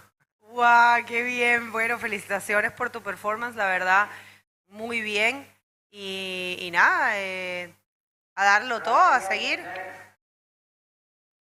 Okay, so first, the last heat of the quarterfinals. Last heat of the quarterfinals, we have Sario Jara and Neymara Carvalho. And let's see how this one unfolds. 2 Titans. Neymara, 5 times world champ. And Sari Ohara, it's a one-time world champ, and both of them are really, really strong. Let's see how this one unfolds. Leave us your messages there in the chat. And we have Nahuel Benavides, the only Argentinian bodyboarder present in this heat. And he will do one heat of the juniors. He was actually there to commentate the juniors, but we needed a little rest here. And he came and is helping us with this commentary here. ¿Cómo has visto a las chicas durante este evento, Nahuel? Las chicas, la verdad que cada vez a mí también me impresiona que llegan al nivel de los hombres. Ya no están, hace muchos años ya no están más abajo y ya llegan al nivel de los hombres. Ahí van a Aymara. Okay, let's see this wave, nothing. Y la junior también, rompiendo, todas. ¿Y quién Muy está bueno. así allá en Necochea? ¿Quién está surfeando? En Necochea justo nivel de chicas hay súper muy pocas, te diría que una o dos, pero luego Mar del Plata y todos esos lugares ahí hay bastante galera. Sí, hay más gente, ¿no? Femenina, sí. Well, Nahuel with a very important comment saying that he thinks the women have reached a high level in bodyboarding, that he's been seeing that it's been growing in the female side of our sport. And he says, look at that, there's a wave here for Neymar. Yeah. Bien, bien, bien. Tan difícil completar un rolo así, ¿o no? Ahí va Sari. Ahí va Sari, un buen giro de Sari. Y va a concretar muy buen rolo de Sari. Esa le va a puntuar muy bien. ¿Y este replay? Y el replay de Ney también. Buena ola sólida. Okay, so this is a replay of the first wave of Sari. Buen estilo, Sari. Mucho. Going for the spin and the roll. You know, do you need to do a few maneuvers so you get better scores? Sari, good job there. Neymara gets a 4 for her first wave, and Sari gets a 6. Así que viendo esto tú te puedes dar cuenta de que los jueces lo que están buscando es esa combinación de maniobras, porque es lo que hoy está permitiendo la ola. Estos días siempre se puntuó muy fuerte el rolo y hoy están puntuando muy bien las combinaciones de maniobra, ya que está también muy difícil hacer una ola bastante larga, también porque ahora se está cayendo un poquito, pero Sari la verdad que excelente. Yeah, well, so far so good for Sari Ohara with the combo, getting a 6. And this is what the judges are looking for. It's just a combination of maneuvers. This wave allows you to combine, and that's what they want to see. The thing with now is that it's a little bit slow in between hits, so you might see one hit that has a lot of waves, and then the next one slower with not too many waves, and I think that's going to happen throughout the day. So what's planned? Remember, we just did the this is the last hit for the quarterfinals of the women division. We are going to the semifinals for the junior, pro junior men, and then semifinals for the women. And in the pro junior men, we have, I'll tell you 1 second, I'm updating this. Yeah, the pro junior men, the semifinals. You guys can... Dos canarios, Sí. la primera semifinal, Gabri Mendoza contra Jorge Hernández. No, y Joel contra José Augusto. Bueno, ¿sabes qué? Yo creo que sería muy bueno si nos pudieras ayudar en la de Gabriel con Jorge para que pudieras hablar español. We have the interview ready with the winner of the last heat. Take it away, please. Welcome back, guys. I'm here with Teresa Miranda, the winner of the previous heat. Congratulations, you are now in the semifinals, Teresa.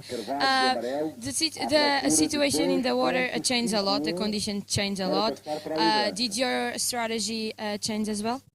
Sí, vi que las mangas de las chicas estaba ya más lento en comparación con esta mañana. Entonces decidí ir a por olas rápidas y a partir de ahí, ya con una base, ir mejorando los scores. She said that in the morning the waves are super different, but she was studying the first heat of the women's, and the strategy was finding two fast waves, and she did that, and she now is in the semifinals. Do you want to say something to your friends and family supporting you? Sí, gracias a todos los canarios, especial a mi familia que me está apoyando. Y nada, seguimos, ya estamos en el podio, en semifinales, ya por la final ahora. Felicitaciones! Back to you guys. Obrigada. Thank you very much. Oh my God. Obrigada. Obrigada, sim, tá bom. Estamos em Portugal, então. Obrigada, Gata. And congratulations, of course, to Teresa. Excelente trabajo. Teresa viene fuerte este año, ¿ah?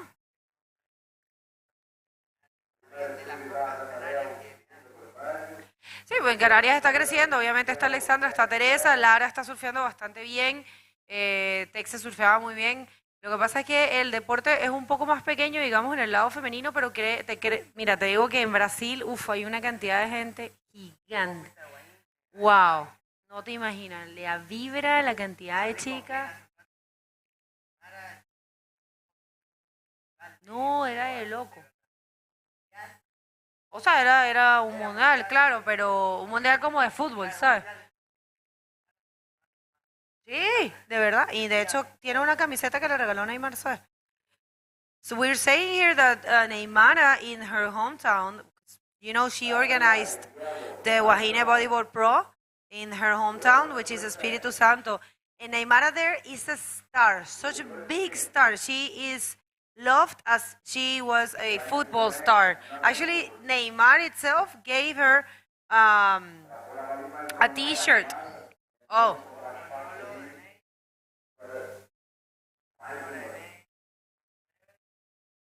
Vamos a surfear.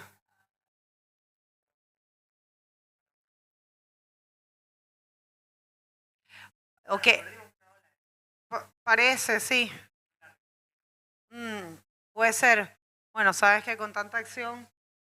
Pues la última ola de Neymar, last wave of Neymar, this one right here, this was actually very good combo. She goes for the roll, pocket one, and finds a place for the reverse spin. And Neymar Carvalho now is in first position with a total of 8.75. And Sario Hara, the Japanese, is looking for 6.50. Let's see if she can find a score. Of course, a 2.50. I'm sorry, it's 2.75. That's a very small score. And let's see how this one goes for her.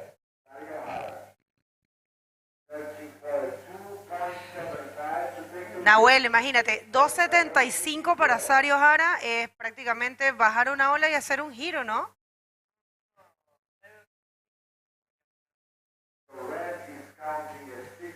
Oh, sí, con una sola.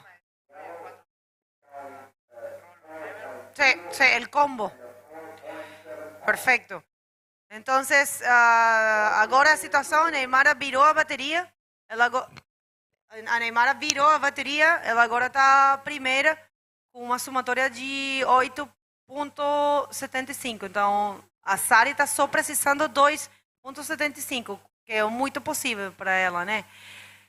Very possible for Sari Hara to get that score. Guys, if you are tuning in, let us know who are you cheering for there. We're trying to do our best here to bring you some more languages. We have our friend Nahuel Benavides helping us with the commentary in this heat, and it's great so far.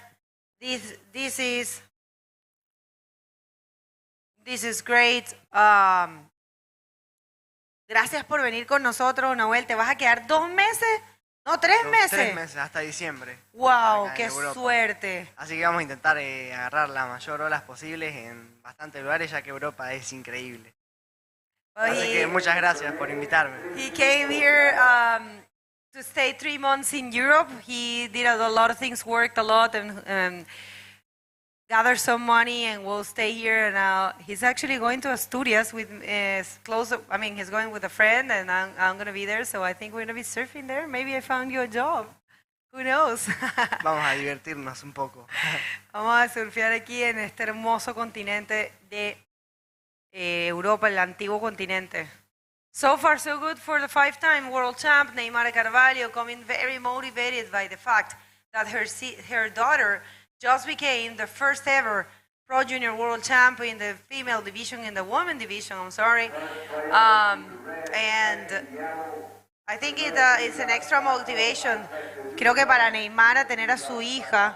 Fue un orgullo, la verdad, y estaba muy emocionada ya que ella le viene impulsando a que logre todo esto y también ganar en Sintra, que Neymar haya ganado un par de veces en Sintra. Sí, ¿ves? Fue bastante increíble para ella, sí.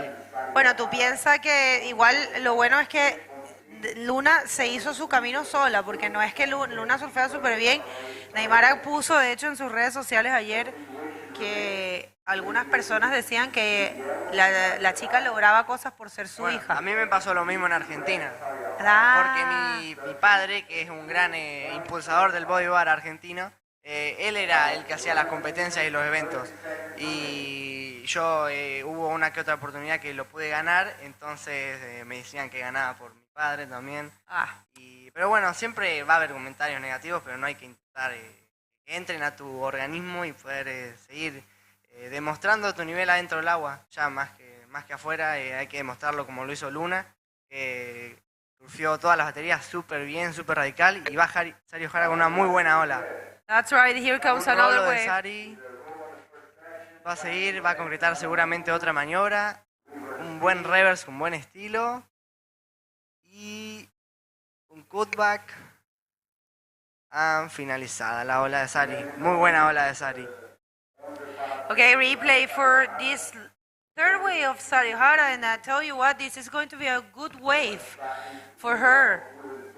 With a good roll combined with a reverse spin, she keeps going. A little check turn there, and that will be it. But yeah, another combo for Sari, and that will be her backup score o su score de respaldo. Atenção, troca. Sari virou.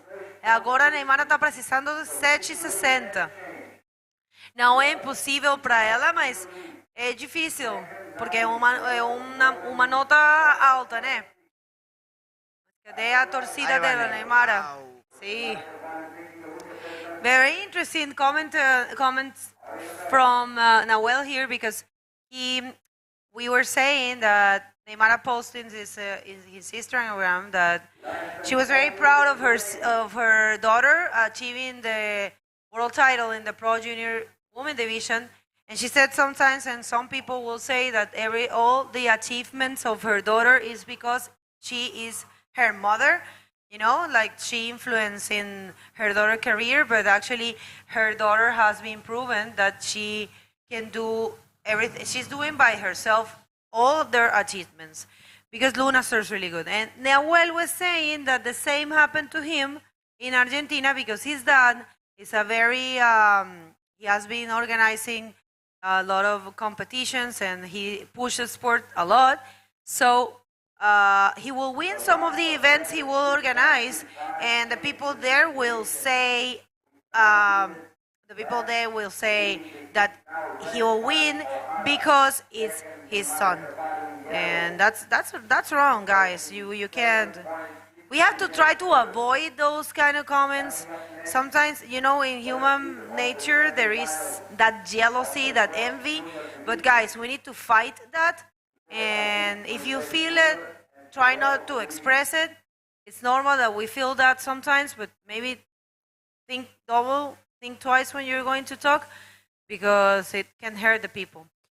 Digo que es natural tener esos sentimientos, son naturales en el ser humano, pero hay que combatirlos, no hay que dejarse llevar. Encima también para nosotros, ponerle yo o Luna o otros hijos de grandes referentes de su mismo país o del mundo, es muy fuerte también porque contás con una presión ya de niño, de que tenés que seguir los pasos de tu padre o de tu madre, pero también es un gran desafío para nosotros, y creo que tanto Luna lo está demostrando súper bien. Yo creo, ¿sabes qué? Ahora que lo estás diciendo, que tiene más sentido que ustedes surfeen bien por la motivación de sus padres. Sí, viene de la mano, pero siempre viste que va a haber comentarios que van a intentar llevarte para otro lado, pero bueno, hay que intentar no entrar en ese juego y darlo todo siempre y divertirse más que nada, que estamos acá para esto en la vida. That's so good. Well, he's saying actually for them, for the sons and daughters of good riders and riders with with, let's say, a story, it's harder because they have that pressure, you know, of doing well. And I believe it's all the way around. It's actually positive, and they serve better because they are coming from that influence. So great job there for your father, and of course Neymara putting that. The only thing I think they did to you guys is just put that seed on you, the bodyboarding seed. You know, yo creo que lo que más hicieron ellos fue sembrarles esa semillita a ustedes. Sí, la verdad que también es súper de que cada padre o cada madre lleve a sus hijos por el mismo camino que ellos, o hasta también seguir por algún sueño que capaz no hayan cumplido. Pero yo creo que Luna también ahora le está dando súper fuerte, y espero que o alcance a animar o que la pase, porque la verdad que viene súper bien. That's right. Well, answering your question, Bebe Portugal, I'll tell you, junior woman yesterday, it was wrong because it was we were crowning the world junior champion in that division, and the judges, when they planned, they wanted to give the best conditions. You can't really tell how the ocean is going to behave. So, guys, I think you all are very experienced in events. You know there is no way to predict. And here comes Sari. Let's see. Muy buen rolo de Sari. Oh, pudo haber hecho Le otro. podría haber otro rolo ahí. Y no concreta Sari el último rolo. Sari agarró 3 olas nomás, en más de 20 minutos casi. Ahí te das cuenta que el mar está difícil. Ahora sí, claro. Sari with this wave. She got that roll that was really good, and she got another chance there, but she missed it. But either way, I don't think that's probably not gonna be that difference in her score. But good job for Sari Hara, and Neymara right now needing a 7.60. And yeah, going back to that conversation, the judges wanted to give the best possible to the juniors, the pro junior women division, because we were crowning the world champ. Then they thought today, I don't know, maybe the conditions were going to be different, but today is a very good day. You know, you never know. But definitely they are full of good intentions, and they thought yesterday probably it was going to be better. But it was great. They did a great job yesterday, all of them, you know. And it was really, really great to see Isabeli and Luna battle until the end, because it's not the same when you get crowned in the middle of the event, but getting crowned by winning the event as well, it's actually even bigger. So, yeah, that was pretty exciting yesterday. So 4 minutes in the clock for this one. And it looks like it's Sari Hara. Well, she got a 5.10 after her last wave, and that's not affecting her total score. Neymara, right now with the first priority, she's looking for a wave. Let's see how it goes for Neymara Carvalho, 5 times. World champion. And looking for more points here for the 2023 rankings. Let's see how it goes. Ahí va Ney. Hola, más o menos pronunciada para Ney. Un rolito. No sé si va a poder mejorar su puntuación. Bueno, un 7.60 en realidad va a ser un poco difícil. You can tell she knows. She's looking for a 7.60. I think it is a bigger thing for a 7. It's a 390. Tá, a Neymara agora ainda precisando 7.60. Ela tá precisando fazer algo grande, porque com certeza só uma manobra por onda não vai ser suficiente, assim. Desculpa meu portunhol, estou tentando para a galera do Brasil que está assistindo. A lot of people tuning in for Brazil. And 2 minutes and a half, and it looks like we might have our first finalist. Ney va a estar complicada con la segunda prioridad ahora. Sí. ya depende del mar, de las olas que pueden llegar a entrar. Claro, es una cosa como que, well, he's saying something important. It's now Neymar Carvalho with the second priority. Is Nahuel is saying that it all depends on the ocean and the lock, you know, if the waves come her way. It's all about that. It's all about finding the proper waves. Neymar is capable, but you know, well, let's see. I mean, so far, Sari, what a great job.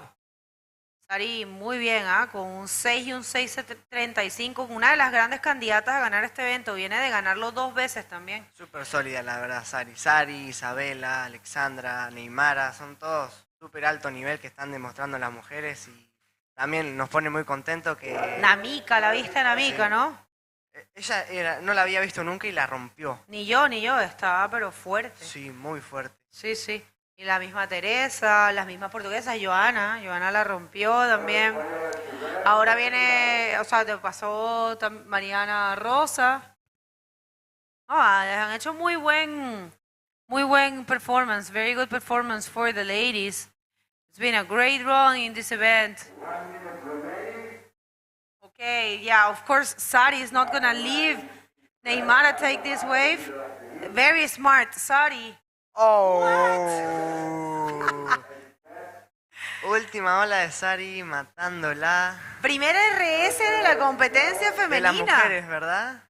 Encima súper limpio. No, first ARS of the women, and it was so clear, so perfect. What a great performance from Sari Ohara. Wow. Sari, all smiles there, so connected. And we look at that beautiful ARS, textbook, first ARS of the female division. And it's a 7. Wow. Well, congratulations, Neymar, for your run, but there's no way you can beat that. 8.16 Neymar was needed. Congratulations, and you don't go anywhere. We're going to hit a quick commercial break and going to be back in no time.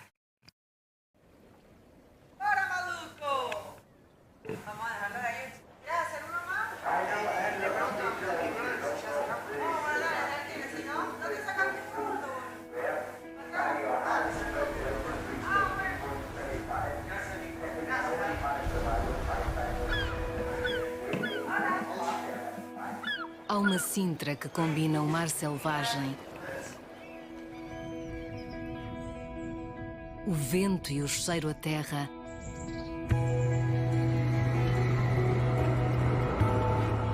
a viagem por caminhos únicos,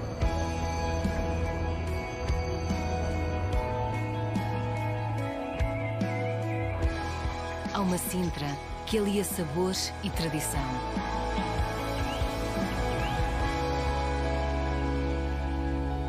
Há uma Sintra para cada de nós.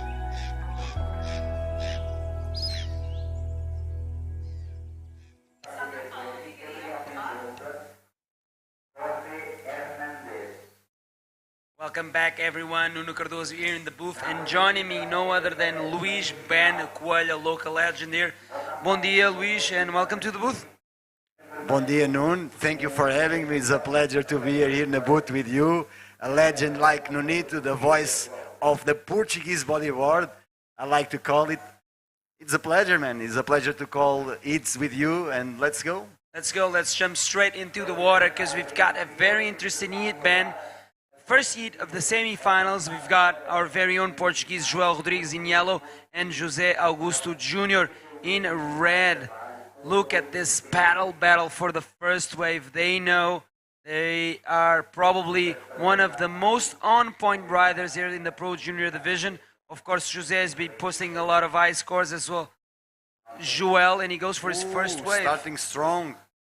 Now gotta be like this. They know each other and they know they have to go hard. You know, José starting strong. You know, I've been speaking the whole contest, and if I have to choose like my two favorite riders on the Pro Junior division, I will say will be Joel and José, because they have been reaping the whole contest. Also, one rider that caught my attention was the 13-year-old French Luca. He's been ripping a lot. He's been riding on the first days with a hardcore swell, and he's been scoring huge rolls on hard conditions. So big up to the Pro Junior division. It's been a pleasure to watch the kids ripping. Yeah, for sure. Luca has been ripping all the way since the trials round. So he served about, I do believe, 8 heats before he lost, and he only lost in the last minute for a very on-form Jorge Hernandez, who there is going to be competing in the next heat of the semifinals. Right now in this first wave exchange, Ben, Jose taking the lead there, 5-point score for that big roll. And then we saw Joel trying a backflip, but unfortunately not sticking it, and got a 1.5. 17 minutes on the clock, still plenty of times. And like you mentioned, Ben, these two riders are probably one of the two riders that we have to highlight in this junior division. And now it's all about the finals day. And this was about to happen. They will have to face off each other at some point. For sure. We can't blink with these two guys. You know, Joel, man, Joel has been a monster lately. He's been like a monster competing machine, so strong. Like, it's a pleasure to watch these young Portuguese kids ripping like this. He's coming from Póvoa de Varzim. Póvoa has been a great school and always have great athletes, especially on the competition area. You know, it's really good to see the work they have been doing, and you know, they probably since I was kid till now, that's the place that they kept building champions. You know, Nazaré was very strong also, but that now not a very good time for the new kids, Carcavelos as well. But Póvoa has been since day one always there. Huh? It's crazy. Looks like we have Katie ready for an interview with the winner of the last heat. Katie, it's all yours. Welcome back, guys. I'm here with Sari O'Hara, the winner of the previous heat. Sari, the conditions are rough today, so tell us, how was your mindset during the heat and what your strategy? The waves wasn't consistent that I thought. Like then I was a little bit struggle.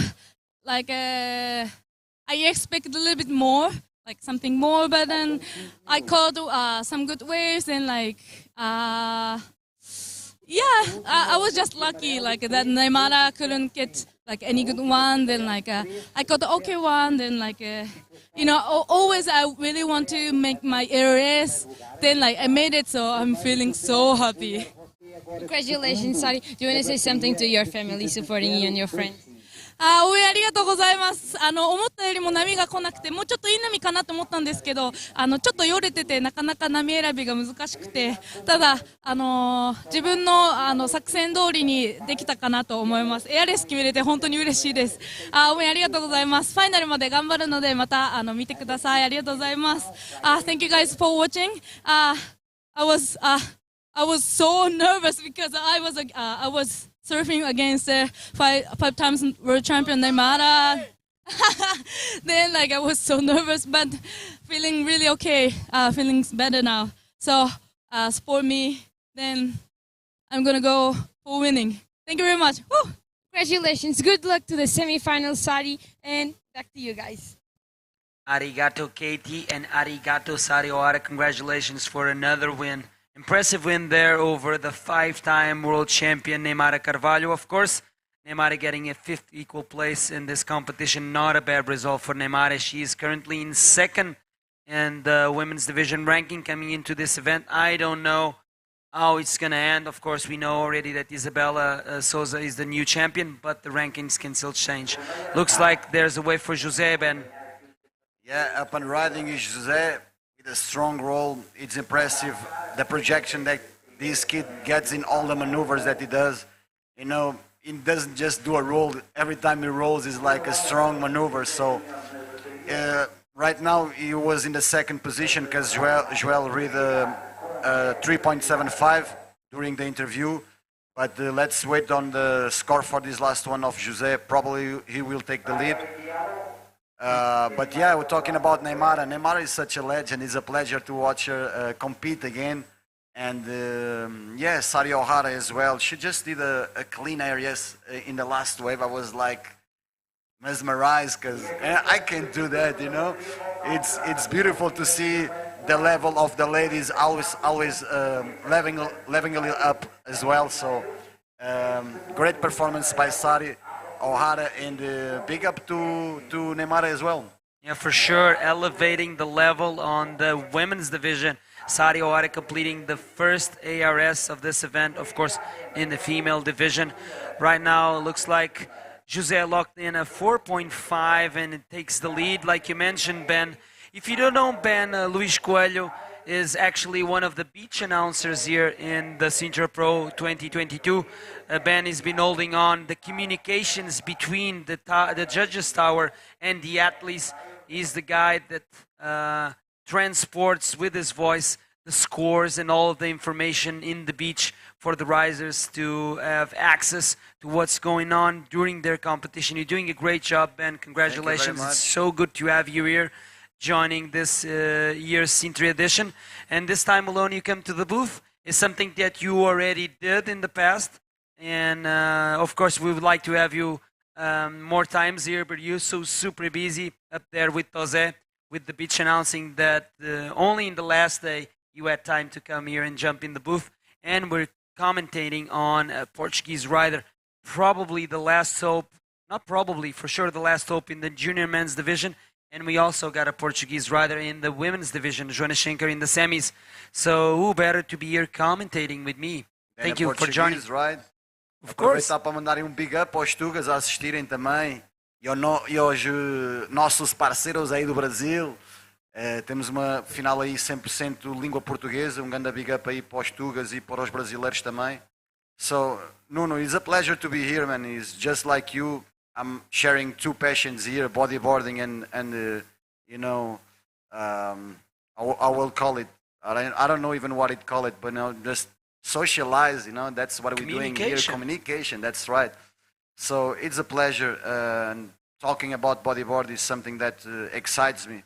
And now with a hit like this, with two talented riders like these two, it's a pleasure, man. Yes, Joel is a kid that I like a lot, and I'm cheering for him. No disrespect to the Brazilians, of course.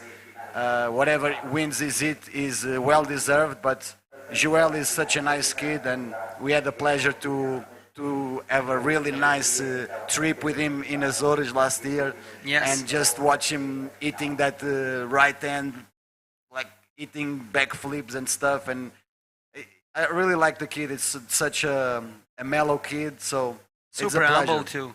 Super humble. Also, the family always travels with them. Super cool crew. All of the Povo de Varzim, Clube Naval Povoense crew gets together, and they do also the national tour. And I would say, and I've said it once again, they are the most united group, the most noisy group. And For every sure. time there's a Clube Naval Povoense rider in the water, they're all of them cheering for the rider inside of the water, and that's so super cool to see that unity in bodyboarding, especially in their own club. And like you said, Ben, it looks like Povo de Varzim's been out there forever. They're one of the biggest, if not the biggest, breeding ground of bodyboarders in Portugal at the moment, alongside Carcavelos, like you mentioned. And it's so cool to watch Joel become vice champion of the world last year in this division. Let's see. Have a ride. Joel, look at this, how easy it does a backflip on such a small wave, such a short ride, and he's able to do a backflip like this. I totally agree with everything you said about the Clube Naval Povoense. One thing that I really appreciate and enjoy watching them as well is the way they carry themselves and how professional they are, you know. Always stick together as a team, you know. You don't see them, you know, getting drunk or whatever. They're very disciplined. So they took this very seriously, I believe. And at least in Portugal, I will say that the ones that doing a better job and watching this and taking this as a profession and doing as best as they can to become the best as they can be. So for sure, one more time, big up to all my Povo de Varzim friends. Your boy Joel Rodrigues is on a really good road, and let's see how it goes. Right now he's in second place. 4.0 was his last ride, his backflip, so was not enough, but now he needs a 5.5. 5.5 is nothing for Joel, you know, it can happen anytime. We still have 7 minutes remaining, so let's keep cheering for them. And of course, taking a look at José, because José is ripping as well, and like I said before, whatever wins this heat is well deserved, because these two kids have been killing the whole contest. I agree with you. Big shout out to Rui Campos, aka P, the man behind the program and the coach behind the program in Clube Naval Povoense. Meanwhile, this is José Augusto Moisés Jr. going for a flip of a zone, but not completing, leaving Joel on the outside completely alone with first priority, which can be very dangerous. Joel only needs a 5.5, and there he goes. Look at this. Take us through this wave, Ben. Full speed, Joel, with a nice roll. Let's see if it's going to be enough. Another thing that I like a lot about Joel that was such improvement from the back in the days riders from Povo to nowadays is that Joel surfs to both sides. You know, the guys from Povo were known to be very good at the left-handers, but they were never very good at the... I mean, they were good riders for sure, especially Thiago Silva, big up to Moita. But they were especially better to the left-handers. And Joel, sometimes you can even notice what is his best side. Because for the ones that don't know, Povo de Varzim is a point break of a left hand. That's why they are so good for the lefty. Look at this last wave of yellow, 5.5. Joel gets into the lead. Equal total overall score for both riders, but Joel is in the lead because he's got the highest scoring wave at the moment. That's that 5.5, exactly the score that he needed to jump into the lead. Now Joel is in the lead, leaving José Augusto Moisés Jr. searching for a 4.51 to take away the lead, and he's holding on to priority, which now once again is very dangerous to let José get the chance to pick and choose any wave of his liking and strike and try and get that 4.51. Let's tune in to Webland. Where are the Portuguese? Where are the Brazilians? Onde é que está a malta a apoiar Portugal? Onde é que está a galera do Brasil? Mandem-nos as bandeiras aqui na caixa de comentários da página de YouTube. Mandem-nos o emoji da bandeira portuguesa ou brasileira. Deixem-nos saber para quem vocês estão a torcer. Ambos atletas merecem estar na final. Isso é certo, ninguém lhes vai tirar esse mérito. Provavelmente dos dois atletas mais em forma, com as maiores pontuações desta divisão Pro Júnior masculina. Vamos ver quem é que, infelizmente só um deles é que pode avançar para a final, é o nome do jogo. Vamos ver quem é que vai levar a melhor. Até agora está a ser o Joel Rodrigues. Temos aqui várias mensagens de apoio. Temos também o Bodyboard Clube Naval Povoense, que afirmam que 19 anos a promover o bodyboard no norte em Portugal. Muitos parabéns a toda a equipa, não só ao Rui Campos, mas toda a equipa que trabalha com ele. Estão a fazer um trabalho fenomenal. Vimos aqui já vários atletas vossos a competir e acho que fala volumes sobre o que vocês estão a fazer aí em cima no Norte. Muito obrigado. Entretanto, temos aqui o José a olhar para esta onda. Vou falar em português porque agora estes minutos finais talvez será até mais fácil, Ben. Vamos fazer aqui um update em português. Grande rolo ali do José. Sim, é sem dúvida marcante e aqui estamos a dar aqui um love enorme ao Clube Naval da Póvoa, mas eles merecem, realmente sempre foram um grupo de bodyboarders muito unidos e sempre batalharam muito pelo bodyboard e mais uma vez aqui big up. Então tivemos aqui a onda agora para o José Augusto Moisés Júnior, ele procura um 4.5 para primeiro, vamos ver se foi suficiente. Para já a liderar continua o Joel, esta onda aqui do Moisés ali para a esquerda, a arrancar ali em alta velocidade e a fazer um L-roll. Não sei se será suficiente, isso cabe ao nosso painel de juízes, mas vamos ver, certamente que se não chegar lá vai andar perto, portanto, olha, temos aqui a nota 4.5, ele precisava de 4.51, não foi suficiente, então para já continua vivo a esperança aqui do Joel passar para a próxima fase. Ainda faltam 3 minutos, o que é muito para 2 atletas como este, que eles conseguem sacar um 4.51 a qualquer altura, portanto, vamos nos manter atentos, Nuno. Uau, vamos manter muita atenção no line-up. O Joel tem agora prioridade sobre o José, vai tentar defender, tentar com que o José não apanhe uma onda, o que vai ser muito difícil. O José em todas as baterias tem surfado super bem, tem sempre garantido 2 ondas fortes, até tinha ondas para deitar fora a maior parte das suas baterias. Se não me engano, o José até agora ganhou todas as baterias onde entrou. Não sei se posso dizer o mesmo do João Rodrigues, ele ganhou várias baterias, mas não sei se há algumas ficou segundo, posso não estar correto, mas também não interessa. Mas é importante estas estatísticas, sabermos que estes atletas realmente estão muito fortes. Sem dúvida. E ver o que é que pode acontecer aqui, 2 minutos para o final. Independentemente de tudo, certamente que foram os 2 atletas na categoria do Pro Júnior que se destacaram demais, a par do Zaninoto, do Lucas Zaninoto, como falámos anteriormente. Sem dúvida. Foram os atletas que se destacaram mais neste Pro Júnior. Podia muito bem, isto podia muito bem ser uma final, não é o caso, é uma meia final, mas é assim a competição. Vemos agora ali o José a tentar afastar-se ali do Joel para ganhar algum espaço e tentar fazer este 4.51 que ele precisa para passar para primeiro. O Joel ali também tem que dar algum espaço devido às regras de prioridade. E 1 minuto e 20 segundos, vamos ver, vai ser até à última, 4.51 não é nada para estes atletas, portanto, até o último segundo tudo pode acontecer. Bem, tivemos aqui um aviso para todos os que estão a assistir, é assim, mesmo o Joel tendo prioridade, ele tem que dar espaço, mas também não pode estar sempre em cima do José, e teve já agora um aviso de prioridade.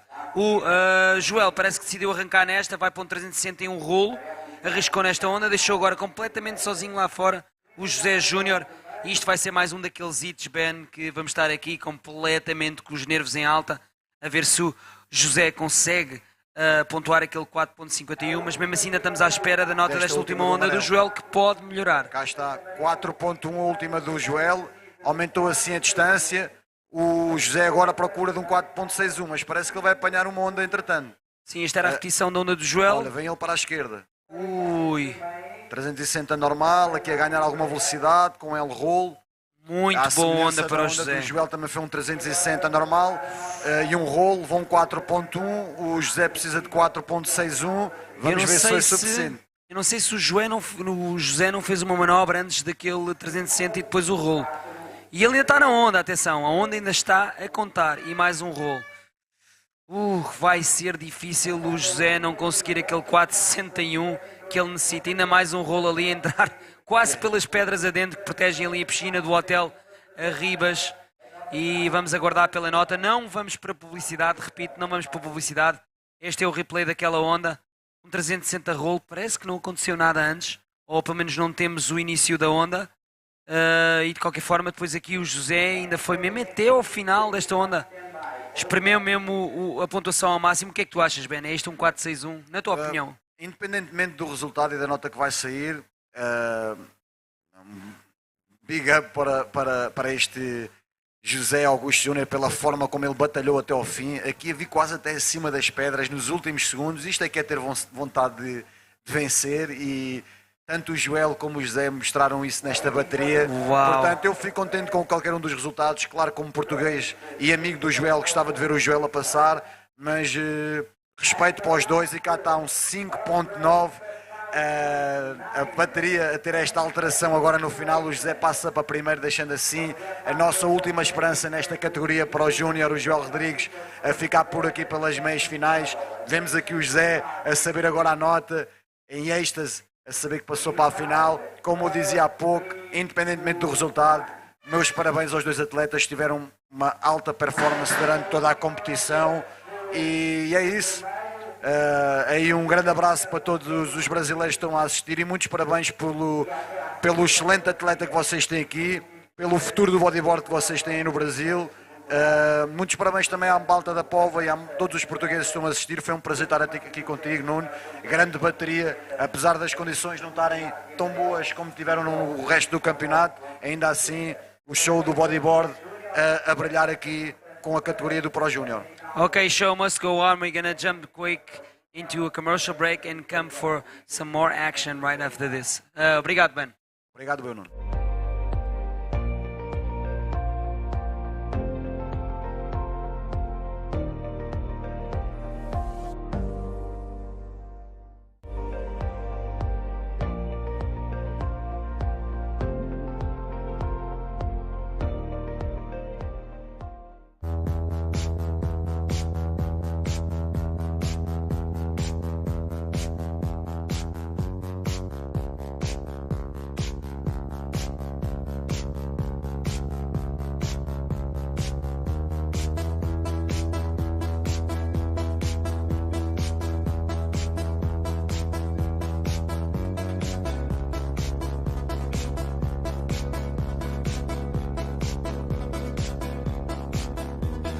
From a street to flower town, follow into beautiful places.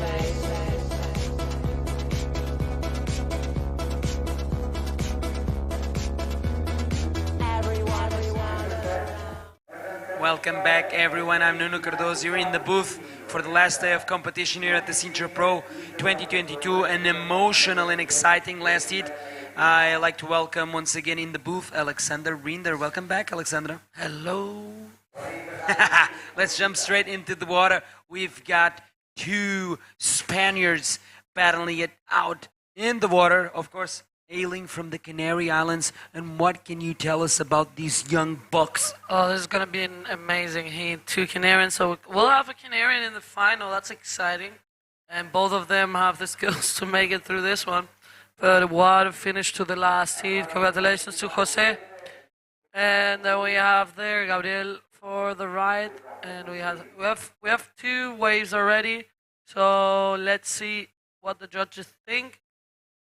It's the semifinals of the juniors, and then afterwards we will go into the semifinals of the women.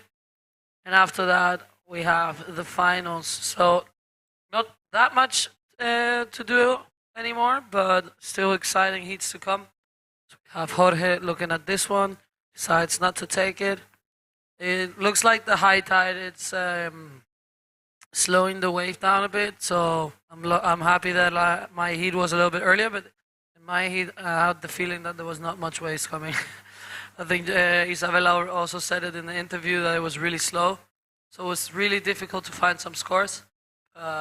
Congratulations to Isabella for passing to the semifinals. It's the end of the road for me in this year's 2022 Sintra Pro. I'm looking forward to rest now. I'm happy to go home on Tuesday and spend time with friends and families and prepare myself for next year. As we have Jorge Hernandez on this left with a good roll. You can see that the high tide is really slowing down the waves. So let's see what the boys can do. The good thing is, as these guys are teenagers, Jose is actually the only one that's bigger, because the other ones are still like pretty tiny. So maybe that's an advantage for them to put some bigger scores, because maybe as they're not as heavy maybe as Jose, they can fly more. Indeed, that's the breakdown of these young riders here from the Canary Islands as we watch the replay from the second wave for Jorge Hernandez. And he already posted 3.75, and we're waiting for the score of the last wave. Gabriel Mendoza opening up this heat with a 4.25, backing that up with a 2.75. He is in the lead, but still a lot of time on the clock to find out who is going to join Jose Jr. in this Pro Junior Men's Division final. What a great competition we've been having here throughout this 7 days of event. Sintra Pro 2022, 201 subscriptions here for this event. An all-time record this year, and probably an all-time record in the history of this event as well. We need to check the books and confirm that one, but this was a great success. Even better because the waves were just on point throughout the whole event. We got 7 days, which is pretty much rare here, of no wind. And actually, the water is super warm at the moment, Alexandra. What do you think about the water temperature compared to other years that you competed here? Well, it's definitely pretty warm, actually. It was difficult to actually to be. I should have brought a spring suit because it was kind of hot, and also like there was a lot of paddling involved. So next year I'll definitely bring my spring suit just in case, because it is pretty warm. I think South Africa was colder. I was surfing with a 4.3, and here I was with my 3.2, and I never felt cold. Yeah, but don't forget to bring your steamer, because next year we can have once again freezing waters here at the Sintra Pro. Like I said, it's a very miraculous week here with no wind, plenty of swell. 2 swells came in for this 7-day period, and the wind is still super light, and really great conditions, especially in this last day of the Sintra Pro. Meanwhile, looks like we have Katie ready with the winner of the last heat. Brazil must be on fire right now. Welcome back, guys. I'm here with Zé Augusto, the winner of the previous heat. Zé, you're going into your first world final. This heat was very, very well taught. How do you feel? Tô muito feliz, né? Minha primeira vez competindo o Mundial e conseguir fazer uma final. É uma sensação incrível e eu tô muito feliz, né? Seja o que Deus quiser. Eu sempre, assim, eu boto minha confiança sempre em Deus. Até que é Ele que manda, né? A gente que pratica o bodyboard, surf, a gente depende da natureza. E quem manda é Deus. Se Ele mandar boas ondas, se Deus quiser, eu vou conseguir ser campeão. He's very happy because this is the first time that he's competing in the world event and he's in the final. So he said that he believes in God so much. And if God wants, he will send good waves to the heat, and José will do his best again, and he will be the champion. He really wants to win. Zé, you want to say something to your family? A malta apoiando. Vou mandar mais um abraço para minha mãe, para meu pai, para minha família. Já receberam uns 15 abraços já esses dias. E é isso aí, eu tô muito feliz. Eu queria agradecer a galera que tá na torcida, que manda aquela energia positiva, né? Isso ajuda muito na competição. E é isso aí, vamos para a próxima. Mandar um abraço para a galera do Brasil, a galera do Ceará que tá na torcida, lá da Prainha da Quirais, onde eu moro. E é isso aí, galera. Obrigado. Um salve aí pro gordinho dinossauro. Valeu. Muitos parabéns, Zé. Back to you guys. Thank you, Katie, and congratulations once again to José Júnior. Muitos parabéns ao José Augusto Júnior. Que brilhante resultado que ele alcança aqui, a primeira vez numa competição internacional e já se encontra na final. Muito emocionante ver ali o José, super humilde, sempre a agradecer aos pais. Eu quero dar também parabéns aos pais por terem educado um filho tão incrível.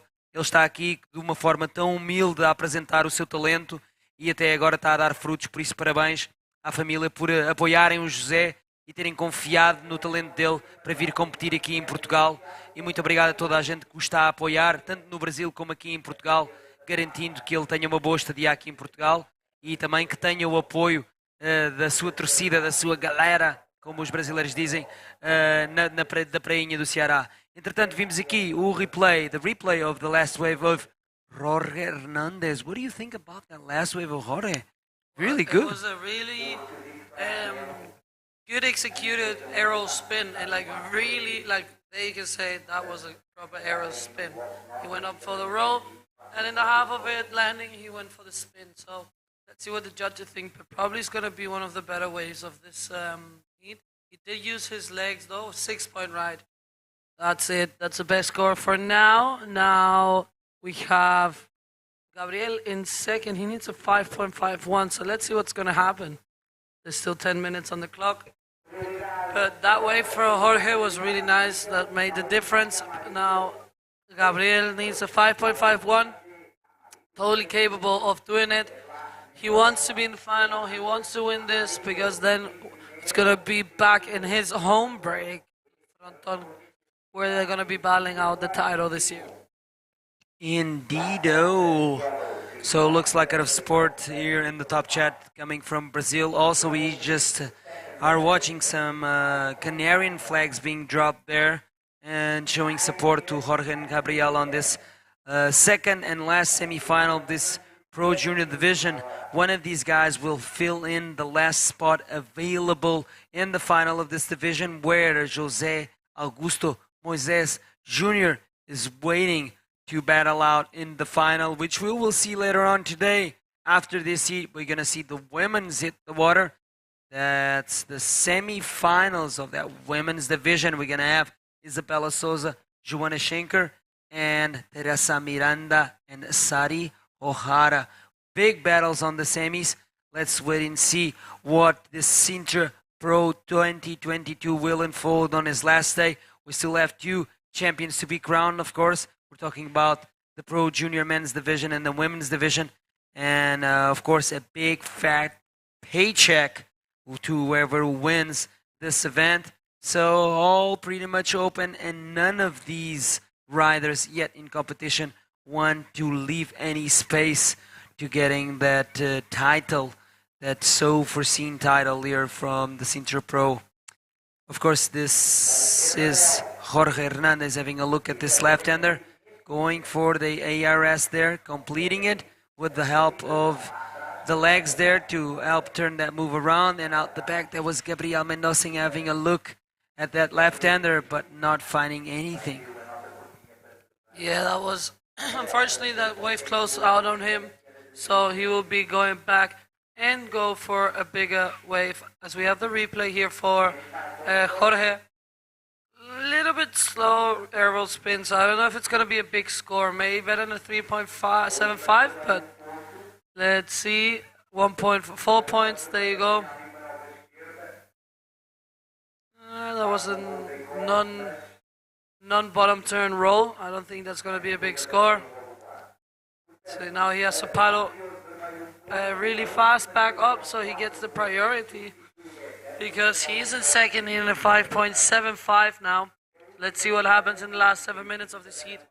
Exactly. Looks like Gabriel Mendoza was trying to manufacture a score there, but that's not what he needs. He needs to get out the back and find a good set wave so he can post that 5.76 that he needs for the lead. Jorge Hernandez already did a 6, so we have the scale for what is possible during this heat, so we can compare to what Gabriel is needing at the moment.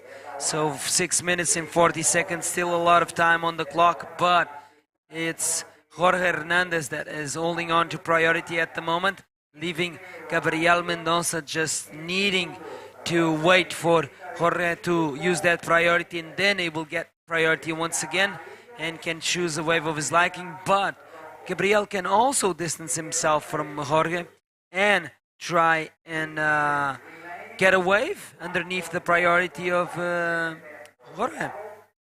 Yes, definitely. Maybe the best thing is not to be too close to Jorge. So if a wave comes, he can take it. But he has a second priority. He didn't really fight for that priority. So maybe he should have paddled a little bit harder, because he would have the advantage of having priority number 1.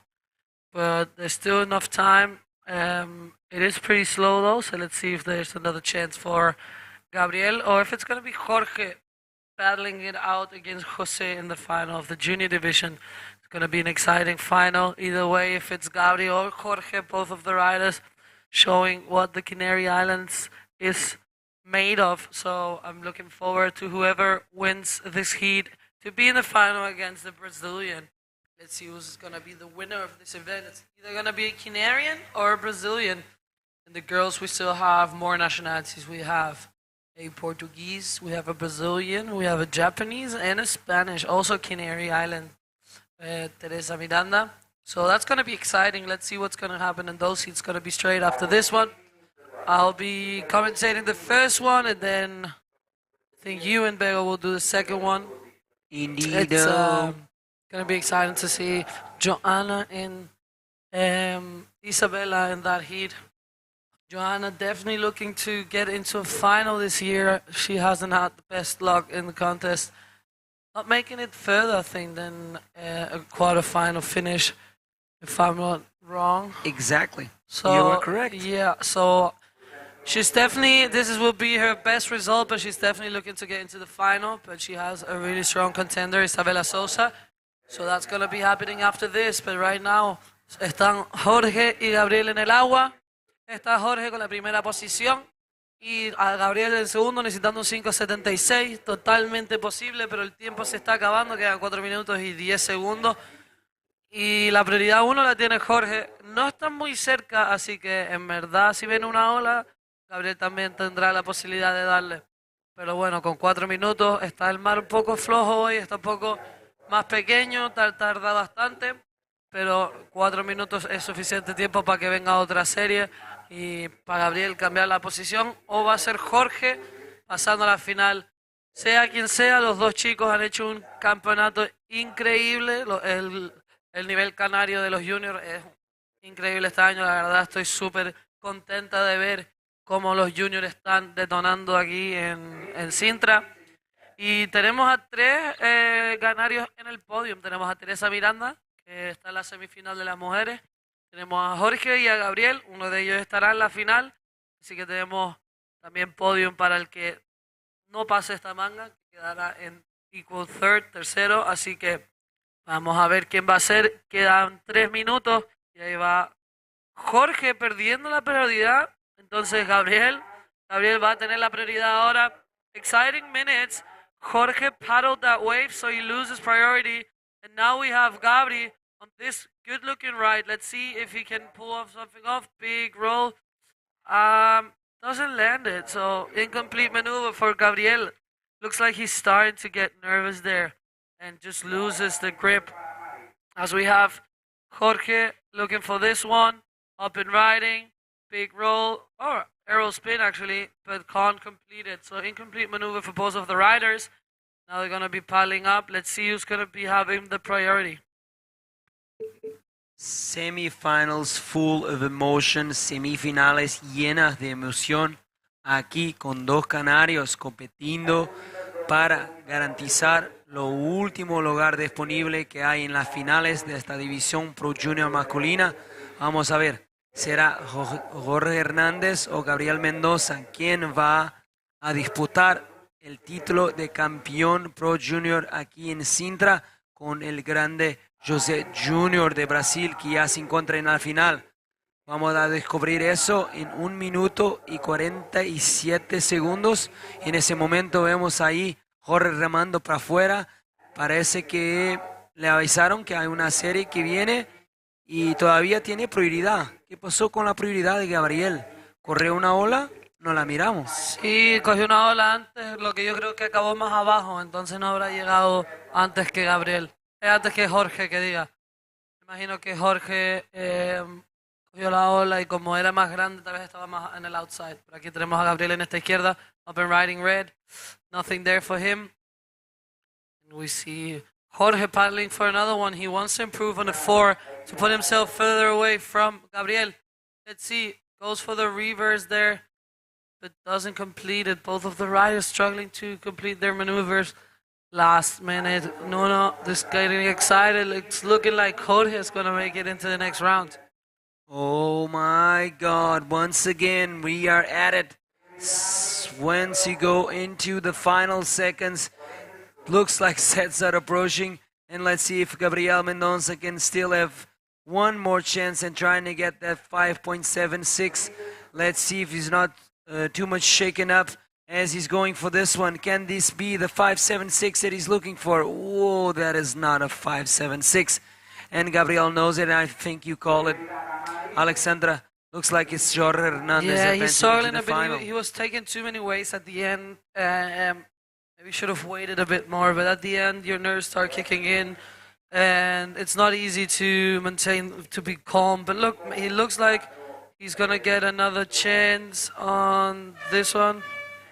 Okay, up and riding. This is Gabriel Mendoza. He tries to go for the flip there, but he cannot complete it, of course. So there you have it. Jorge Hernandez advancing into the final. Gabriel Mendoza getting a third equal place. Don't go anywhere as we're going to go to the women's division semifinals. Stay tuned.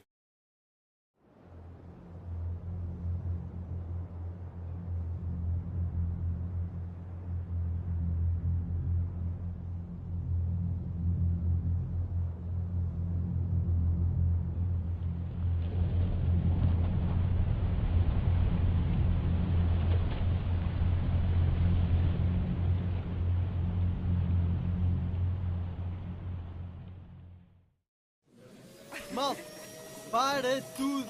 Estou aqui a refletir e peguem nas pranchas. Está incrível na costa. Este verão descarrega a app Mel Beach Cam. Agora com mais de 150 live cams. Estás aqui, estás na praia. Mel, humaniza-te. And we are back for the first semifinal on the women division. Let's go to the water, please. We don't want to waste any time. And it's Isabella Souza against Joanna Schenker.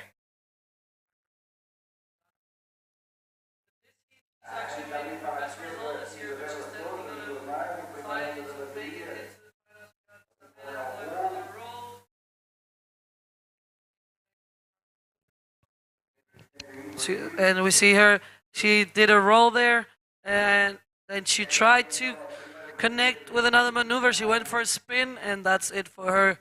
Waves are getting really slow with the high tide, but these riders can handle any conditions as we have the replay. Pretty funky roll there, not much of a wall, but she did the job. And then she goes there for the reverse spin. Beautiful style as always, and then kicks out of there. That's right. Let's see how this one goes, because Joanna looked very sharp in the previous heat. So she might, if she, I mean, look at that. She comes in this one. No, I mean, if she managed to win Namika, who was really strong too, or she can probably win Isabella, but Isabella also coming very strong in this event. And let's see how this one goes. Yeah, all of the girl riders, they are still in the event, are surfing incredibly strong. Of course, we have, I'm looking forward for the next seed also with Teresa Miranda and Sari. Sari definitely really strong with these conditions, but as we saw in the previous heats, Joanna kicking out the Japanese rider who has been dominating her heats. She's been doing so good through the event. Beautiful rolls as always, really Japanese style. So congratulations to Namika, that was incredible. And now it is the Brazilian against the Portuguese, the German Portuguese. Like you? Oh no, wait a minute. I have so many nationalities. I've been competing here for like 10 years, and they always put my country, and like I always want Canaries. So they always say, no, you have to represent Austria. And I'm like, okay, I'm still Austrian, so Austria is also in my blood. Making my dad proud there, having the... I thought it was your mom. No, my mom is German and my dad is Austrian. I am the only one in the family that has the two nationalities. Whoa. So my dad has the Austrian one, my mom has the German one, my brother's only the German one, and I'm both making my dad proud there. And I feel that my heart is a part of Austria. I'm actually going to Austria in 2 weeks. That's so cool. So well, so far it's Isabella with the first score at 3.75. It was a little bit of a lazy roll there for Isa, but don't get fooled. She will get any chance she has to mark big points for sure. I mean, it's Isabella Souza, our current 2022 world champion. And of course, she will have to go over one of the Portuguese with the best results, competitive speaking, in the history of female bodyboarding here in Portugal. She's the one with more titles. Actually, we were talking to Fabio a while ago, and he was saying that Joanna actually had more than 7 national titles. She was winning before, but she was not Portuguese. She didn't have the nationality, so she couldn't get the titles. But actually, she might have more than 10 national titles. So yeah, Joanna Schenker I mean, all these heats are very stacked, you know. And I'm pretty impressed also with Teresa Miranda advancing, and she's going to be against Sari Ohara in the next one. So let's see how that one goes, because Sari has been winning here for the last two events. And here comes a split pick situation. The camera guy decides to go on the left with Isabela Sosa. Beautiful first roll. Second one, but doesn't get it completed. As you can see, it starts to get really bumpy. It was a tough paddle battle against Isabela. She's looking really strong there. So we see first roll pretty nice and clean, and then the second one just doesn't get to complete it. And Joanna Schenker took the right. I would love to see that one and see what the judges will think about the last waves and what's going to be a score that we see the replay for yellow. That's right. This is the one that we didn't see. Split pick. Yeah, very powerful roll there for our lady of bodyboarding, I will call her. Our Barbie. Yeah, the Barbie, la dama del bodyboard. Dama do bodyboard. I think she actually has a minifigure of her. She does. Yeah. I think it's the first Barbie bodyboard. But, you know, we all know about her career as a model. It's a public knowledge. But also she's a very smart and kind person, dedicating part of her life to the environment, and she gets a 6. And now she needs a backup score because Isabela is with a 4.75 after the last wave, and it's in the lead.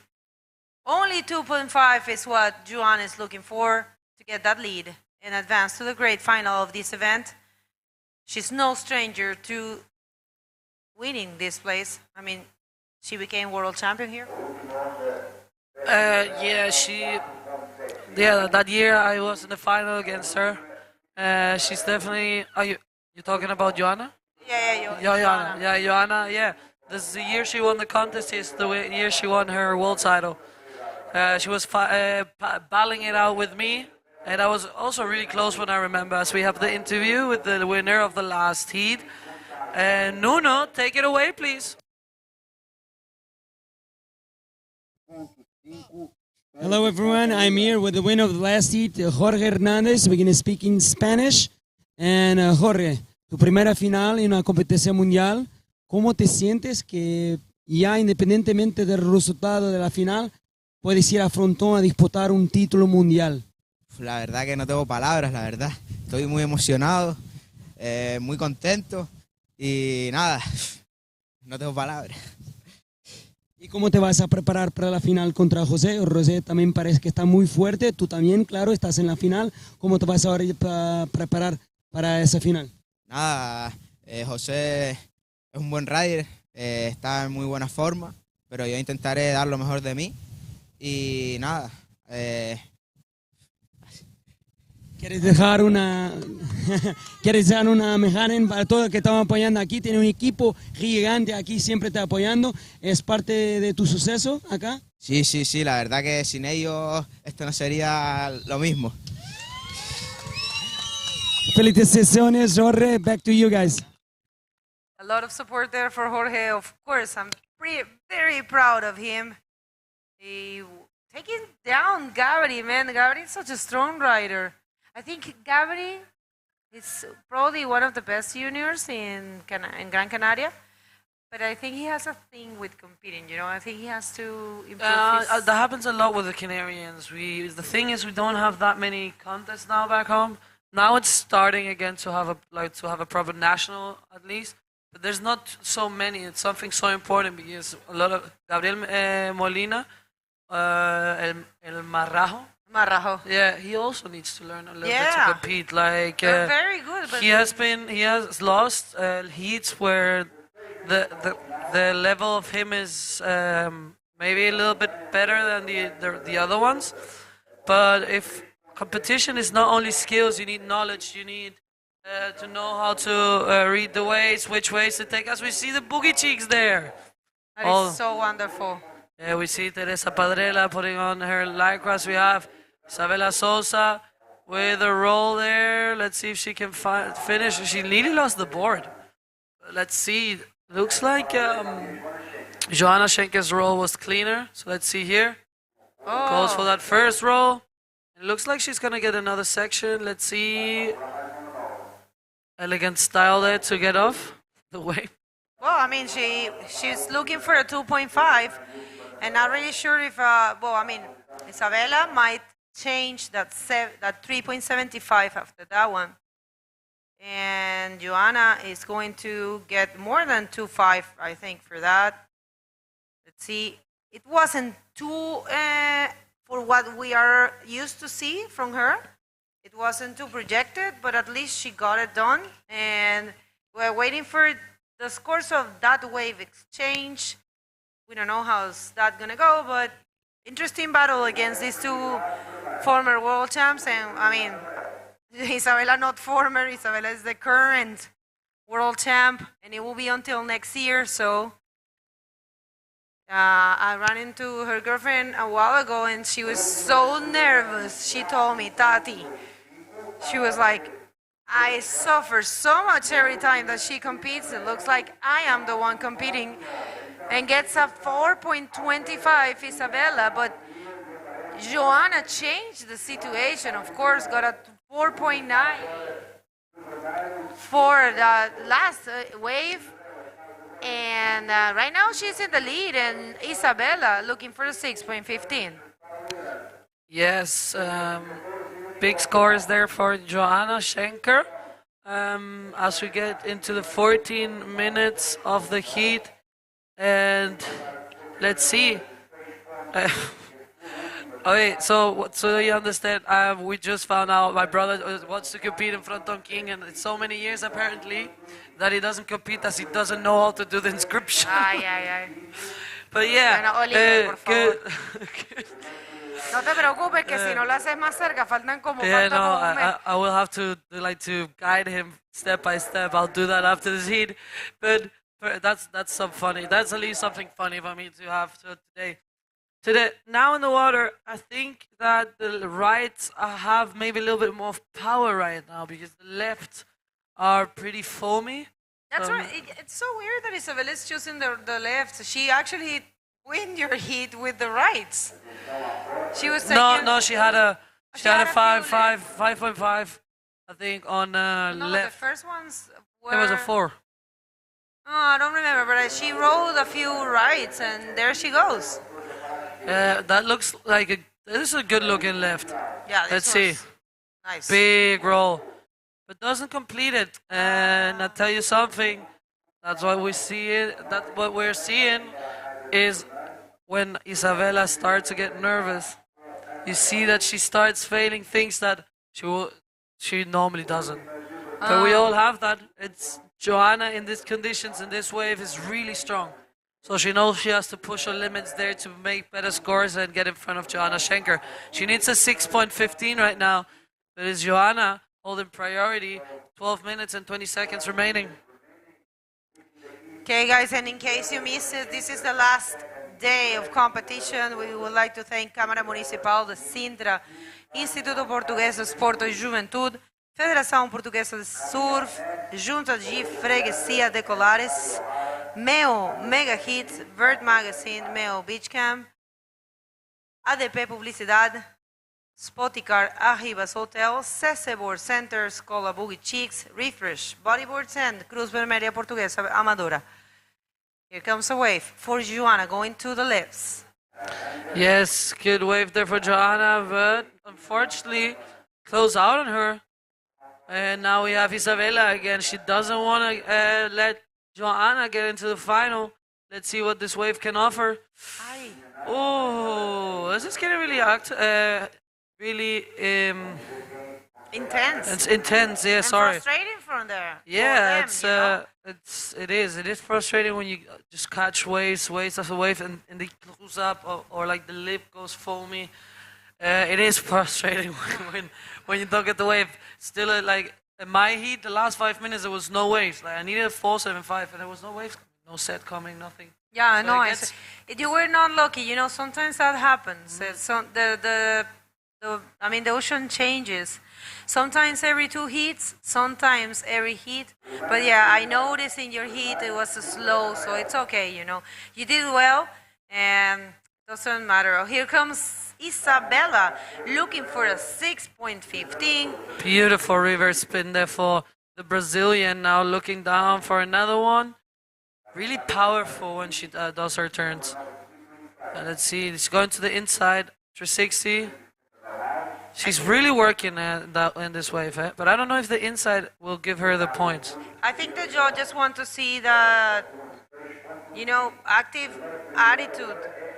And we have seen it actually. Namika in the first minutes did a few of that and she got good scores. But yeah, those spins, those revers, and they're very powerful. 2 revers and a forward spin here for our current 2022 world champ. With this hit and the next one, we will be closing officially the women division for the 2022. Thanks God, thanks everyone.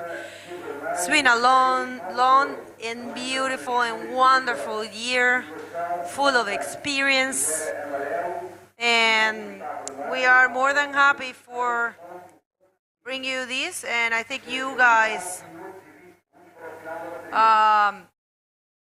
see to registration. I'm sorry, Kervin sending me the info you need for your brother. Oh, thank you.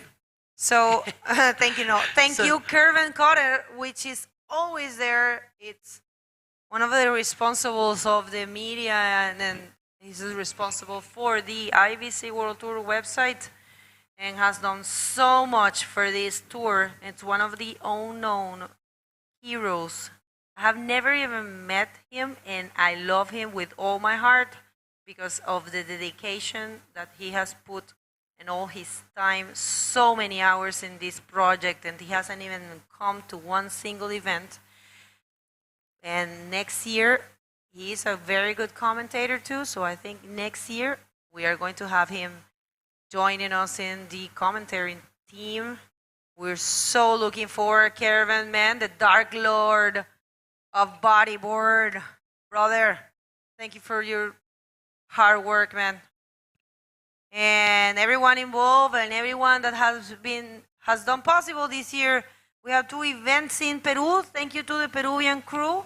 We had 3 events in Chile. Thank you very much to the people in Arica, the people in Iquique, the people in Antofagasta for doing such a great effort and bringing those great 3 events.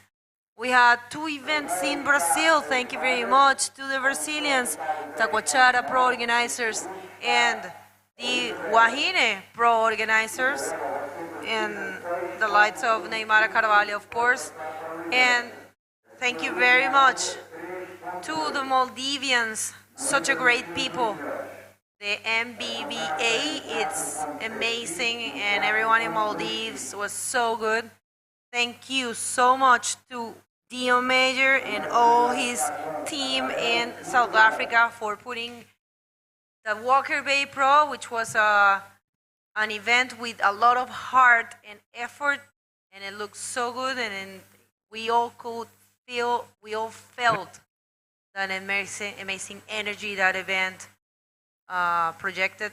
Thank you so much, Dion. I know you left your body, mind, and soul there. And thank you very much, the organizers here of the Sintra Pro and everyone involved right now. After this event, after today, we are only missing the specialty event of the Anael challenge that's going to happen in between now and anytime from now and December. So you guys have to stay tuned. That's not on the rankings, but it will be 16 riders battling against that beast in Anael. And we are closing the year with nothing else than the great Gran Canaria fronton king. So looking forward to get back to Gran Canaria, surf that amazing wave, and see all these great people. Thank you guys, Danny, Javi, and Maxi. We are closing the year there. And you guys at home, this is all for you, and so thank you very much, especially to all of our audience. You've been pushing us, and it's been great. Yes, thank you very much to everyone making it possible to have such an incredible tour this year. It was great to travel around the world, especially to new places like the Maldives and South Africa, but also lovely every time going to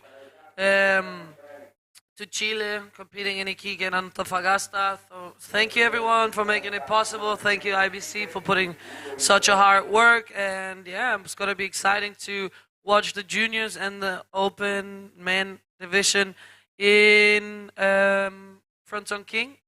Really looking forward there to see the kings, because there's going to be the kings of kings also playing out in Fronton. This year, I'm going to do the Team King, man. I'm not losing. 2 years that I Yeah, haven't done it. hey, we just need to get some Let's girls. do If it. there's 8 No, girls, no, we but have the a- Team King, do you know? Team King, yeah. But we also should get 8 girls together to surf and to have it. Queen. Yeah, they do it. If we have 8 girls, Yes. there's a Fronton Queen. Let's do that. Let's get those girls. Everyone tuning in, if you are a lady and you are a bodyboarder and you would like to join us, there will be a special chance for the ladies in the fronton. This is a nice looking right for Isabella Souza, looking for a 6.15 with that roll. I think she might be needing something else. Let's see if she continues. Yeah, but maybe she gets a little bit closer. Let's see the replay. And then also what the judges think at the end. It's in their hands to score. And let's see what's going to happen. So we go through the replay. It's a beautiful, actually pretty big ride. So let's see. Good bottom turn. Beautiful executed roll. Can get close to the score. If it's not the score, it's going to be quite close. Yeah, let's see. Well, so far, great for the local. Even though she's not from here, she's from Sagres. She comes here often. I mean, every year she competes here. She always looks sharp. And this year hasn't been the best for Joanna. She has had all 5th places. 5.60 is not the score, but improves her total score. And right now, she is only needing a 5.31, and I think it's very possible for Alexandra to get it, given the fact that she got a 5.6. Alexandra or Isabella? Oh my God. Hi, I'm next to you. Hello, I'm not in the water.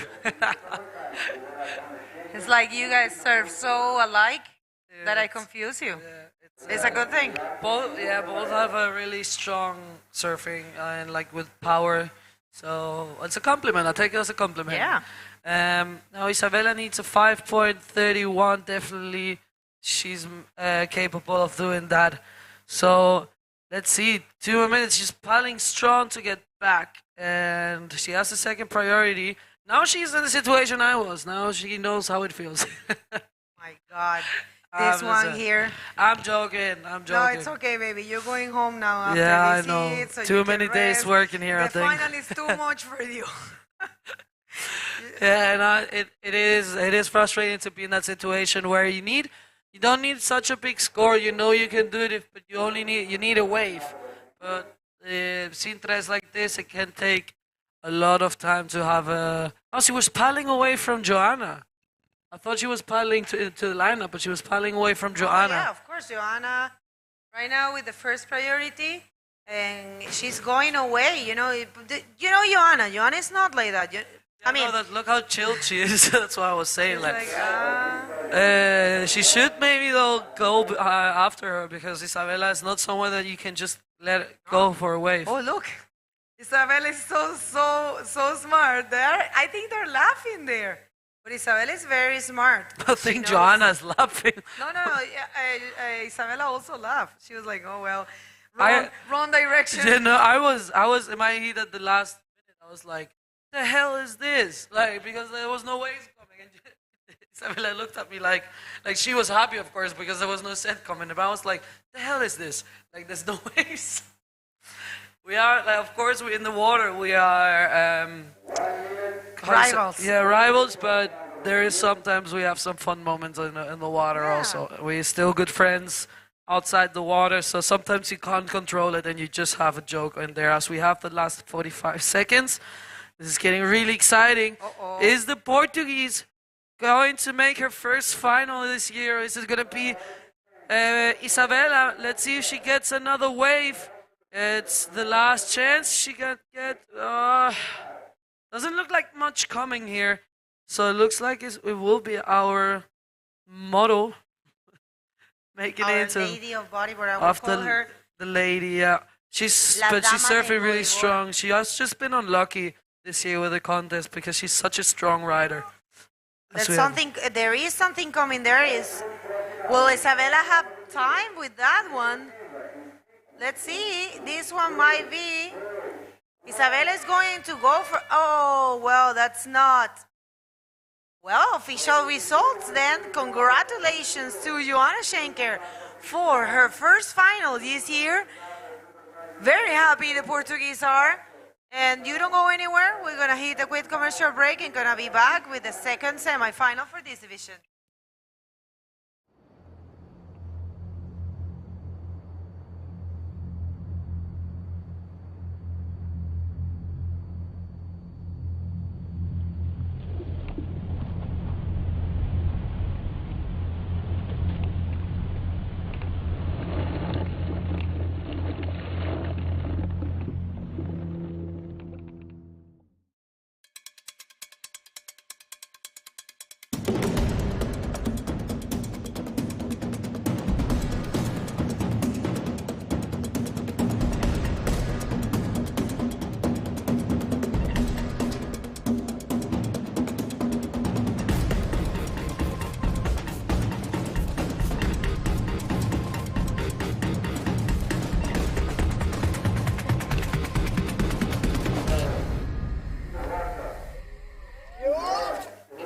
Welcome back, everyone. We are about to start the second semifinal for the women division. Water, please, director. We have a very stressful one. Teresa Miranda, Canarian, Chicharrera, as well as you. Against Sari O'Hara. And a wave exchange here. Sari going for nothing, as well as Teresa. Whoever wins here is going to confront Joanna Schenker in the great final. So congratulations, Joanna, for taking that heat and placing yourself in for the first time this year in the final. Great job there for the Portuguese. And let us know where you are tuning in from. Sobre circuito recreio. Eu não falo dos circuitos pequenos porque não conheço. Se você quer mandar alguma informação, eu falo. Mas não consigo falar de algo que não conheço.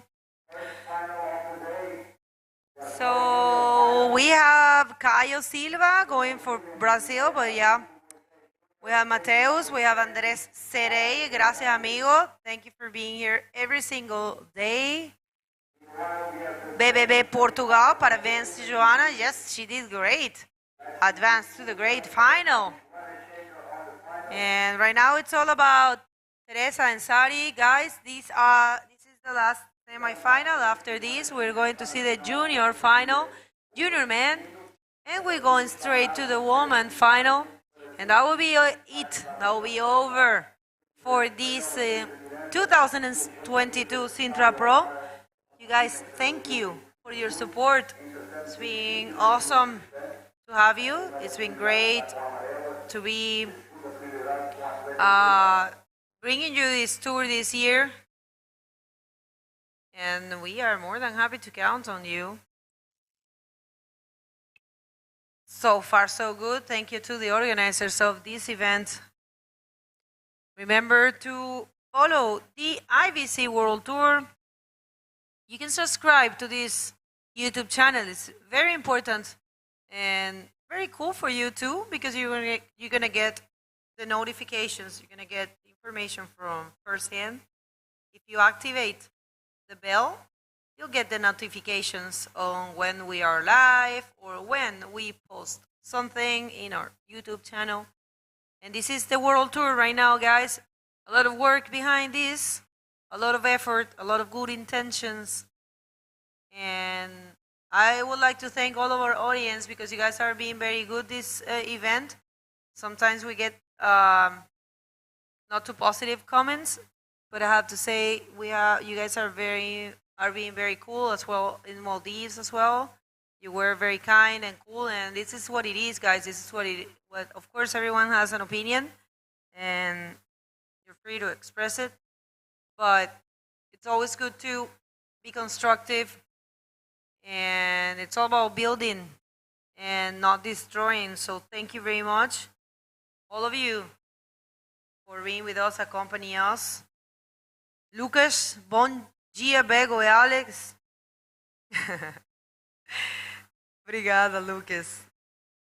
Obrigada pelo soporte. Here comes Sari in this wave. Nice roll. Sari Ohara, first good wave of this heat, combined with the spin in another roll. So Sari knows she has to go big. But this is the first wave. For Teresa, ooh, not completed. Welcome back, Nuno.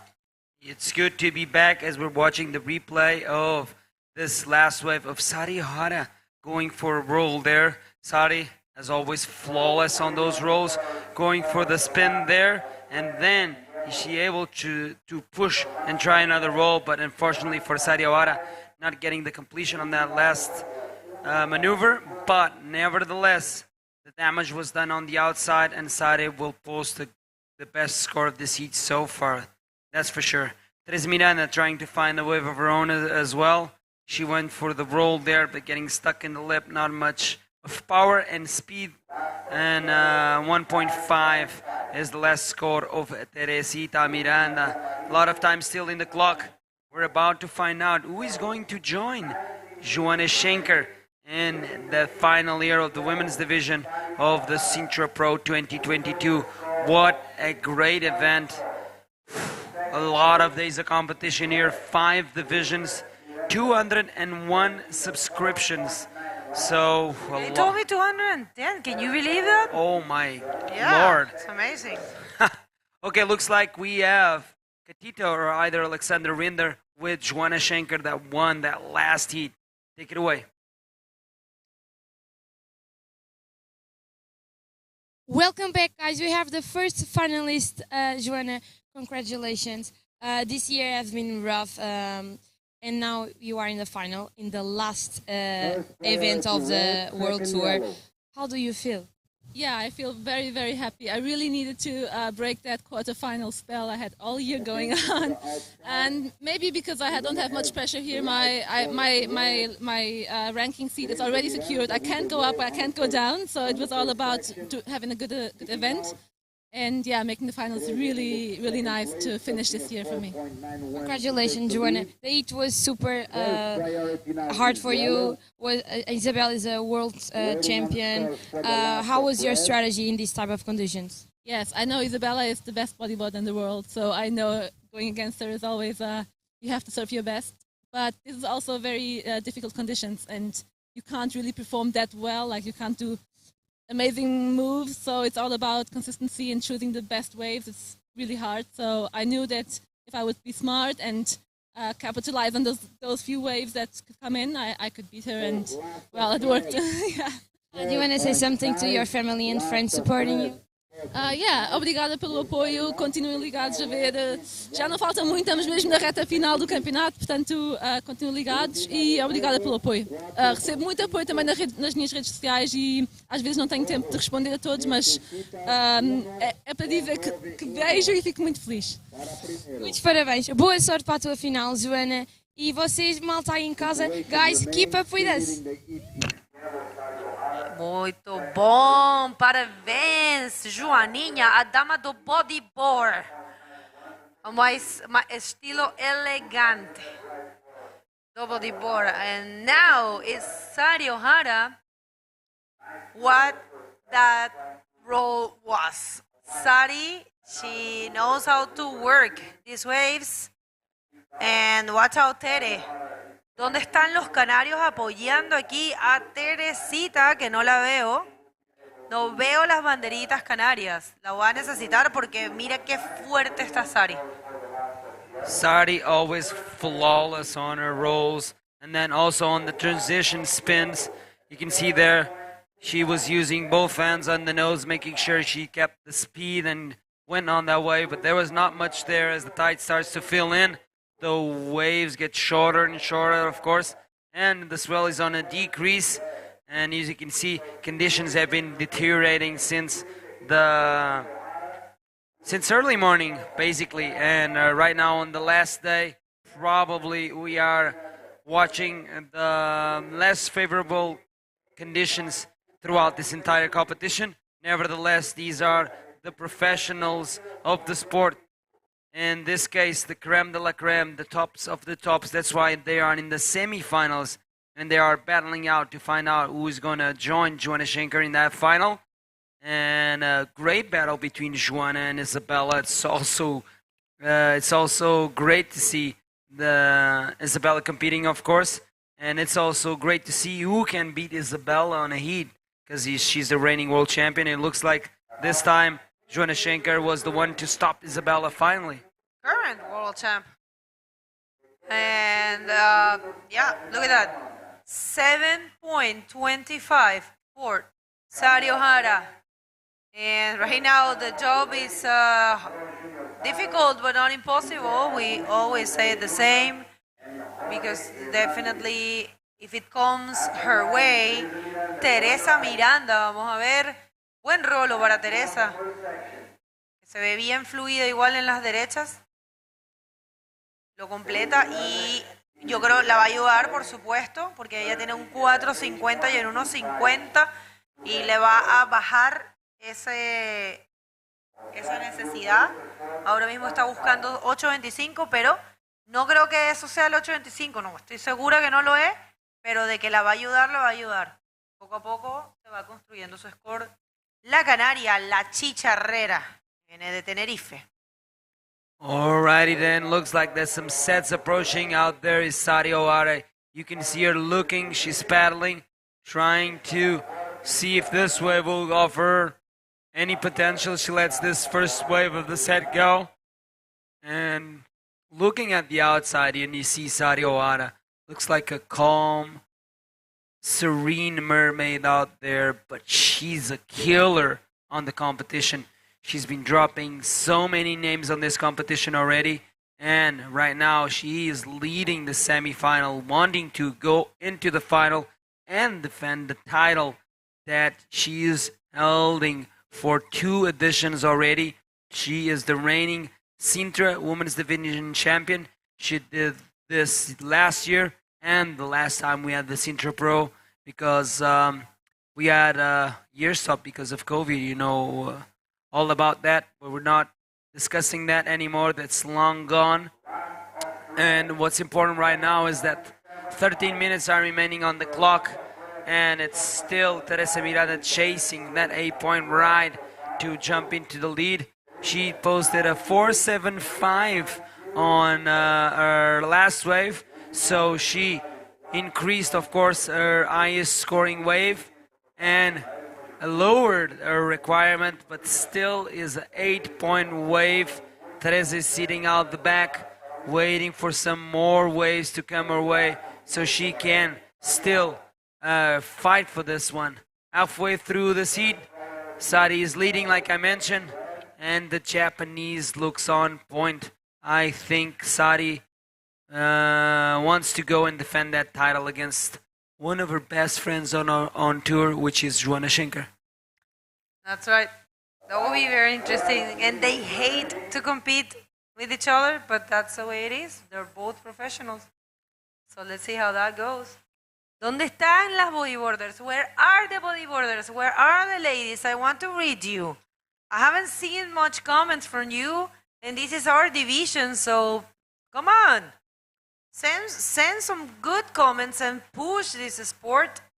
Share this, and it's important, you know. These ladies that are competing, they have been doing a huge job this year, putting a lot of effort, money, time, will, and if you're not here and probably you don't want to join the World Tour, it's okay, but if you're a bodyboarder, it's part of your duty to help us push the sport.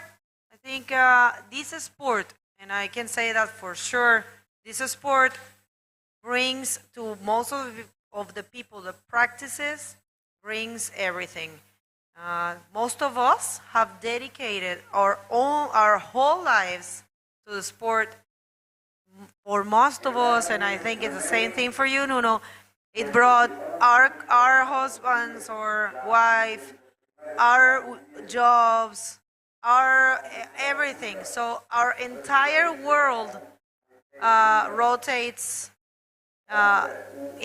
towards bodyboarding, around bodyboarding. I'm sorry, I'm losing my words. I'm very sorry. But yeah, so I think it's the same for everyone tuning in and everyone that has meet bodyboarding. Your whole life changes. Never be sorry when you're talking about bodyboarding, Bego. You do it such great passion. Everyone knows you get involved with it with heart and mind and 100% commitment. And more than a sport to me, Bego, it's a lifestyle. I started bodyboarding because of the lifestyle, and it still is a lifestyle to me. It basically literally changed my entire life. Like you mentioned, my friends, everything that surrounds me is probably got a lot of things related to bodyboarding. Most of the things are related to bodyboarding. My best friends is related to bodyboarding. The people that I hang out daily are related to bodyboarding. A lot with music, which I get involved with. But I think that no one lives without music, not a single human in the world. And to explain bodyboarding to a person that does not bodyboard, that does not it takes advantage of the ocean. It's very hard, and at the same time, it's easy. It's a peace of mind. You get into the water, you get in tune with nature, and all of a sudden, all your problems disappear, and you're one with the universe. This is how I feel about it, and that bringing this sport into my life has become my lifestyle, the way I deal with things. And if I would not have bodyboarding in my life, I don't know, I can cope up with society, let's say, and day-to-day, it's true. That's a good one. Day-to-day life. That's a very good one. Yeah, it's true, it's true. Bodyboarder give us, and the ocean in general, not only bodyboarding, either you just go swimming or you body surf or you kneeboard, skimboard, surfboard, longboard, whatever. The ocean gives you so much valuable lessons for life that you would not believe. I am always doing analogies with the oceans and my experiences in the ocean, and I try to remain centered and balanced in life based on my experience in the ocean. And any chance that I can get to go it in the ocean, I will take it without a heartbeat. Yesterday, I went for, alongside with Ben, one of the beach announcers, went for a late night surf. It was already, sun is setting, and it was just beautiful, beautiful. That's all right. Very inspirational, and here comes Teresa, being very smart, just completing that first spin. Teresa right now is looking for an 8. Needs to go bigger than that. 7 minutes and 40 seconds, semifinals, guys. And I'm telling you, what you were saying is completely accurate. Look what Sadi is saying. It's like trying to explain birth. Impossible. That's good. Thank you, Sadi, for your insight there. Exactly. Look at Sadi Owada out there owning priority and owning the first spot in this seat, which guarantee her the advancing position into the final where Joanna Schenker awaits. Looks like the samurai spirit is with Sadi Ohara, and she is finding herself once again on the way to the final. The only thing that can stop her is that 8-point wave that Teresa Miranda can catch within this 6 minutes and 45 seconds. Also, Teresa Miranda can do a combination of two waves, two better scoring waves, and lower her requirement and try and attack that first place position by Sari Ohara. As the tide is filling in, you can already see the backwash already influencing the lineup, and the south wind just picked up. There's a lot of texture there on the ocean's face, and yeah, wow, we cannot ask more of Praia Grande. Praia Grande delivered 7 excellent days of waves here, and tomorrow you're going to have a big storm hitting the coast of Portugal. There's going to be 2 rainy days with very strong winds and a lot of rain, so and a lot of swell as well. So there's a couple of places you can surf, of course, because you all can always find the wave in Portugal to surf, regardless of the conditions. But most of the spots will be completely destroyed by the strong winds and the heavy swells that's going to hit the west coast starting from tomorrow. Yeah, I thought it was going to be a good swell, but it looks like it isn't. Ok, gente, aquí están Miguel Soliveres, creo que es el hermano de Armide, apoyando a Teresita. Teresa lo está haciendo muy bien, lo ha hecho muy bien durante este evento, la verdad, ya con estar en la semifinal y venir fuerte. Ahora sí que está buscando un 8, le quedan 5 minutos. Claro, un 8 es un poco complicado por la ciudad, como están las olas, pero no es imposible porque si Sari tiene un 7.25, vamos a ver cómo le va. Sari sí que ha estado bien fuerte en este hit, con un 7.25 y un 5.50. Vamos a ver qué pasa. Gracias a todos por su apoyo, por estar acá con nosotros. Se está yendo este evento después de este hit. Tenemos la gran final de la categoría junior masculina y después vamos a hacer la gran final de esta categoría, en donde ya está Johanna Schenker esperando a quien gane aquí, que al parecer es como decían uno, puede que sea Sari Ohara, que es una de sus mejores amigas y definitivamente su mejor amiga dentro del tour. Johanniña, pero bueno, Johanna está conectada. Y profesora de portugués de Sari. Sari solo fala, te vou dar uma chapada. Te vou dar uma chapada. They teach her all the bad words or the bad phrases, but it's super funny to see Sari Ohara. The first year that Sari Ohara came here, she could not speak one single word of English, not a single one. Probably she couldn't say hi, and that was an easy one, or hello. And to see Sari Ohara now doing interviews fully in English and answering and understanding all the questions, it's simply amazing. She can always speak a little bit of Portuguese due to Joana and Chico always trying to teach her something. And it looks like Joana and Chico are speaking a little bit of Japanese as well. They've been together for ages, man. At least from what I can recall, at least they've been traveling for, I think, maybe around 5 or 6 years, I think, because I met both Johanna and Sari back in 2011 in the first Puerto Rican event, El Encanto Pro, and they were not traveling together. Sari was 15 years old, and Neymar was with Johanna was with Chico, and Marta Leitão. Where is Marta Leitão? Marta Leitão lives in Ericeira, where I live. No, really? Yes, exactly. And she went back to compete in the national tours this year. We only had one stop, and she went for it. She went and competed in the national tour for the very first time in many years. Well, I remember back in the day it was Marta Leitão, Marta Fernandez, oh man, my bad, Rita Pires. Oof, that's way back in the day. Rita Pires, so strong, huh? Rita Pires is probably one of the best Portuguese bodyboarders ever. Female. She's got so many national titles. I do believe it's like 8 or 9, something like that. But look what Fabio was telling me, that actually Johanna has 7. But Fabio was telling me that Johanna won more but she was not proclaimed champion because she was not having the Portuguese nationality since she was born in Germany. Correct. So, but it looks like probably Joanna has more than 7. Probably it has like 9 or something. I don't know. I'm not really sure. I'm gonna ask her. Maybe she already beat Rita Peters on that record.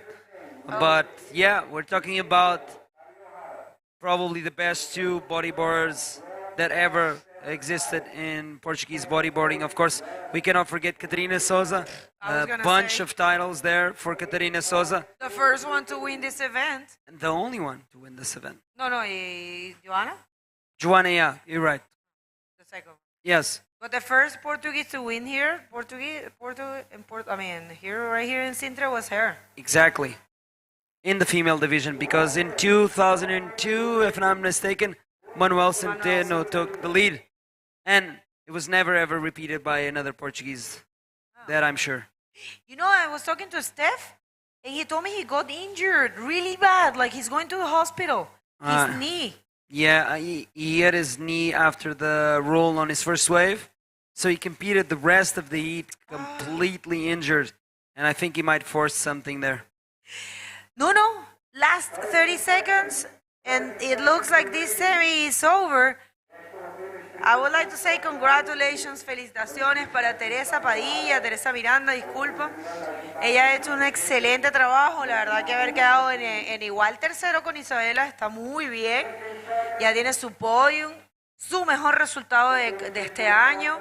Así que felicitaciones, Tere.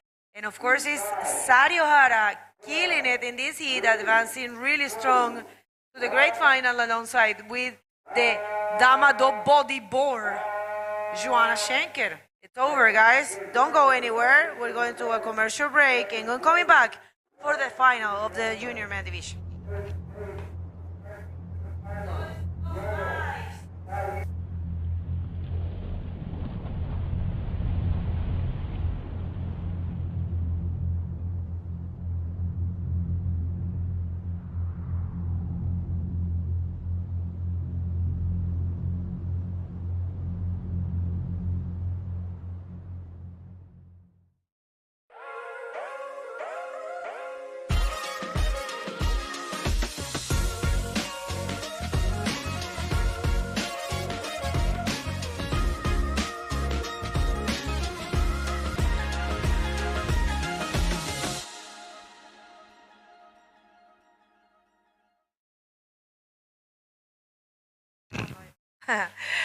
And we're back.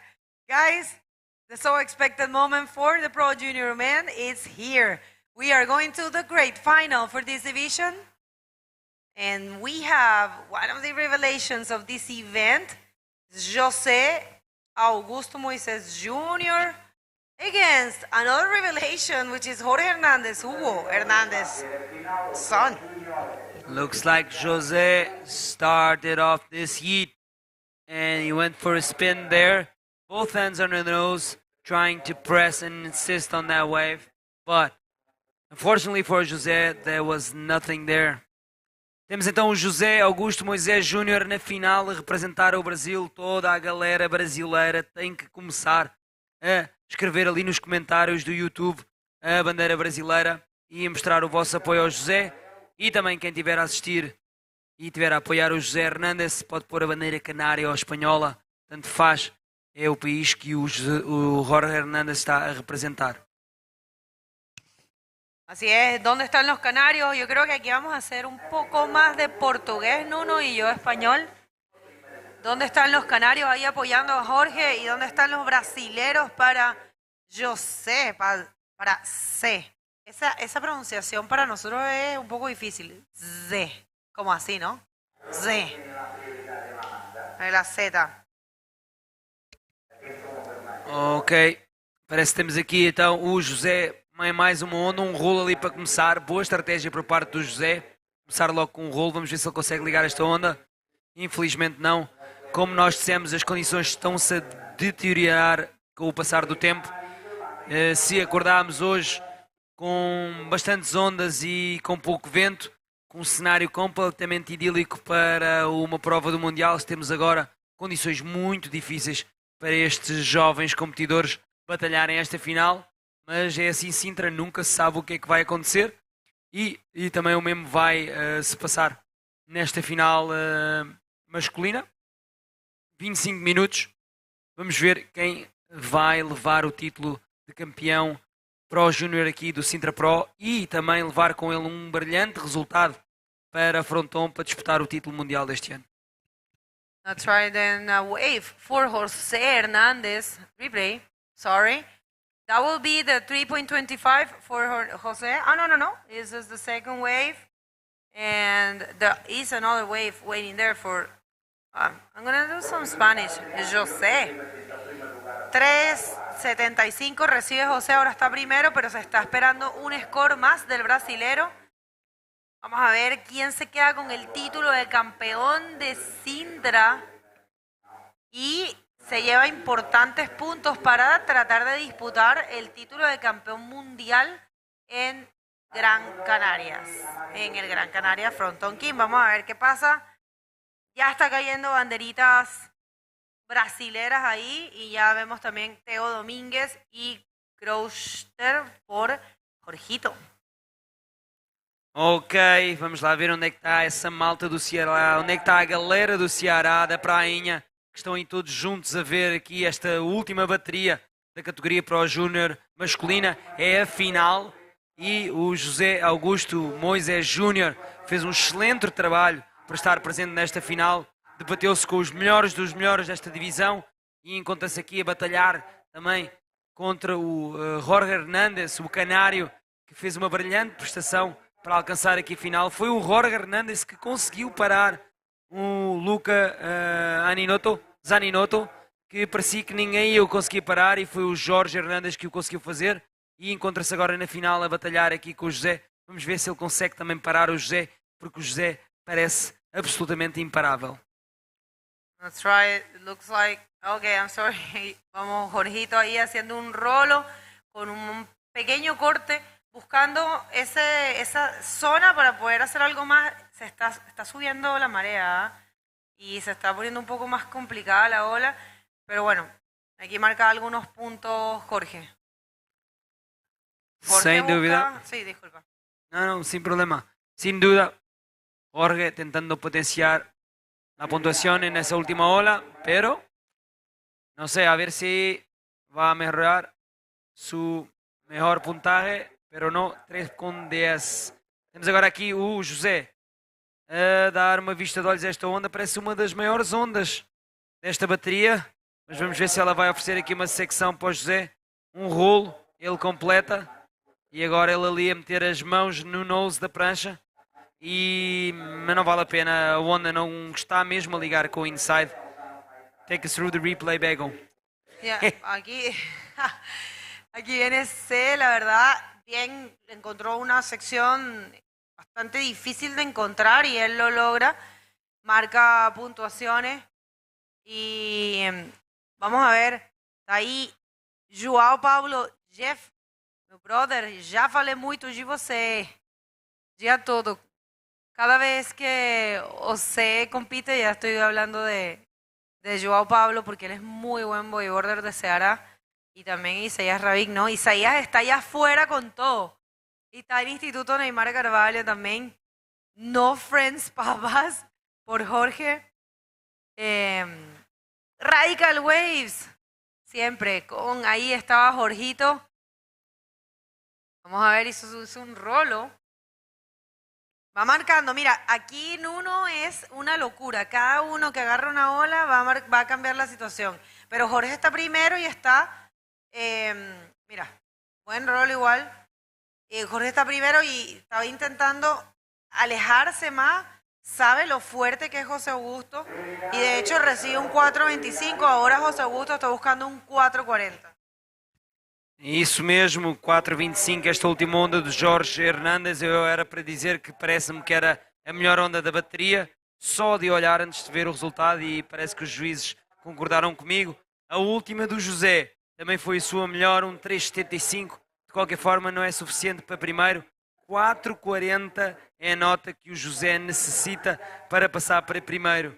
Será interessante saber se o José irá competir no Fronton King, eu penso que sim, depois deste resultado seria com muita pena não vermos o José competir no Fronton. Se alguém sabe alguma informação sobre se o José vai voar para as Canárias ou não para competir no front-on, deixe-nos aí essa informação e será interessante ver como é que este jovem do Ceará se vai adaptar à onda perigosa do El Fronton, que não é para todos, atenção, é preciso ganhar muita prática naquela onda. Vamos a ver si es verdad. Ahora voy a comentar sobre eso, pero esta ola para Jorge igual se vio bien proyectado ese rol. Vamos a ver si es más. Aquí una ola para el brasilero, también que lo ha hecho muy bien durante este evento, con un rolo.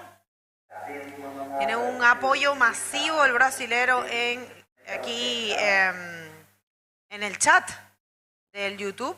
Continúa, mira, se va a buscar el rolo de allá abajo, ¿ah? Cómo se nota que sabe bien trabajar este tipo de ola. Uy, no lo conecto. Este es el replay, perdão. Este é o replay da última onda do amarelo, o Jorge Hernandes. Ele completa ali um rolo, mais uma onda muito boa ali para o Jorge. Falo muito boa, tendo em conta as condições que temos em oferta agora. Lá atrás vinha a resposta por parte do José Augusto. Foi aquele rolo que acabámos de ver. Ele tentou insistir com esta onda até o inside, mas eu acho mesmo que não vale a pena insistir com a onda até o inside. Vejam só como é que a onda quebra ali no inside. Não, quase que nem dá hipótese nenhuma para ser manobrada. Por isso eu acho que a pontuação está toda lá fora. Vamos aguardar então pelas pontuações. Parece que os juízes gostaram daquela última onda do José. Ele já colocou um 5, vai para primeiro e agora estamos à espera da nota do Jorge. Hubo cambio de situación. La última ola de José Augusto es un 5, pero ahora estamos esperando igual la última de Jorge. Muy buen trabajo, Jorge, ¿eh? Recuperó inmediatamente su primera posición con un 5.35. La verdad, buen trabajo de los dos riders, porque básicamente van cambiando. Bueno, la verdad que se ha demostrado un poco más sólido Jorge en el sentido de que se ha mantenido en la primera posición. Pero sabemos que el otro chico viene de hacer un trabajo increíble durante este evento, que nos contaban que era la primera vez que competía en esta categoría con prioridad, con reloj, y la primera vez que competía hombre a hombre. Imagínate, un mensaje importante para Brasil, que ahora si quieres lo traduces tú. Chicos, no hagan los campeonatos junior sin prioridades y sin estos formatos porque no están ayudándolos a ellos a entrenar. Todos los campeonatos, así sea el más pequeño del mundo, tiene que tener prioridad, porque si no, de verdad no están formando bien a los competidores. De todas formas, en el caso de José Augusto, como es un talento tan grande, no hizo diferencia, pero realmente es muy importante mantener eso en mente. Exatamente, Bego a fazer aqui a referência ao facto de as camadas mais jovens serem formadas no que toca às prioridades num campeonato. Temos aqui o Jorge Hernandes a tentar aqui fazer uma combinação de manobras nesta onda, mas ele sabe que aquela onda não oferece potencial e vai já arrumar para o outside. 14 minutos para o final desta bateria e, como referia aqui a Bego, é a primeira vez que o José está a competir numa prova internacional, é a primeira vez que ele está a usar um relógio e é a primeira vez que ele está a competir com prioridades. E o que a Bego estava aqui a dizer em espanhol é: vocês, por mais pequeno que seja o vosso campeonato, e eu sei que às vezes faltam alguns recursos, ao menos ensinem e informem os vossos jovens, as camadas mais jovens, do que é as prioridades, ou mostrem-lhes um vídeo. Formem-nos nesse sentido para depois, quando eles vierem aqui, saberem tudo o que se pasa. So, ahí va a haber una ola para Jorge que tenía potencial. Puede que cambie un poco sus scores. Está buscando esa sección de abajo del inside para tratar de combinar. Pero mira, están los dos riders así a un nivel muy parecido, como muy activos los dos y buscando notas, ¿no? Isso. Temos aqui então a repetição da última do Jorge, mais um rolo. Ele novamente insiste até lá no inside, mas não vale a pena. A onda simplesmente não está a conectar. O swell, a ondulação está a baixar. Nota-se no vosso ecrã, como é óbvio. Não tentamos esconder nada. E também com este vento sul a estragar aqui um bocado a textura do oceano. Como podem ver também no vosso ecrã, também não está a ajudar a formação das ondas. Também há um bocado de um backwash que acontece devido às ondas estarem a bater ali na paredão da piscina do Arribas Sintra Hotel e também devido ao fundão que existe em frente a este banco de areia onde os atletas se encontram a competir. esse backwash é cada vez mais predominante. Isto também estraga um bocadinho aqui a formação das ondas. Se tivemos 7 dias cheios de ondas, a contar com o dia de hoje, o dia então começou de uma forma incrível, o mar estava absolutamente lindo. Tínhamos ondas com uma altura de 1 metro, eu até diria até metrão talvez, logo pela manhãzinha cedo, condições super glass, talvez um ventinho até assim a modos que para offshore, e agora de repente com este vento sul, a maré cheia e o baixar do swell, parece que até quase que ondas não temos, e os atletas têm que ficar lá fora à espera de uma onda de 7 para poderem impressionar o nosso painel de juízes e tentarem conquistar aqui então nesta categoria masculina Pro Júnior o título de campeão Pro Júnior do Sintra 2022. Queremos então agradecer à Câmara Municipal de Sintra, como é óbvio, como sempre, a apoiar o Bodyboard e o Sintra Pro, também o Instituto Português de Desporto e Juventude, que também tem estado há décadas a apoiar o Sintra Pro, a Federação Portuguesa de Surf, responsável pela homologação dos eventos de desportos de ondas cá em Portugal,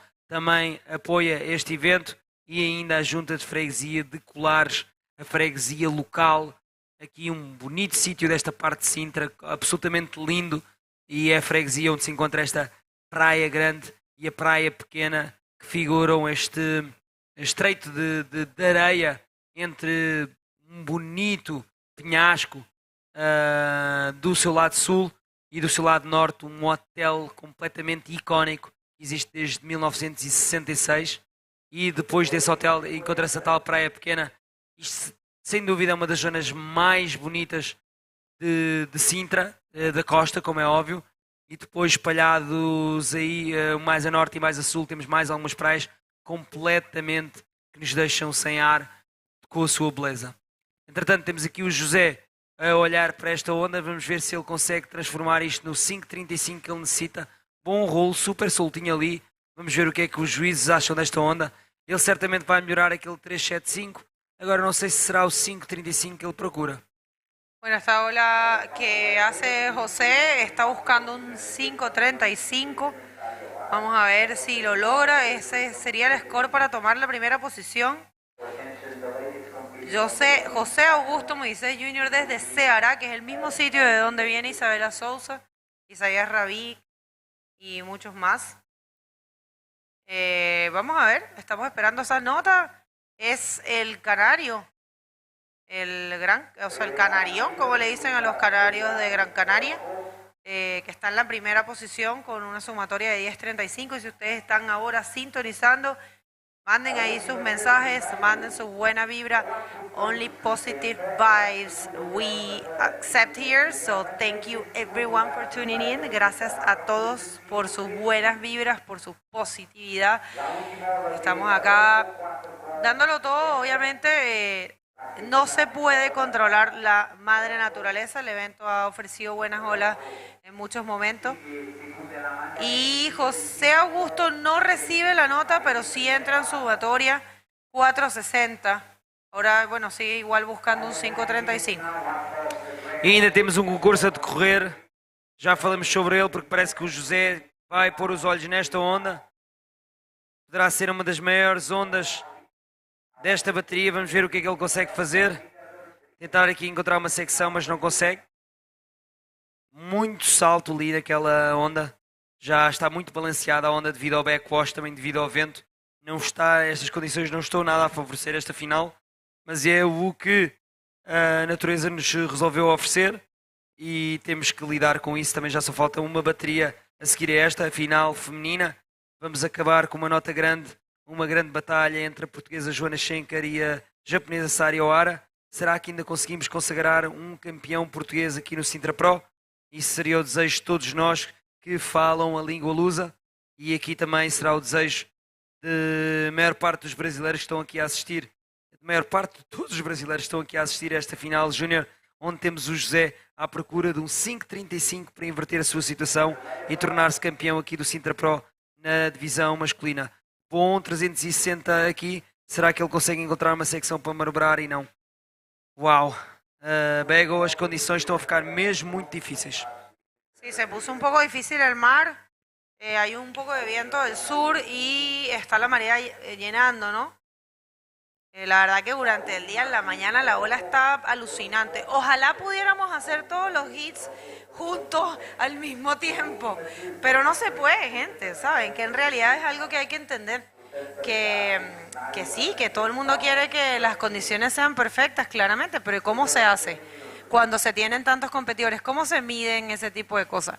Tampoco puedes tener un evento de 18 días, ¿sabes? Para solamente correr en la marea exacta. Tienes que, los eventos se le ponen fechas y se reservan los permisos con muchísimo tiempo de anticipación, donde no puedes para nada saber qué es lo que va a pasar. Entonces, claramente sí, todos quisiéramos la perfección, especialmente para las finales, pero bueno, tocó así. Y es un poco lo que tratamos de siempre de comentarles a ustedes, a sus chicos y ustedes mismos si son competidores.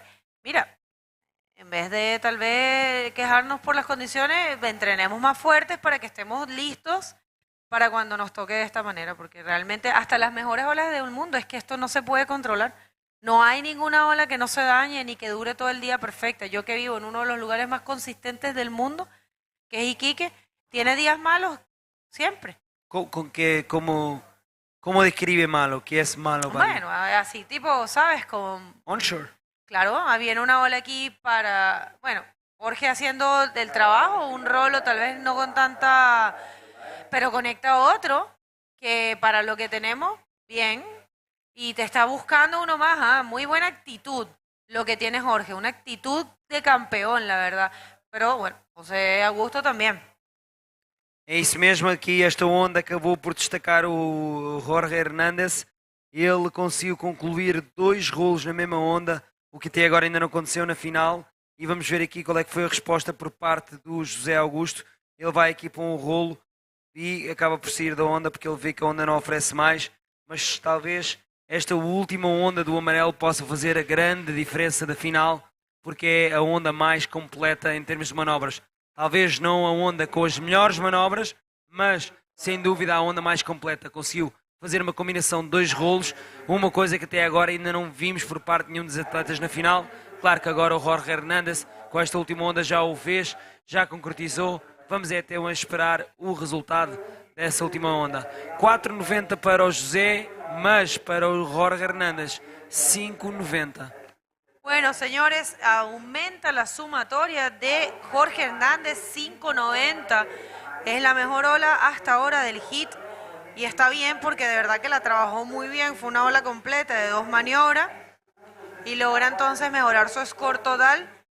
La verdad que el brasilero, que es muy bueno, y de hecho viene de cambiar la manga anterior a los últimos minutos, a los últimos segundos, que venía ganando Joel, y él logró cambiarlo, pues aquí todavía no ha tenido esa suerte, y es Jorge el que lo ha hecho, o sea, que no sé si llamarlo suerte o selección de olas, pero Jorge lo ha hecho muy bien. Ahora está primero con 11.25. Ok, já tiveram aí o resumo em espanhol. Agora em português parece que há aqui uma pausa na ação. E vou-vos dizer, vocês ainda se podem habilitar a uma t-shirt e um boné oficial do Sintra Pro 2022, assinado pelos campeões da prova.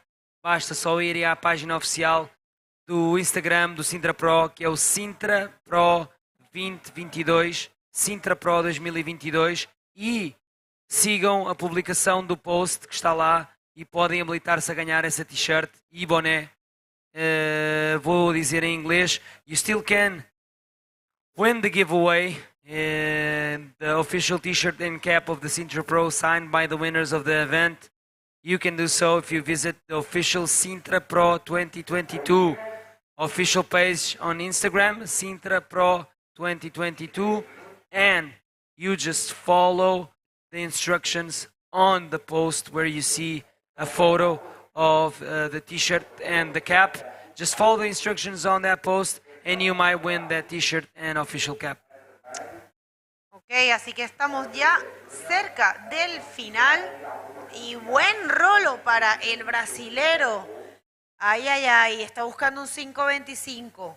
Vamos a ver si lo logra el brasilero José Augusto. Ok, parece que tivemos aqui uma onda muito boa para o José. Na minha opinião, o melhor rolo até agora. Não quer dizer que seja a melhor onda até agora, mas em termos de manobra, o rolo, a execução do rolo, para mim é o melhor rolo na bateria até agora. Mas eu não sou juiz, eu não posso começar aqui a especular sobre notas. A única coisa que eu posso dizer é comentar o que vejo em frente aos meus olhos, e os meus pais sempre me ensinaram a dizer a verdade.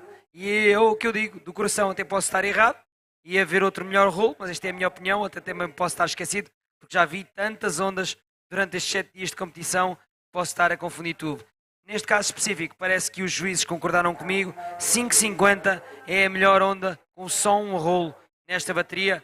Há ali o 5,90 do Jorge Hernández, mas é porque ele conseguiu encaixar 2 rolos na mesma onda, ou seja, tem ali a vantagem o Jorge Hernández. Continua o José à procura de um 5,76 para segundo. Para primeiro, peço desculpa. 5,76 para primeiro. No, un rolo ahí buscando, muy activo también José Augusto, buscando. Un rolo bonito. Yo creo que debería tratar de buscar una ola de 2 maniobras para poder tratar de conseguir ese score. Queda 1 minuto en esta gran final. No sabemos qué pueda pasar porque la verdad que José es muy capaz de cambiar la situación, pero hasta ahora es Jorge en la primera posición. Ok, temos aqui então o último minuto desta bateria. O José continua à procura de um 5,76. Ele manda aqui um rolo, eu acho que isto não vai ser o 5,76. Comparado com o último rolo em que ele levou um 5,50 é bem mais inferior. Vamos deixar ali fora o Jorge Hernández com a prioridade. Ele está a 30 segundos de se sagrar o campeão aqui em Sintra desta categoria Junior Pro masculina e levando assim um excelente resultado para a sua terra natal, as Canárias, onde ele poderá disputar o título mundial desta categoria. É assim que se processa o dia final aqui do Sintra Pro. Teríamos estas 2 finais, a Pro Junior masculina e a feminina. Y parece que victoria ya es de Jorge o Bego. Sí, ahí viene la cuenta regresiva y una vez más un canario toma la victoria en esta categoría. Bueno, un momento bonito para el grupo de Samu Brito. Un abrazo, Samu, debes estar demasiado orgulloso. Y Jorge y Hugo también. Miren a los canarios ahí, están, bueno, celebrando. Creo que ese es Lucas Saninoto. ¿Ah? Creo que estaba aí, Lucas. Não lo mirado. Pode ser. Ok, é tão bonito de se ver ali os miúdos, os amigos dele a apoiarem-no. Vejam só isto. Isto sim é o verdadeiro espírito do bodyboard. A maior parte destes miúdos, se não todos mesmo, competiram na prova, já foram eliminados, mas o seu colega, o seu conterrâneo ganhou esta divisão júnior masculina e eles estão ali com a bandeira das Canárias à espera dele, à beira d'água, para celebrar. E grande vitória por parte do Jorge e grande resultado para levar para o Fronton King y disputar el título mundial este año. Bueno, vámonos a unos cortes comerciales y ya volvemos con un poquito más la gran final, el último hit del día, gente.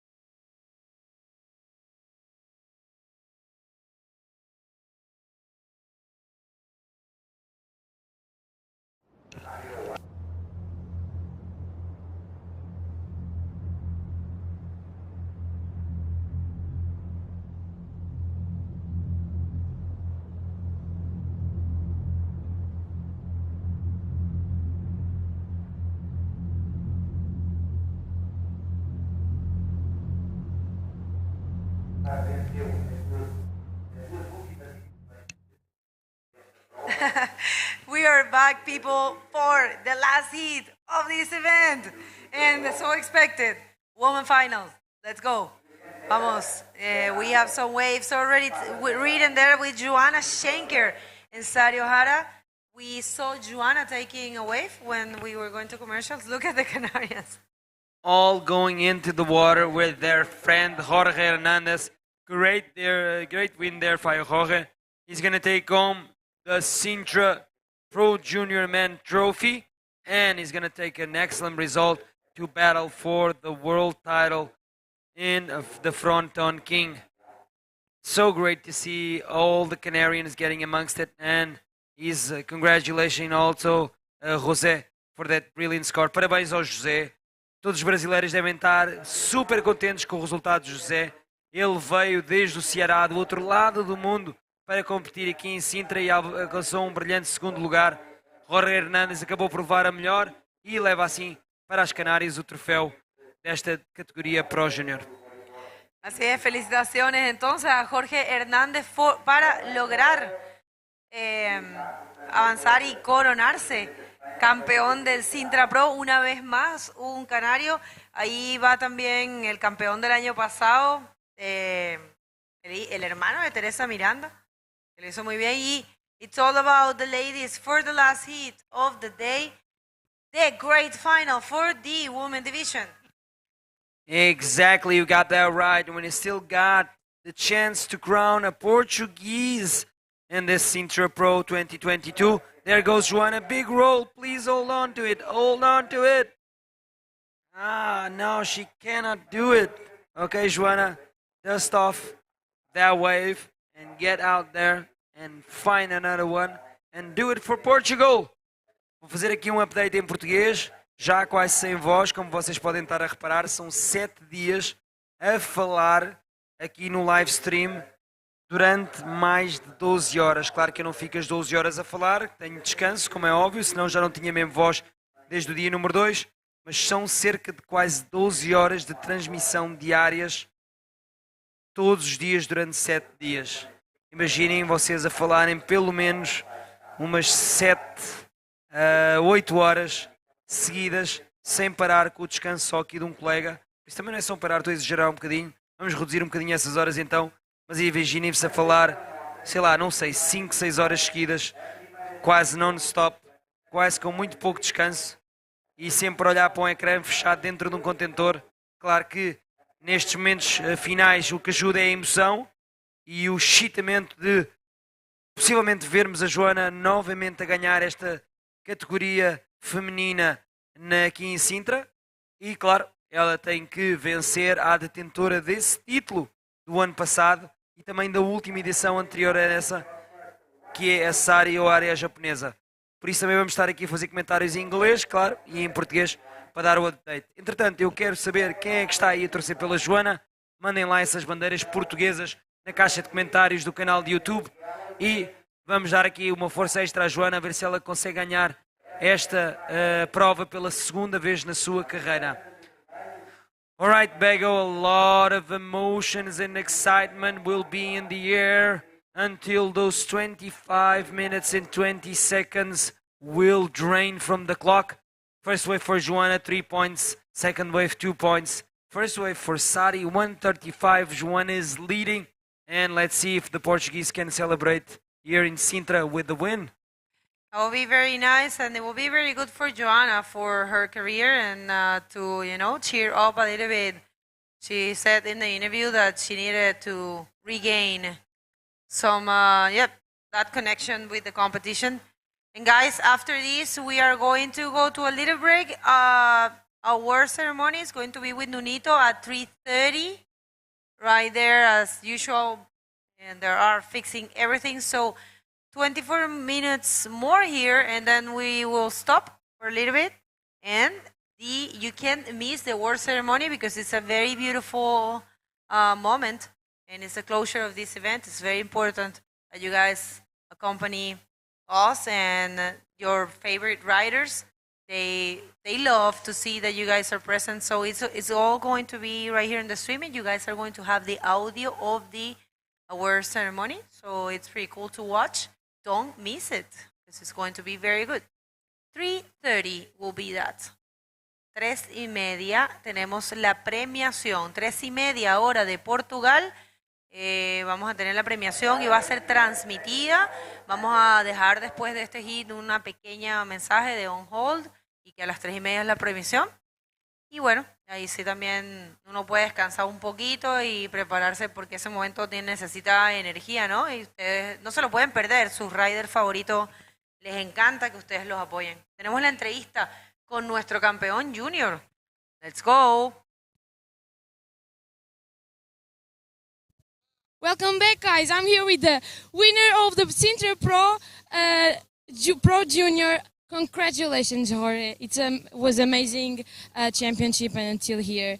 It's your first final in the World Championship. How do you feel? Express your feelings. Pues la verdad estoy demasiado feliz. No pensaba llegar hasta donde llegué, pero finalmente me lo propuse y al final llegué a la final y gané. Said he's very, very happy. He said, I never thought that I could make the final, and now he won it. So, congratulations, felicitaciones. Do you want to say something to your big crew here supporting you? Gracias a todo el mundo aquí, son los mejores y vamos. Congratulations, and back to you guys.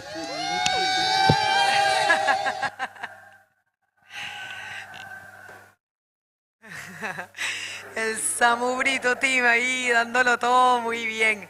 La verdad que los canarios full fuerza. También una gran felicitación a José Augusto, que lo hizo muy bien, quedó vicecampeón. Igual, con muy buenos resultados. Recuerden que para ser campeón mundial va tu mejor resultado y el frontón. Aquí viene Joanna Schenker en una ola que le puede dar mejores puntajes. Muy bien leída, Joanna. Conectadísima con Sintra y consigue además completar con un giro de reverse. Wow. Esa fue una ola buena para Joanna Schenker. That was a good wave for Joanna right now in the lead. And she is going to get a good score for that. Look at that wave. I'm loving this. Joanna Schenker getting a good roll there. Joanna Schenker, of course, in the red singlet. Going for the roll, reverse spin there on the foam. Adding some more points there. The icing on the cake there for that last ride. 5:25 and Joanna leads. Sadia Oara is out the back now, holding on to priority. And it's going to be her turn to answer back to Joanna Schenker. But so far, so good for the Portuguese Armada. Probably the only title that we can get this year here at Sintra. It's not every year that we get Portuguese winning a division here. Let's see if this year is going to happen. Sade is going for the roll there. She sticks it. And right now looks like Joanna is going to hold on to priority there, as she's almost reaching the outside. And we'll wait for the score of that last wave of Sade. It's very impressive watching the ladies surfing like that. Actually, the boys were not able to find those combos. And I have to say, the ladies this year are very on point. And it's a 3.5 for last wave of Sade. Of course, it was not much of a section there. And let's see how this one goes. Joanna Schenker right now first. And Sade O'Hara is looking for a 4.76. Sade, coming from winning this event 2 times.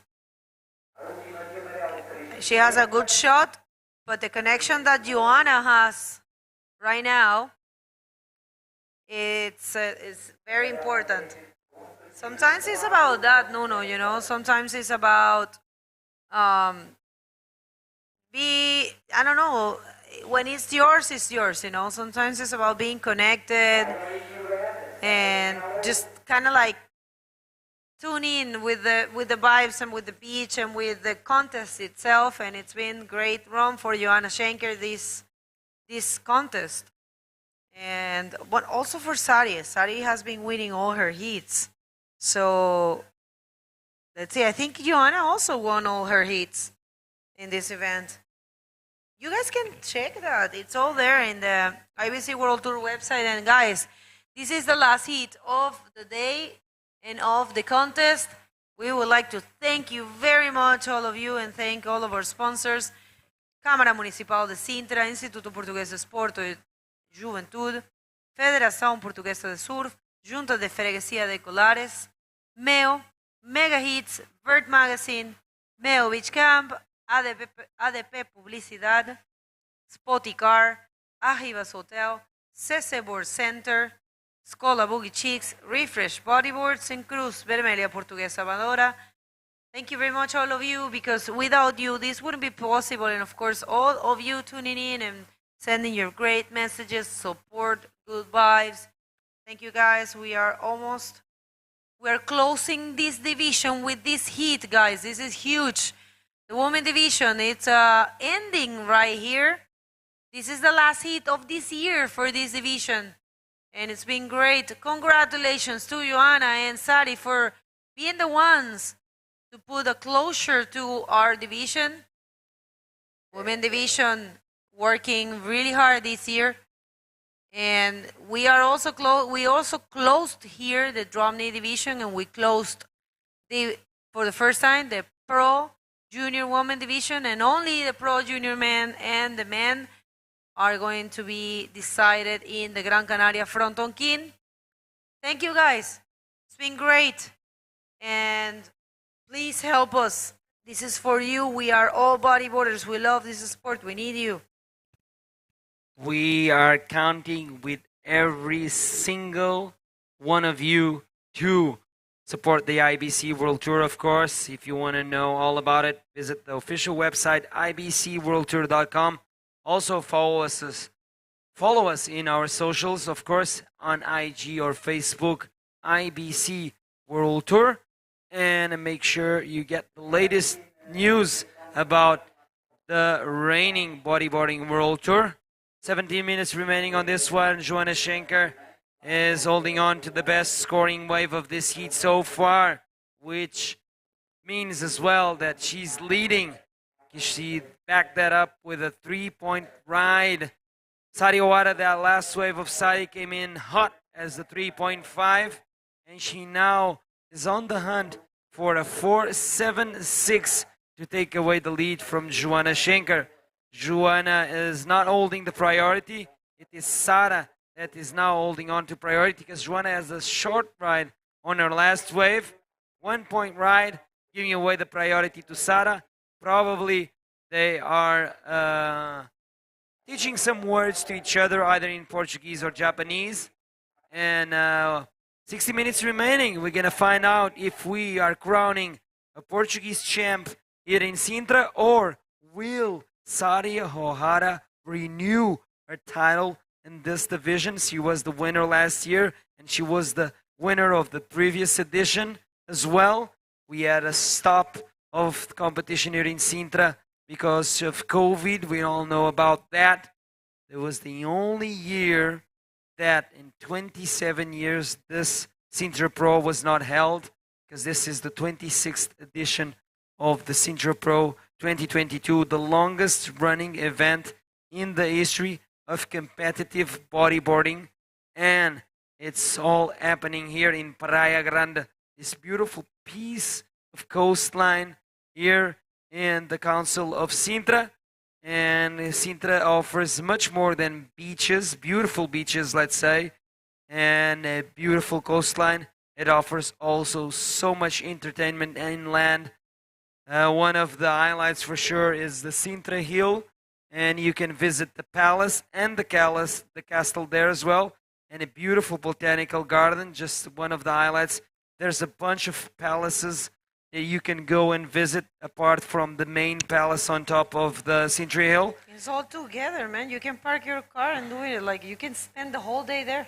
Sure. I was so impressed. And not like meet like one day there you will meet like maximum 10% of what's going on there. Imagine.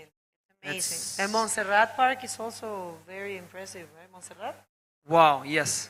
And yes, it's just a mystical place. Once you get there, words cannot explain it. Once you get there, you'll feel the energy. It's something unexplainable. It's a really special place.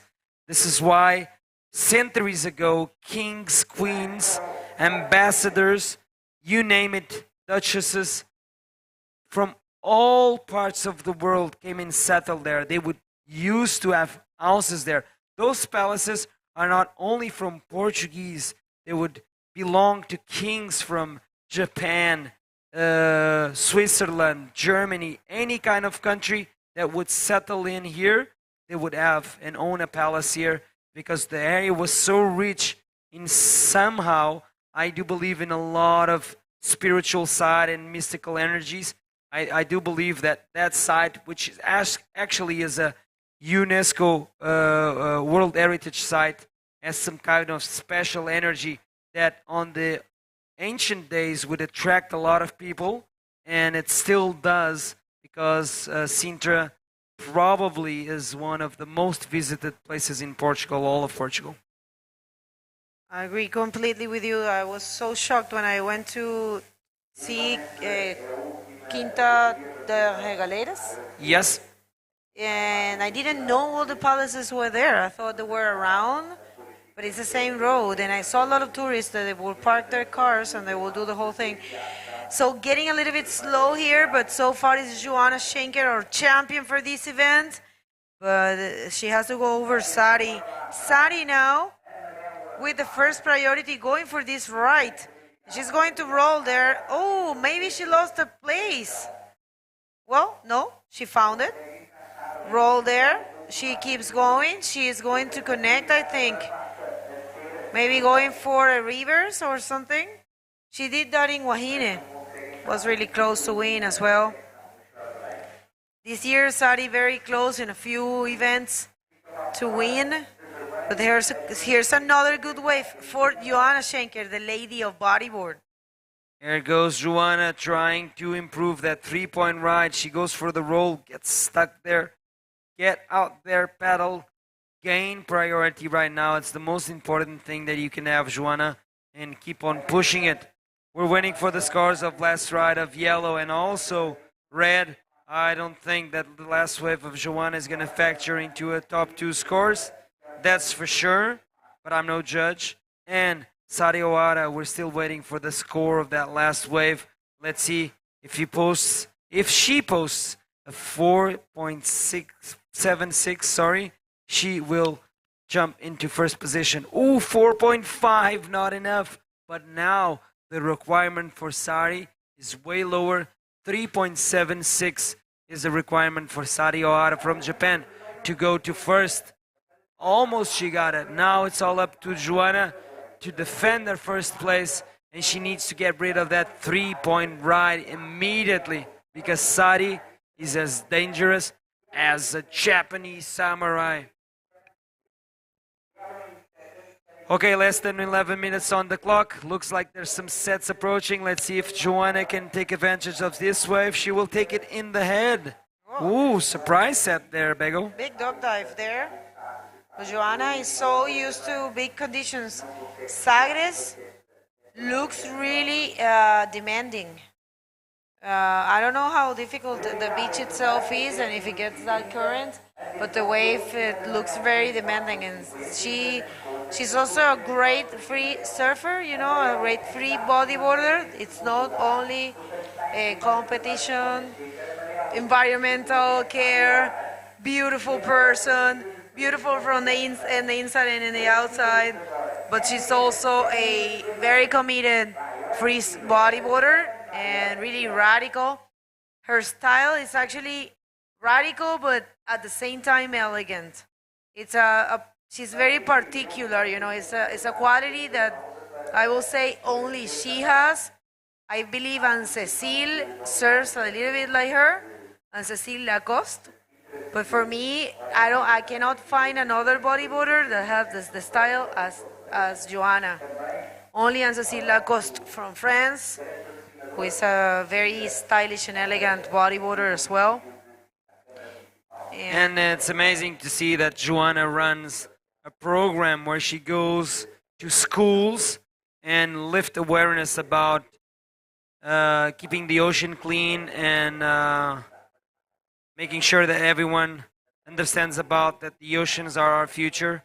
And he does that in the schools so young kids get access to that type of information and try and be more aware of the respect we need to have with Mother Nature. And it's so cool that Joanna's doing all of that. And she gets a lot of support for a lot of foundations here in Portugal.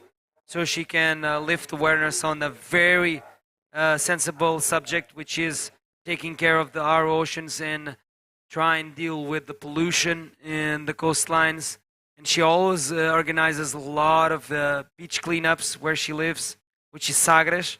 And yeah, we'd like to say to all the people, you are welcome to visit Portugal, but keep it clean and leave it clean, especially that south part, which is still very pristine.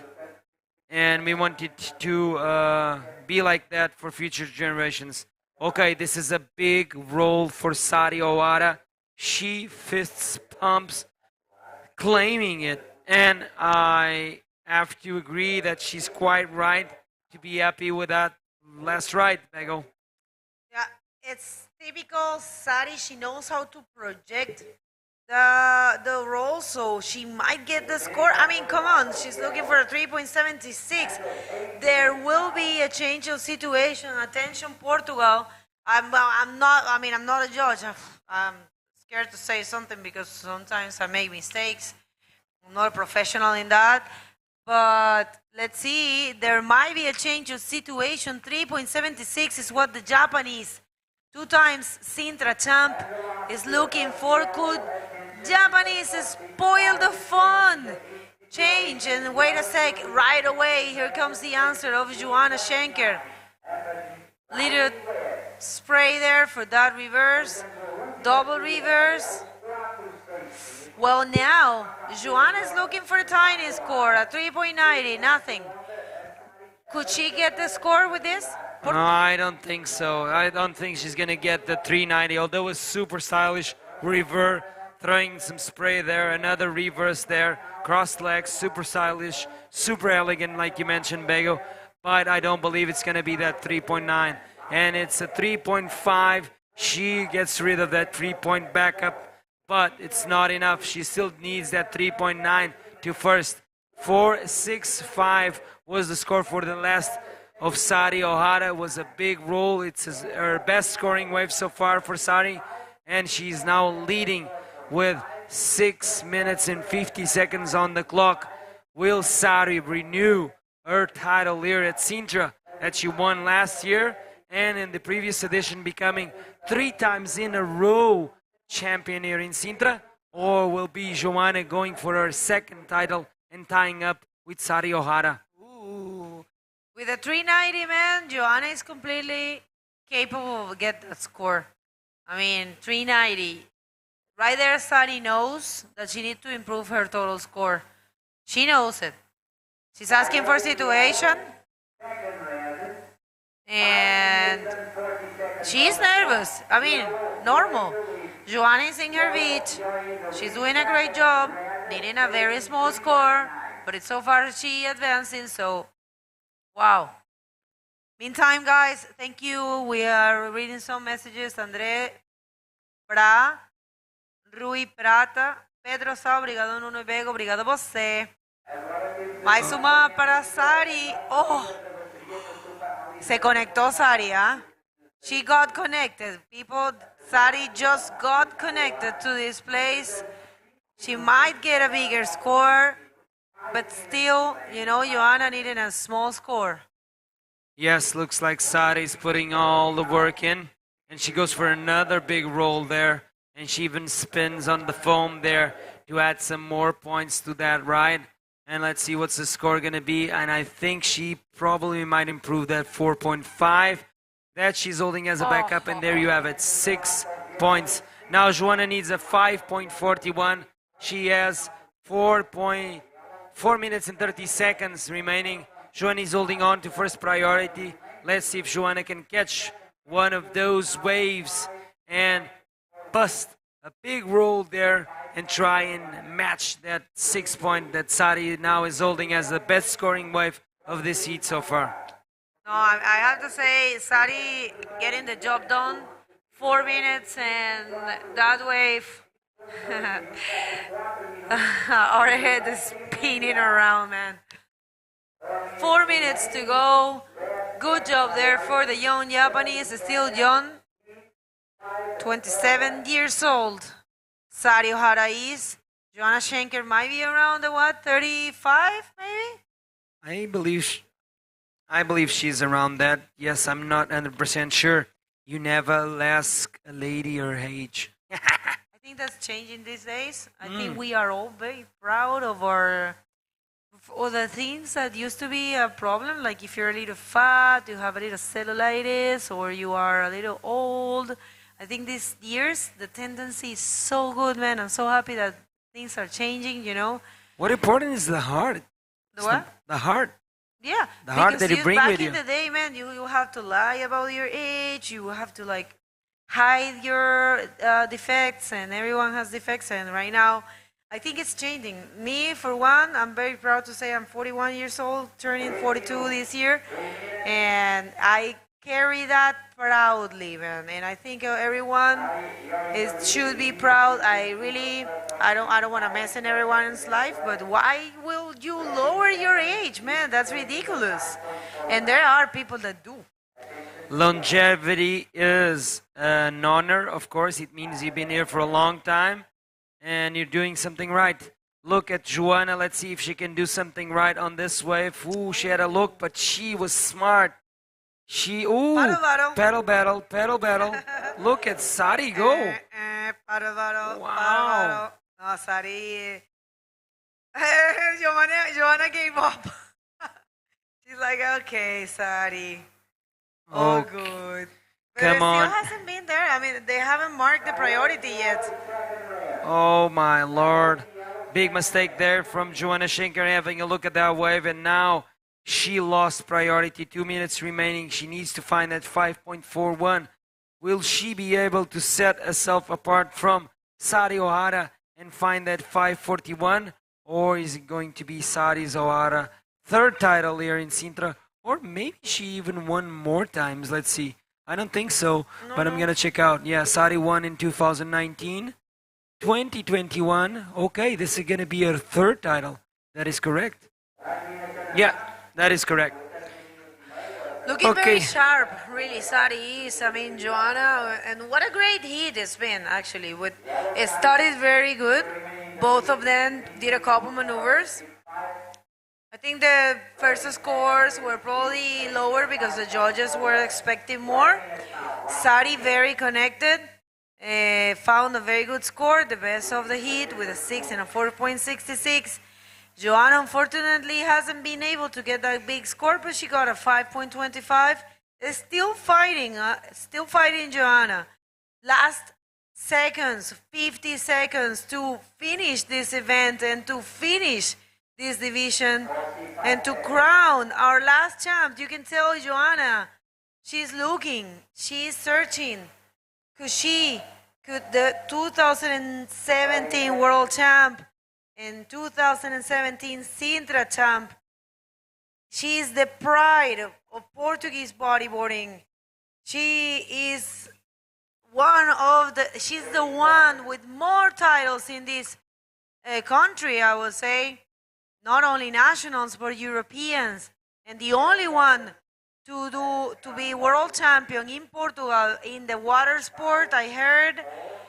5 seconds and countdown, guys. It's over. It's over for Kokoro. Parabéns, Kokoro. Felicitaciones. Congratulations, Sari Ohara. Once again, she can claim she is the Sintra champion. Indeed. Sari Ohara taking another win, third title here in Sintra. And she congratulates, of course, Joanna, and Joanna congratulates her as they are. You know how you say congratulations in Japanese? Omedetou o, omedetou u, omedetou u, omedetou. My God, that is our. Felicitaciones, omedetou. Sari, you did great. What a great day for these two ladies. They're good friends. Guys, for us, we are going to we're going to put on hold the event while we watch Sari celebrating. I think they will never forget this final as friends. For cheese. And we are going going to put the event on hold, and we're gonna come back at 3:30 for the official award ceremony. You cannot miss this one. It's going to be very beautiful and emotional. And it's been great, Nuno. From our end, we are very happy to bringing you this event, and we count on you for the rest of the year and for the upcoming tour. Thank you very much, everyone. In behalf of the commentary team and the streaming team, thank you to the people that had worked with us here in the streaming, great people. Wilson, Miguel, and sorry if I don't know the names of all of them, the camera people, the technical team, everyone, of course, Roman and João for bringing this event once again. And Câmara Municipal de Sintra, Instituto Português de Esporte e Juventude, Federação Portuguesa de Surf, Junta de Freguesia de Colares. Thank you very much, all of our sponsors. Nuno. And thank you very much, Nuno, for your hard work once again. It was a very hard job, but if someone can do it, it's this team. And once again, we are here for the first stop of the IBC Bodyboarding World Tour European leg. Then the tour will resume into the second stop, which is the Fronton King. And the tour will be finished. For the ladies, the tour just finished here.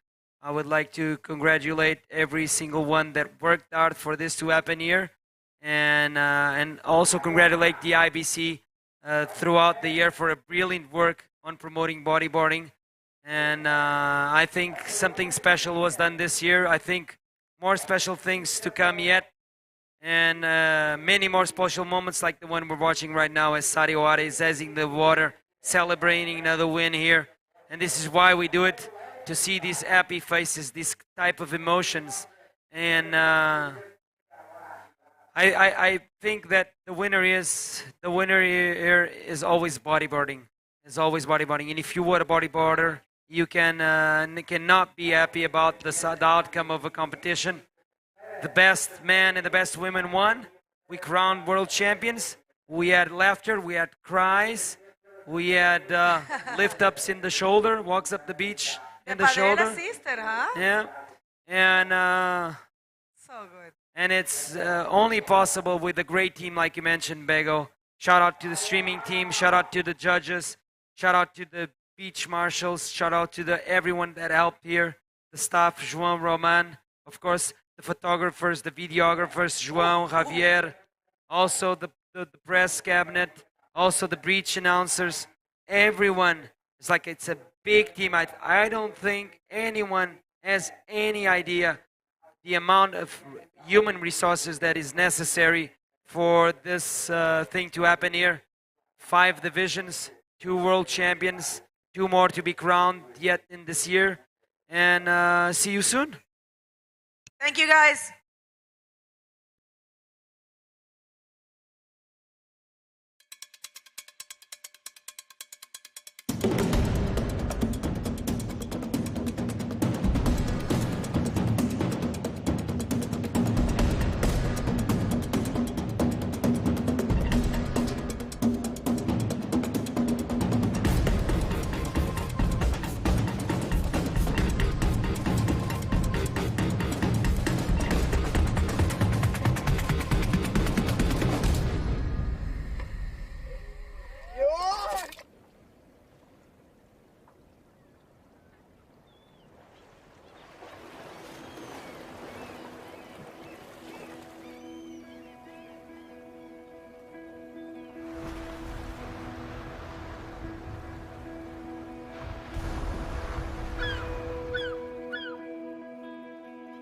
Há uma Sintra que combina o mar selvagem, o vento e o cheiro a terra,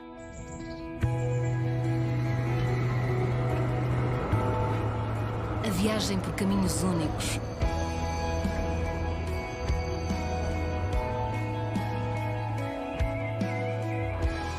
há uma Sintra que alia sabor e tradição.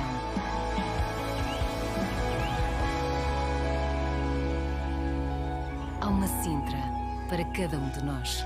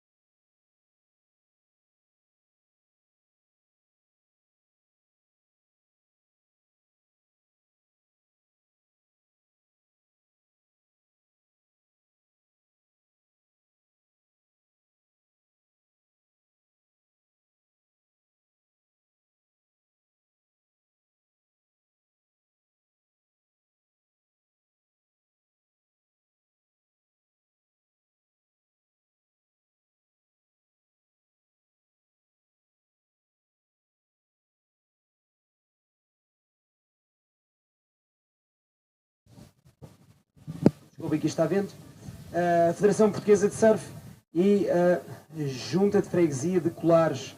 Uma grande salva de palmas para eles, pois são os nossos main sponsors e a razão por que estamos aqui a realizar esta 26ª edição do Sintra Pro. Okay, we'd like also to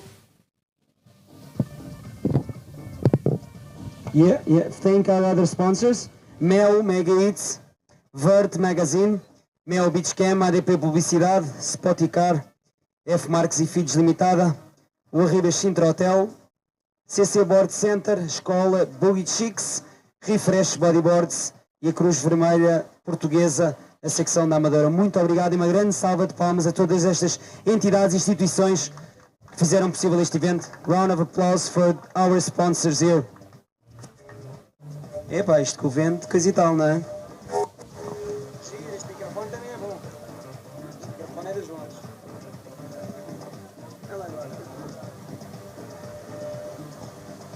Okay, being a gentleman like I am, I will start off with the ladies, of course. Sendo um cavalheiro, vamos começar então com as senhoras desta feita. Quero chamar aqui ao palco as finalistas da categoria Júnior Feminina. I would like to call the finalists of the Junior Woman Division. So I would like to call to the stage Mariana Pedrella, Mariana Silva, Isabelle Nunes e Luna Hardman. Uma grande salva de palmas para as nossas finalistas. Um grande aplauso para as nossas finalistas. Big round of applause for the finalists of the Junior Women Division here in Sintra. Please, ladies, come to the stage. Juntem-se aqui ao palco. Acho que até posso falar só português. Oh, olá. Estás boa? Eu também estou bem. Está giro isto, não é? Feedbackzinho só para agradar. A minha voz já é bonita, então assim com o feedback fica melhor, não é? Ora bem. Está giro, hein? Está giro. Isto não é do vento, pá, não tem nada a ver com o vento.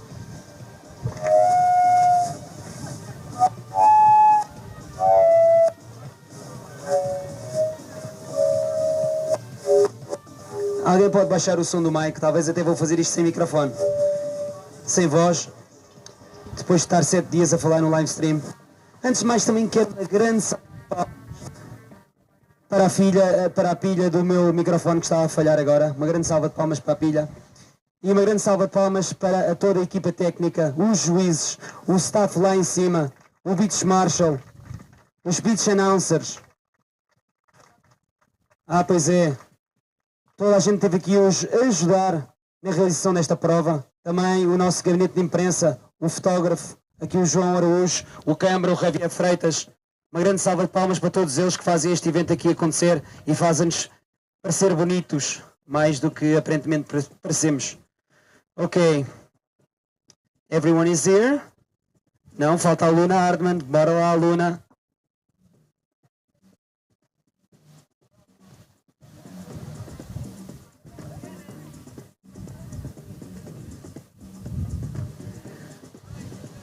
Aí está, um beijinho. Podem bater palmas, estejam à vontade.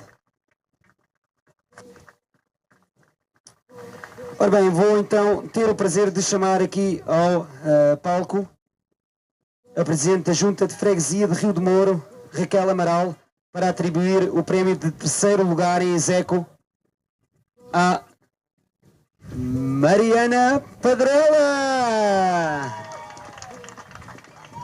Brilhante resultado por parte da Mariana, a levantar as cores de Portugal aqui no pódio.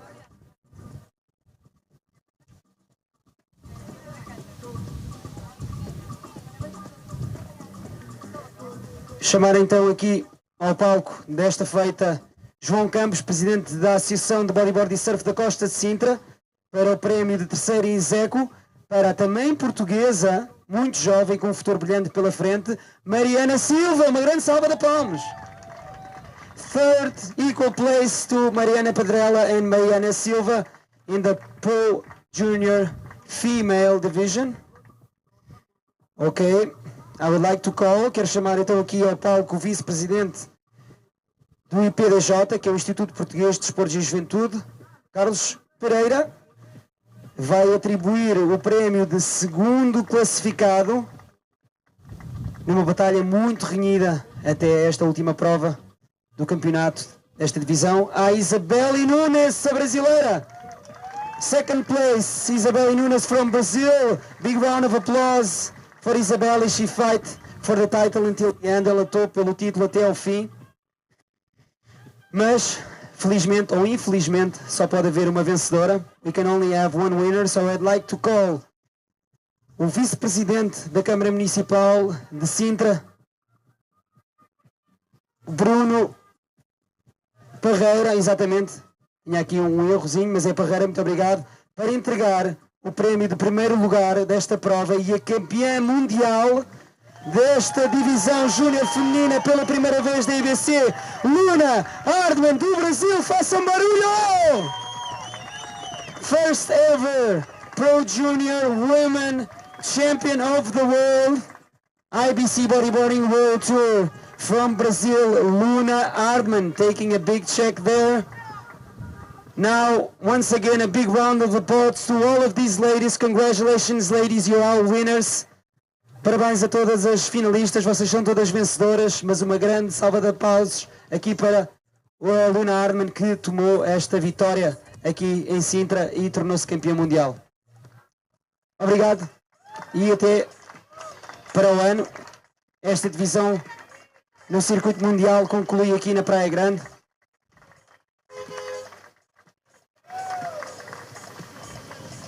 Luna, vais ter que dizer umas palavras, já sabes como é que é, faz parte do protocolo. Muitos parabéns, o palco é teu.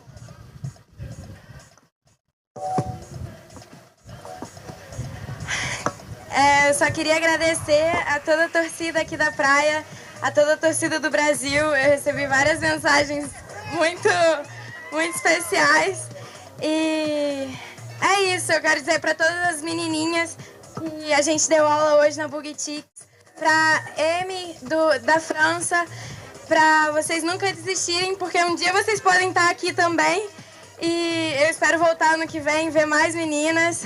E é isso, eu só tenho a agradecer a todos os meus patrocinadores, a ArcelorMittal, que está comigo nessa. E é isso, obrigada mãe, beijo. Muitos parabéns, Luna. Para terem uma ideia, para quem não está a par, a maior parte de nós está a par, a Luna é a filha da Neymar Carvalho. A Neymar Carvalho é detentora de 5 títulos mundiais e detentora também de 6 vitórias aqui no Sintra Pro.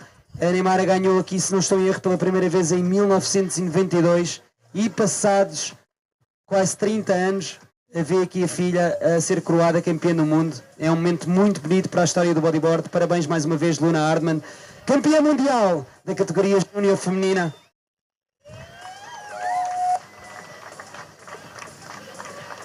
Muito obrigado, meninas. Vamos dar vez à próxima categoria. Parabéns, vamos para o ano. Quero chamar então aqui em cima, I would like to call the finalists for the Junior Men's Division. Os finalistas da divisão Júnior masculina podem subir ao palco. São eles Gabriel Mendonça, João Rodrigues, José Augusto Moisés Júnior e Jorge Hernandes. Por favor, suba aqui ao palco.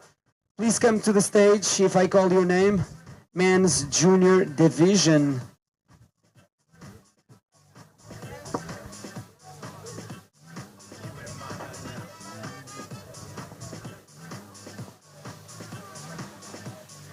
Pois é, 26 edições deste campeonato, deste prestigioso evento que acontece aqui na Praia Grande. É o campeonato mais antigo da história do circuito mundial de bodyboard e com muito orgulho é aqui realizado em Portugal.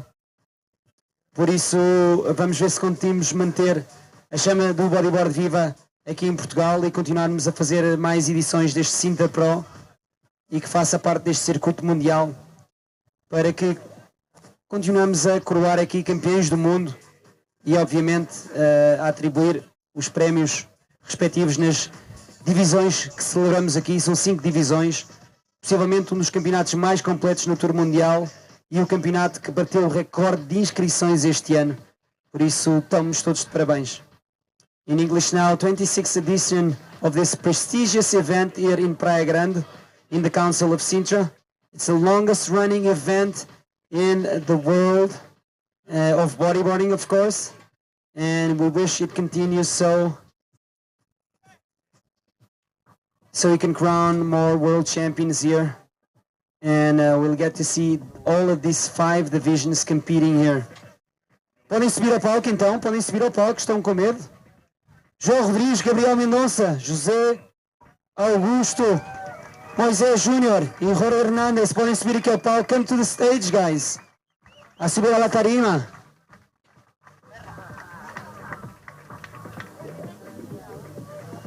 Vamos embora, José.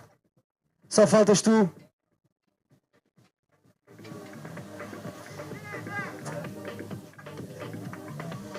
Desta feita vou chamar, I would like to call, Presidente da Junta de Freguesia de Colares, Pedro Felipe, para atribuir o 3º lugar em execo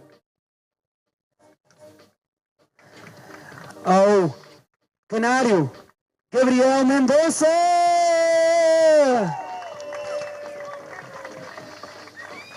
Grande Gabriel. 3º lugar execo aqui no Sintra Pro, na categoria Júnior masculina, claro. Chamo mais uma vez então aqui ao palco João Campos, presidente da Associação de Bodyboard e Surf da Costa de Sintra, para atribuir o prémio a outro 3º classificado em execo, o nosso português João Rodrigues. Third place for Gabriel Mendonça from the Canary Islands and also Joel Rodrigues from Portugal. Joel still fighting for the boy title this year. I think Gabriel Mendonça as well. Let's see, let's see. It's all up to front on. Gostava então de chamar novamente aqui ao palco o vice-presidente do IPDJ, Carlos Pereira, para atribuir o prémio de 2º classificado nesta prova. Uma história de Cinderela autêntica. O brasileiro que veio desde o Ceará para competir aqui em Portugal e alcançou o brilhante 2º lugar, José Augusto Moisés Júnior. Faça um barulho, uma grande salva de palmas para José.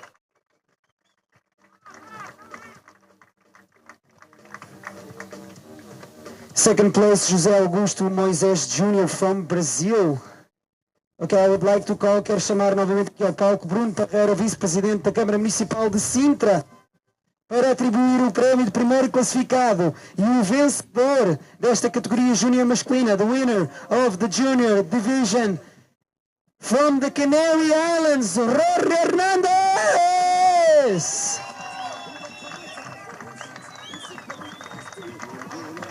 Primeiro classificado, Jorge Hernandes das Canárias. Jorge, ya sabes cómo es. Tienes que hablar, tienes que decir algo. No, tienes que decir, es obligatorio, tienes que hablar algo, ni que sea español, yo voy a traducir, ¿vale? Vale, dale. Nada, estoy muy feliz de participar en este evento. Agradecer a toda la organización y nada, muy feliz por ganar esto. Y gracias a todos.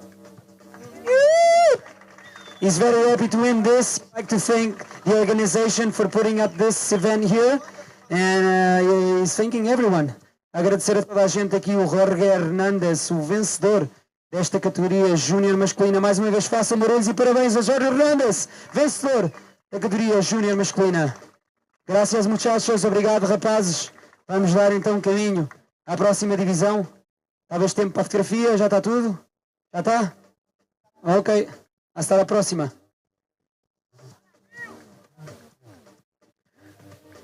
Parabéns a todos, congratulations everyone, felicitaciones a todos.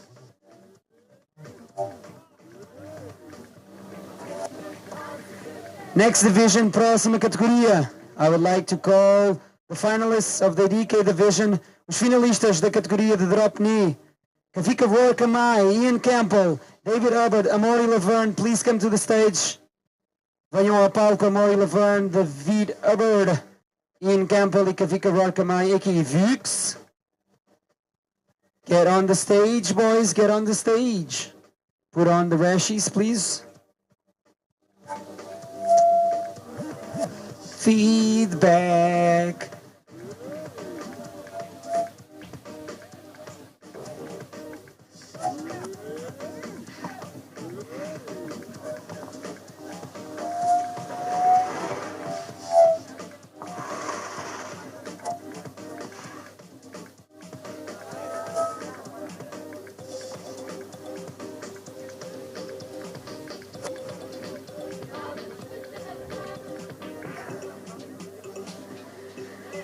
this division is very important to Sintra Pro because we have been crowning on the previous editions and also on this one the world champion of drop knee division. Before I get into the final results, I would like to have a big round of applause for the new world champion of the drop knee division, David Albert. Make some noise for Dave! Dave is the new world champion. Please, just say your words. Yeah, thank you to the IBC for putting on a great tour this year. Really want to thank also this event here in Sintra for supporting drop knee bodyboarding for so long. I want to thank everybody who helped this Sintra event be possible, all the sponsors, as well as all the staff working very long, hard hours. And big congratulations to all the competitors here, a huge field, over 200 riders, and I give all the glory to God.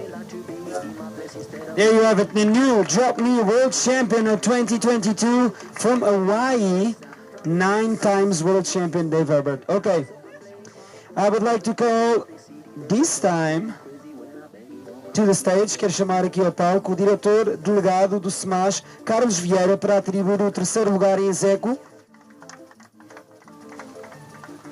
ao havaiano Kavika Roy Kamai from Hawaii, equal third place in the drop knee division. Congratulations, Vix. Terceiro lugar em execo, Kavika Roy Kamai. Quero chamar então aqui ao palco o João Campos, presidente da Associação de Bodyboard e Surf da Costa de Sintra, para atribuir o outro prémio, terceiro lugar em execo, ao sul-africano Ian Campbell from South Africa. Ian Campbell, third equal place in the drop knee division. Make some noise.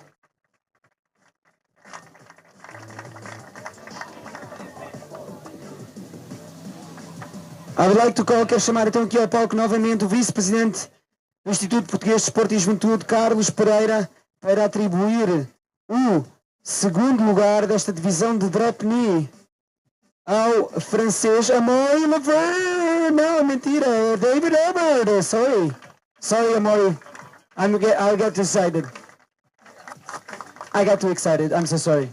I'm so happy that Amaury won this, because Amaury is a trooper. So, calling to the stage, Bruno Parreira, vice-presidente da Câmara Municipal de Sintra, para atribuir o primeiro lugar. First place, now, no excitement, goes to France, Amaury Laverne, winner of the drop knee division of the Sintra Pro 2022. Amaury, you already know how it goes. Sparkling water. Yes, thanks, Nuno. Yes, thanks for everyone here supporting this event. Congratulations to all the competitors.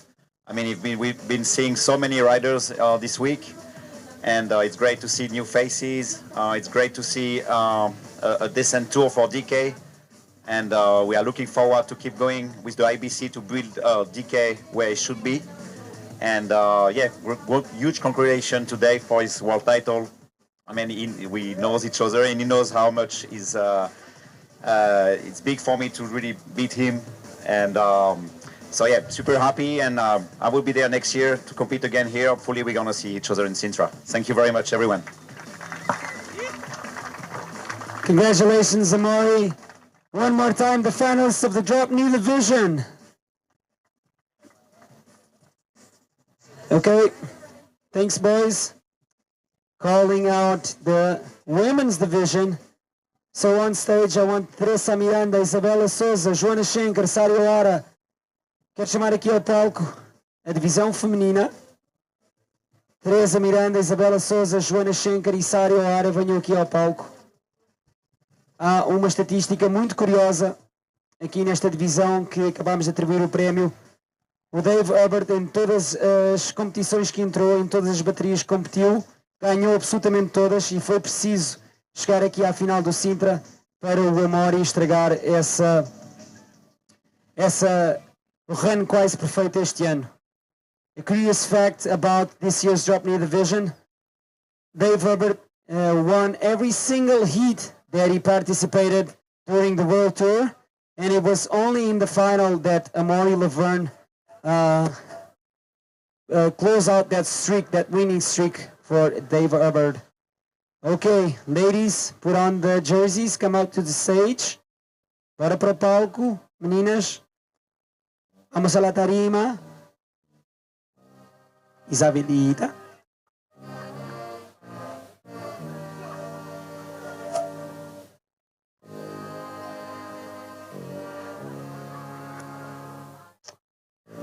Ok, gostaria então de chamar ao palco. I'd like to call vereador da Câmara Municipal de Sintra, Nuno Afonso, para atribuir o terceiro lugar em execo.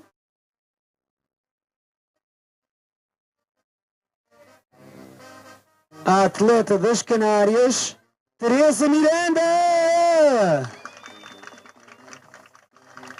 Felicitações, Teresita. Mais uma vez aqui no palco, João Campos, presidente da Associação de Bodyboard de Sintra, da Costa de Sintra, vai atribuir o terceiro lugar em execo à brasileira, campeã do mundo este ano, Isabela Souza!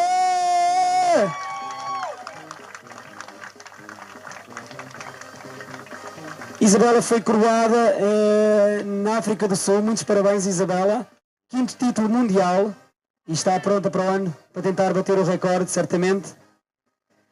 Ora bem, vamos então chamar novamente ao palco o vice-presidente do Instituto Português de Desporto e Juventude, Carlos Pereira, para atribuir o prémio da segunda classificada nesta categoria feminina, a nossa portuguesa Joana Schenker! Por pouco, Joana quase que ganhava. Second place in the women's division from Portugal, Joana Schenker almost took a win for the second time. Bruno Parreira, vice-presidente da Câmara Municipal de Sintra, novamente aqui ao palco para atribuir o maior prémio nesta categoria feminina à japonesa Sari Ohara! Sari Ohara from Japan, winning for the third time the Sintra Pro. Picture time.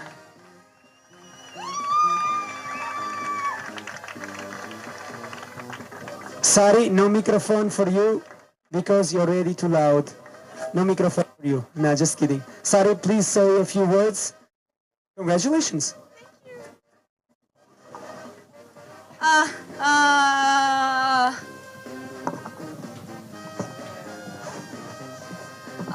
First of all, thank you so much, the people who is working hard for Sintra Pro to make it happen, and the locals and supporters, the people here to watch this amazing competition. Also, I want to congratulate for the Sintra Portugal Pro to make this happen like since 24 años. Oh, that's crazy. Then, how can I say? It's been really hard year. It's been really hard year for me to be being the previous world champion. I won Ikike, then I got a few good results, but I'm feeling like super nervous to get again. Then I lost the chance to get world title again, like in South Africa, and Isabela, muito parabéns. I'm really happy for Isabela to get the fifth title for her. Then, and also, but this is my most favorite country, like Portugal. So since I got here this year, then I've been really happy to see my friends again, to surf here again, and cruise again. To spend a lot of time with Joanna and Chico and the new Japanese girl, Namika. So,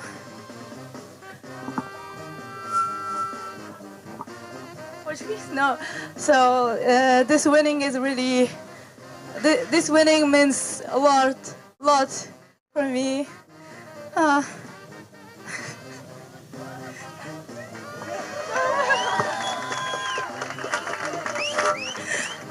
And it's always hurting myself to surf against Joanna.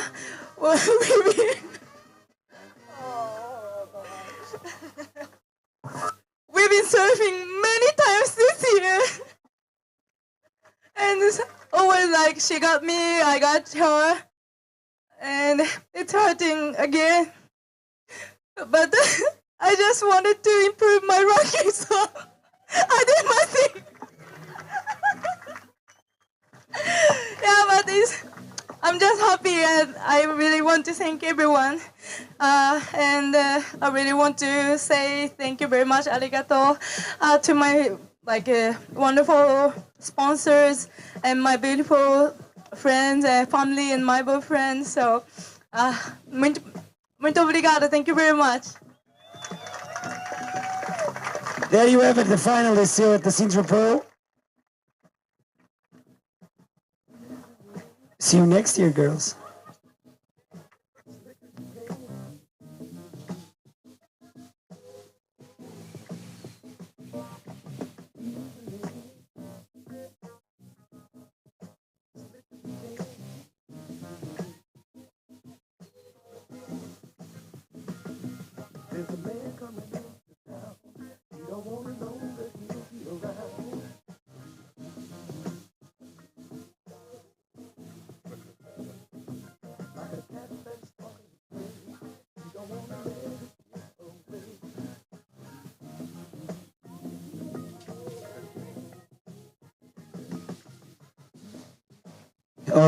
All right.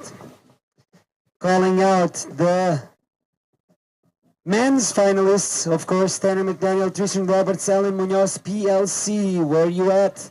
Chamar os finalistas da categoria masculina. Tanner McDaniel, Tristan Roberts, Alan Munoz, Pierre Luis Costes. Join me in the stage. Put on the Rashi, the competition Rashi, and come to the stage. There.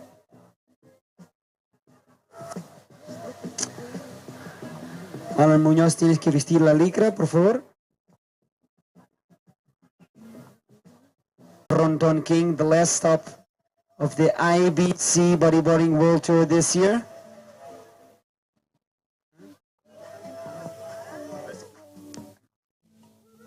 Pierre Louis, PLC. Où êtes-vous, Pierre Louis? Does anyone know where Pierre Louis Costes is? Ok. Bora, Pierre. O Pierre já está a ficar cada vez mais português, a chegar atrasado. É uma característica. E aqui é que vemos que ele passa muito tempo em Portugal. Vamos embora. Pierre, veste a licra, se faz favor.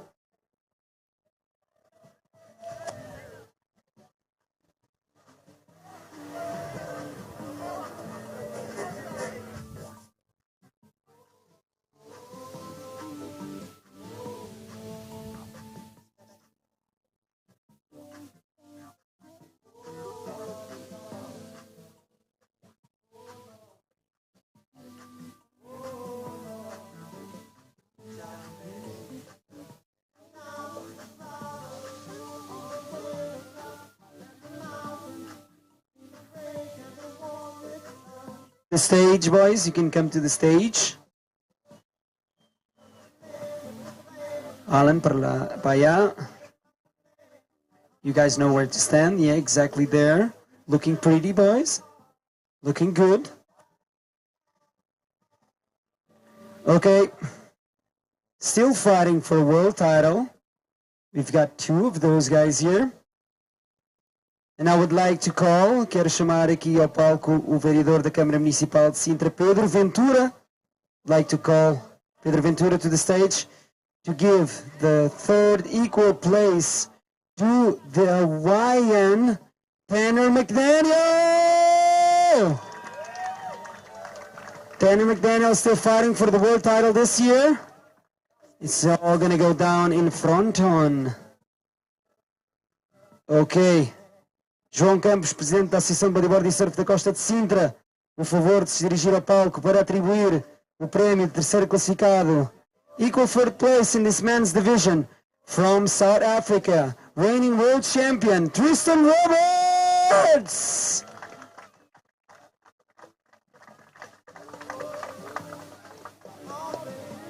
Vice-presidente do IPDJ, Carlos Pereira, por favor, para atribuir o prémio de segundo classificado nesta divisão masculina, second place, for Alan Muñoz from Chile!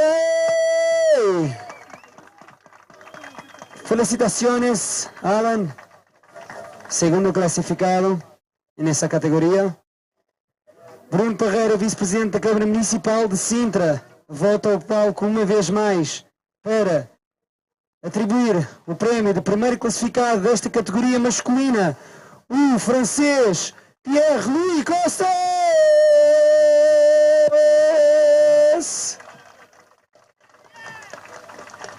Pierre-Louis de volta às vitórias. Back on track, Pierre-Louis. Photo time, guys.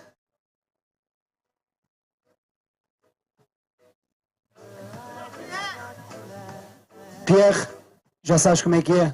Tens que dizer umas palavrinhas. Em português? Olá a todos. Primeiro de tudo, parabéns a todos para estar aqui hoje. Acho que foi uma edição muito especial, com ondas pesadas a semana inteira. Acho que foi das melhores edições que me lembro.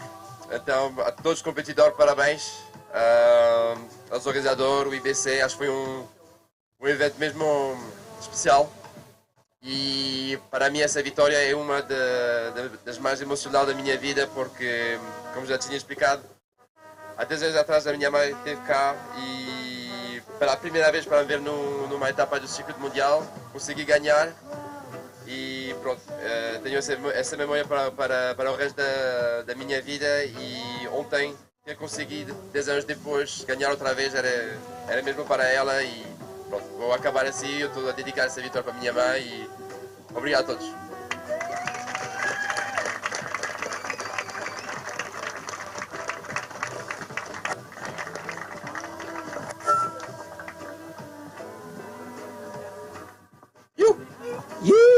Congratulations once again to the finalists and to PLC winning the male division, the men's division of the Sintra Pro 2022. Make some noise one last time, guys!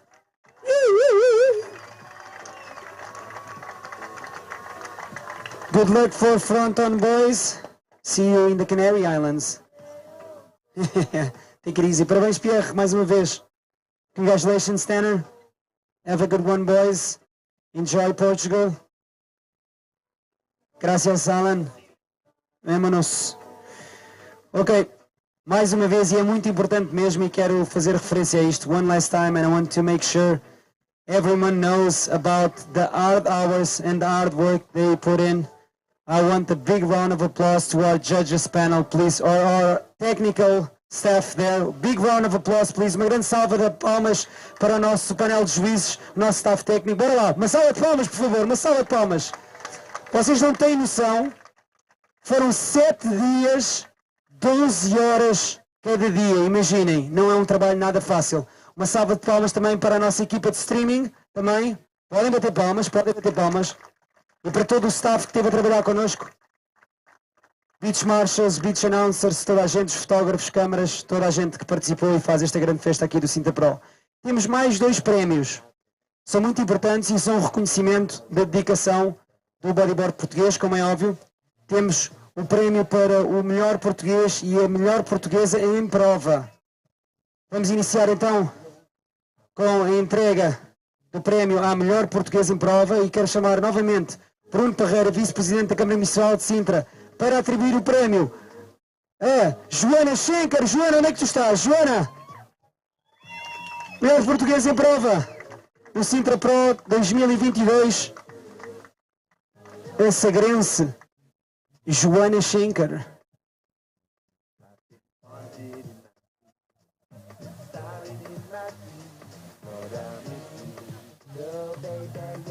Aí vem Joana.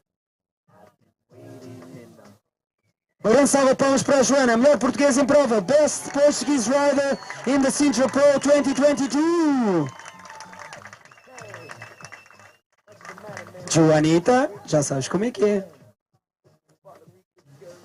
Bem, o Sintra Pro, tenho que contar a história. Em 2001 fui pela primeira vez ver o campeonato. Eu não competi porque eu não tinha nível para competir. E fiquei com tanta vontade de evoluir que em 2002 já competi e não falhei uma única edição do campeonato até agora. Já são 20 e tal anos. Nunca falhei uma edição desde que comecei a vir cá. E acho que é um campeonato que está no coração dos portugueses, é um campeonato muito importante para nós, é um campeonato fundamental para inspirar estas novas gerações, exatamente como aconteceu comigo. Portanto, acho que é algo que tem muito valor.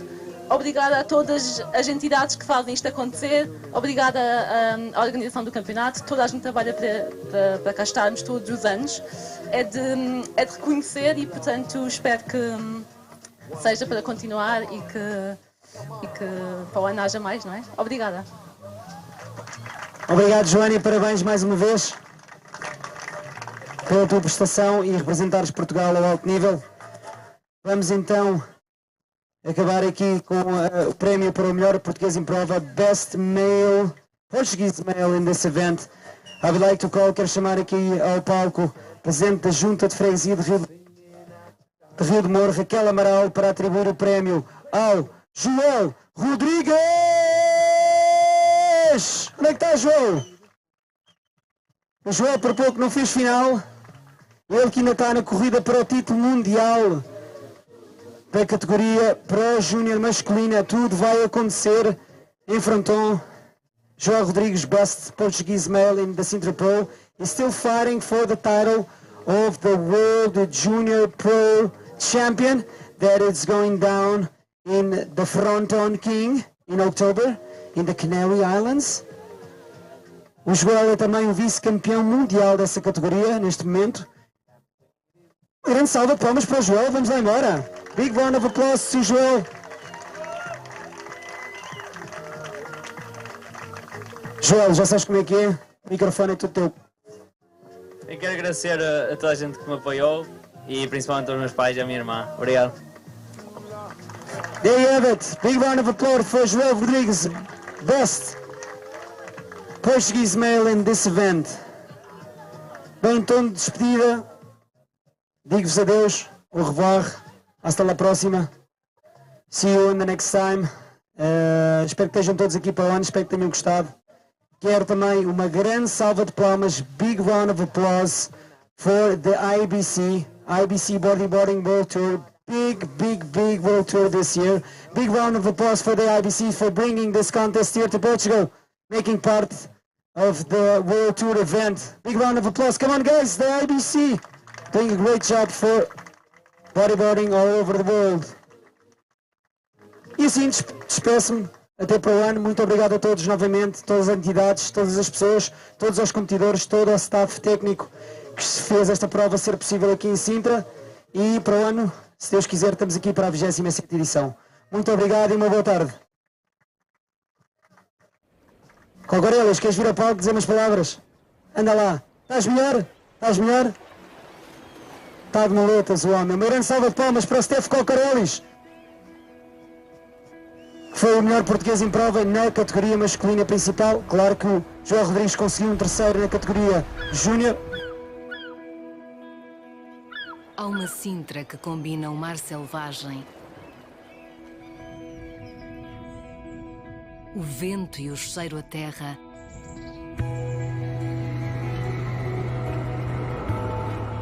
a viagem por caminhos únicos,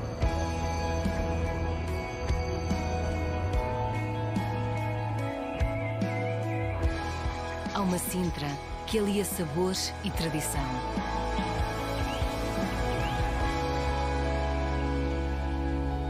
Há uma Sintra para cada um de nós.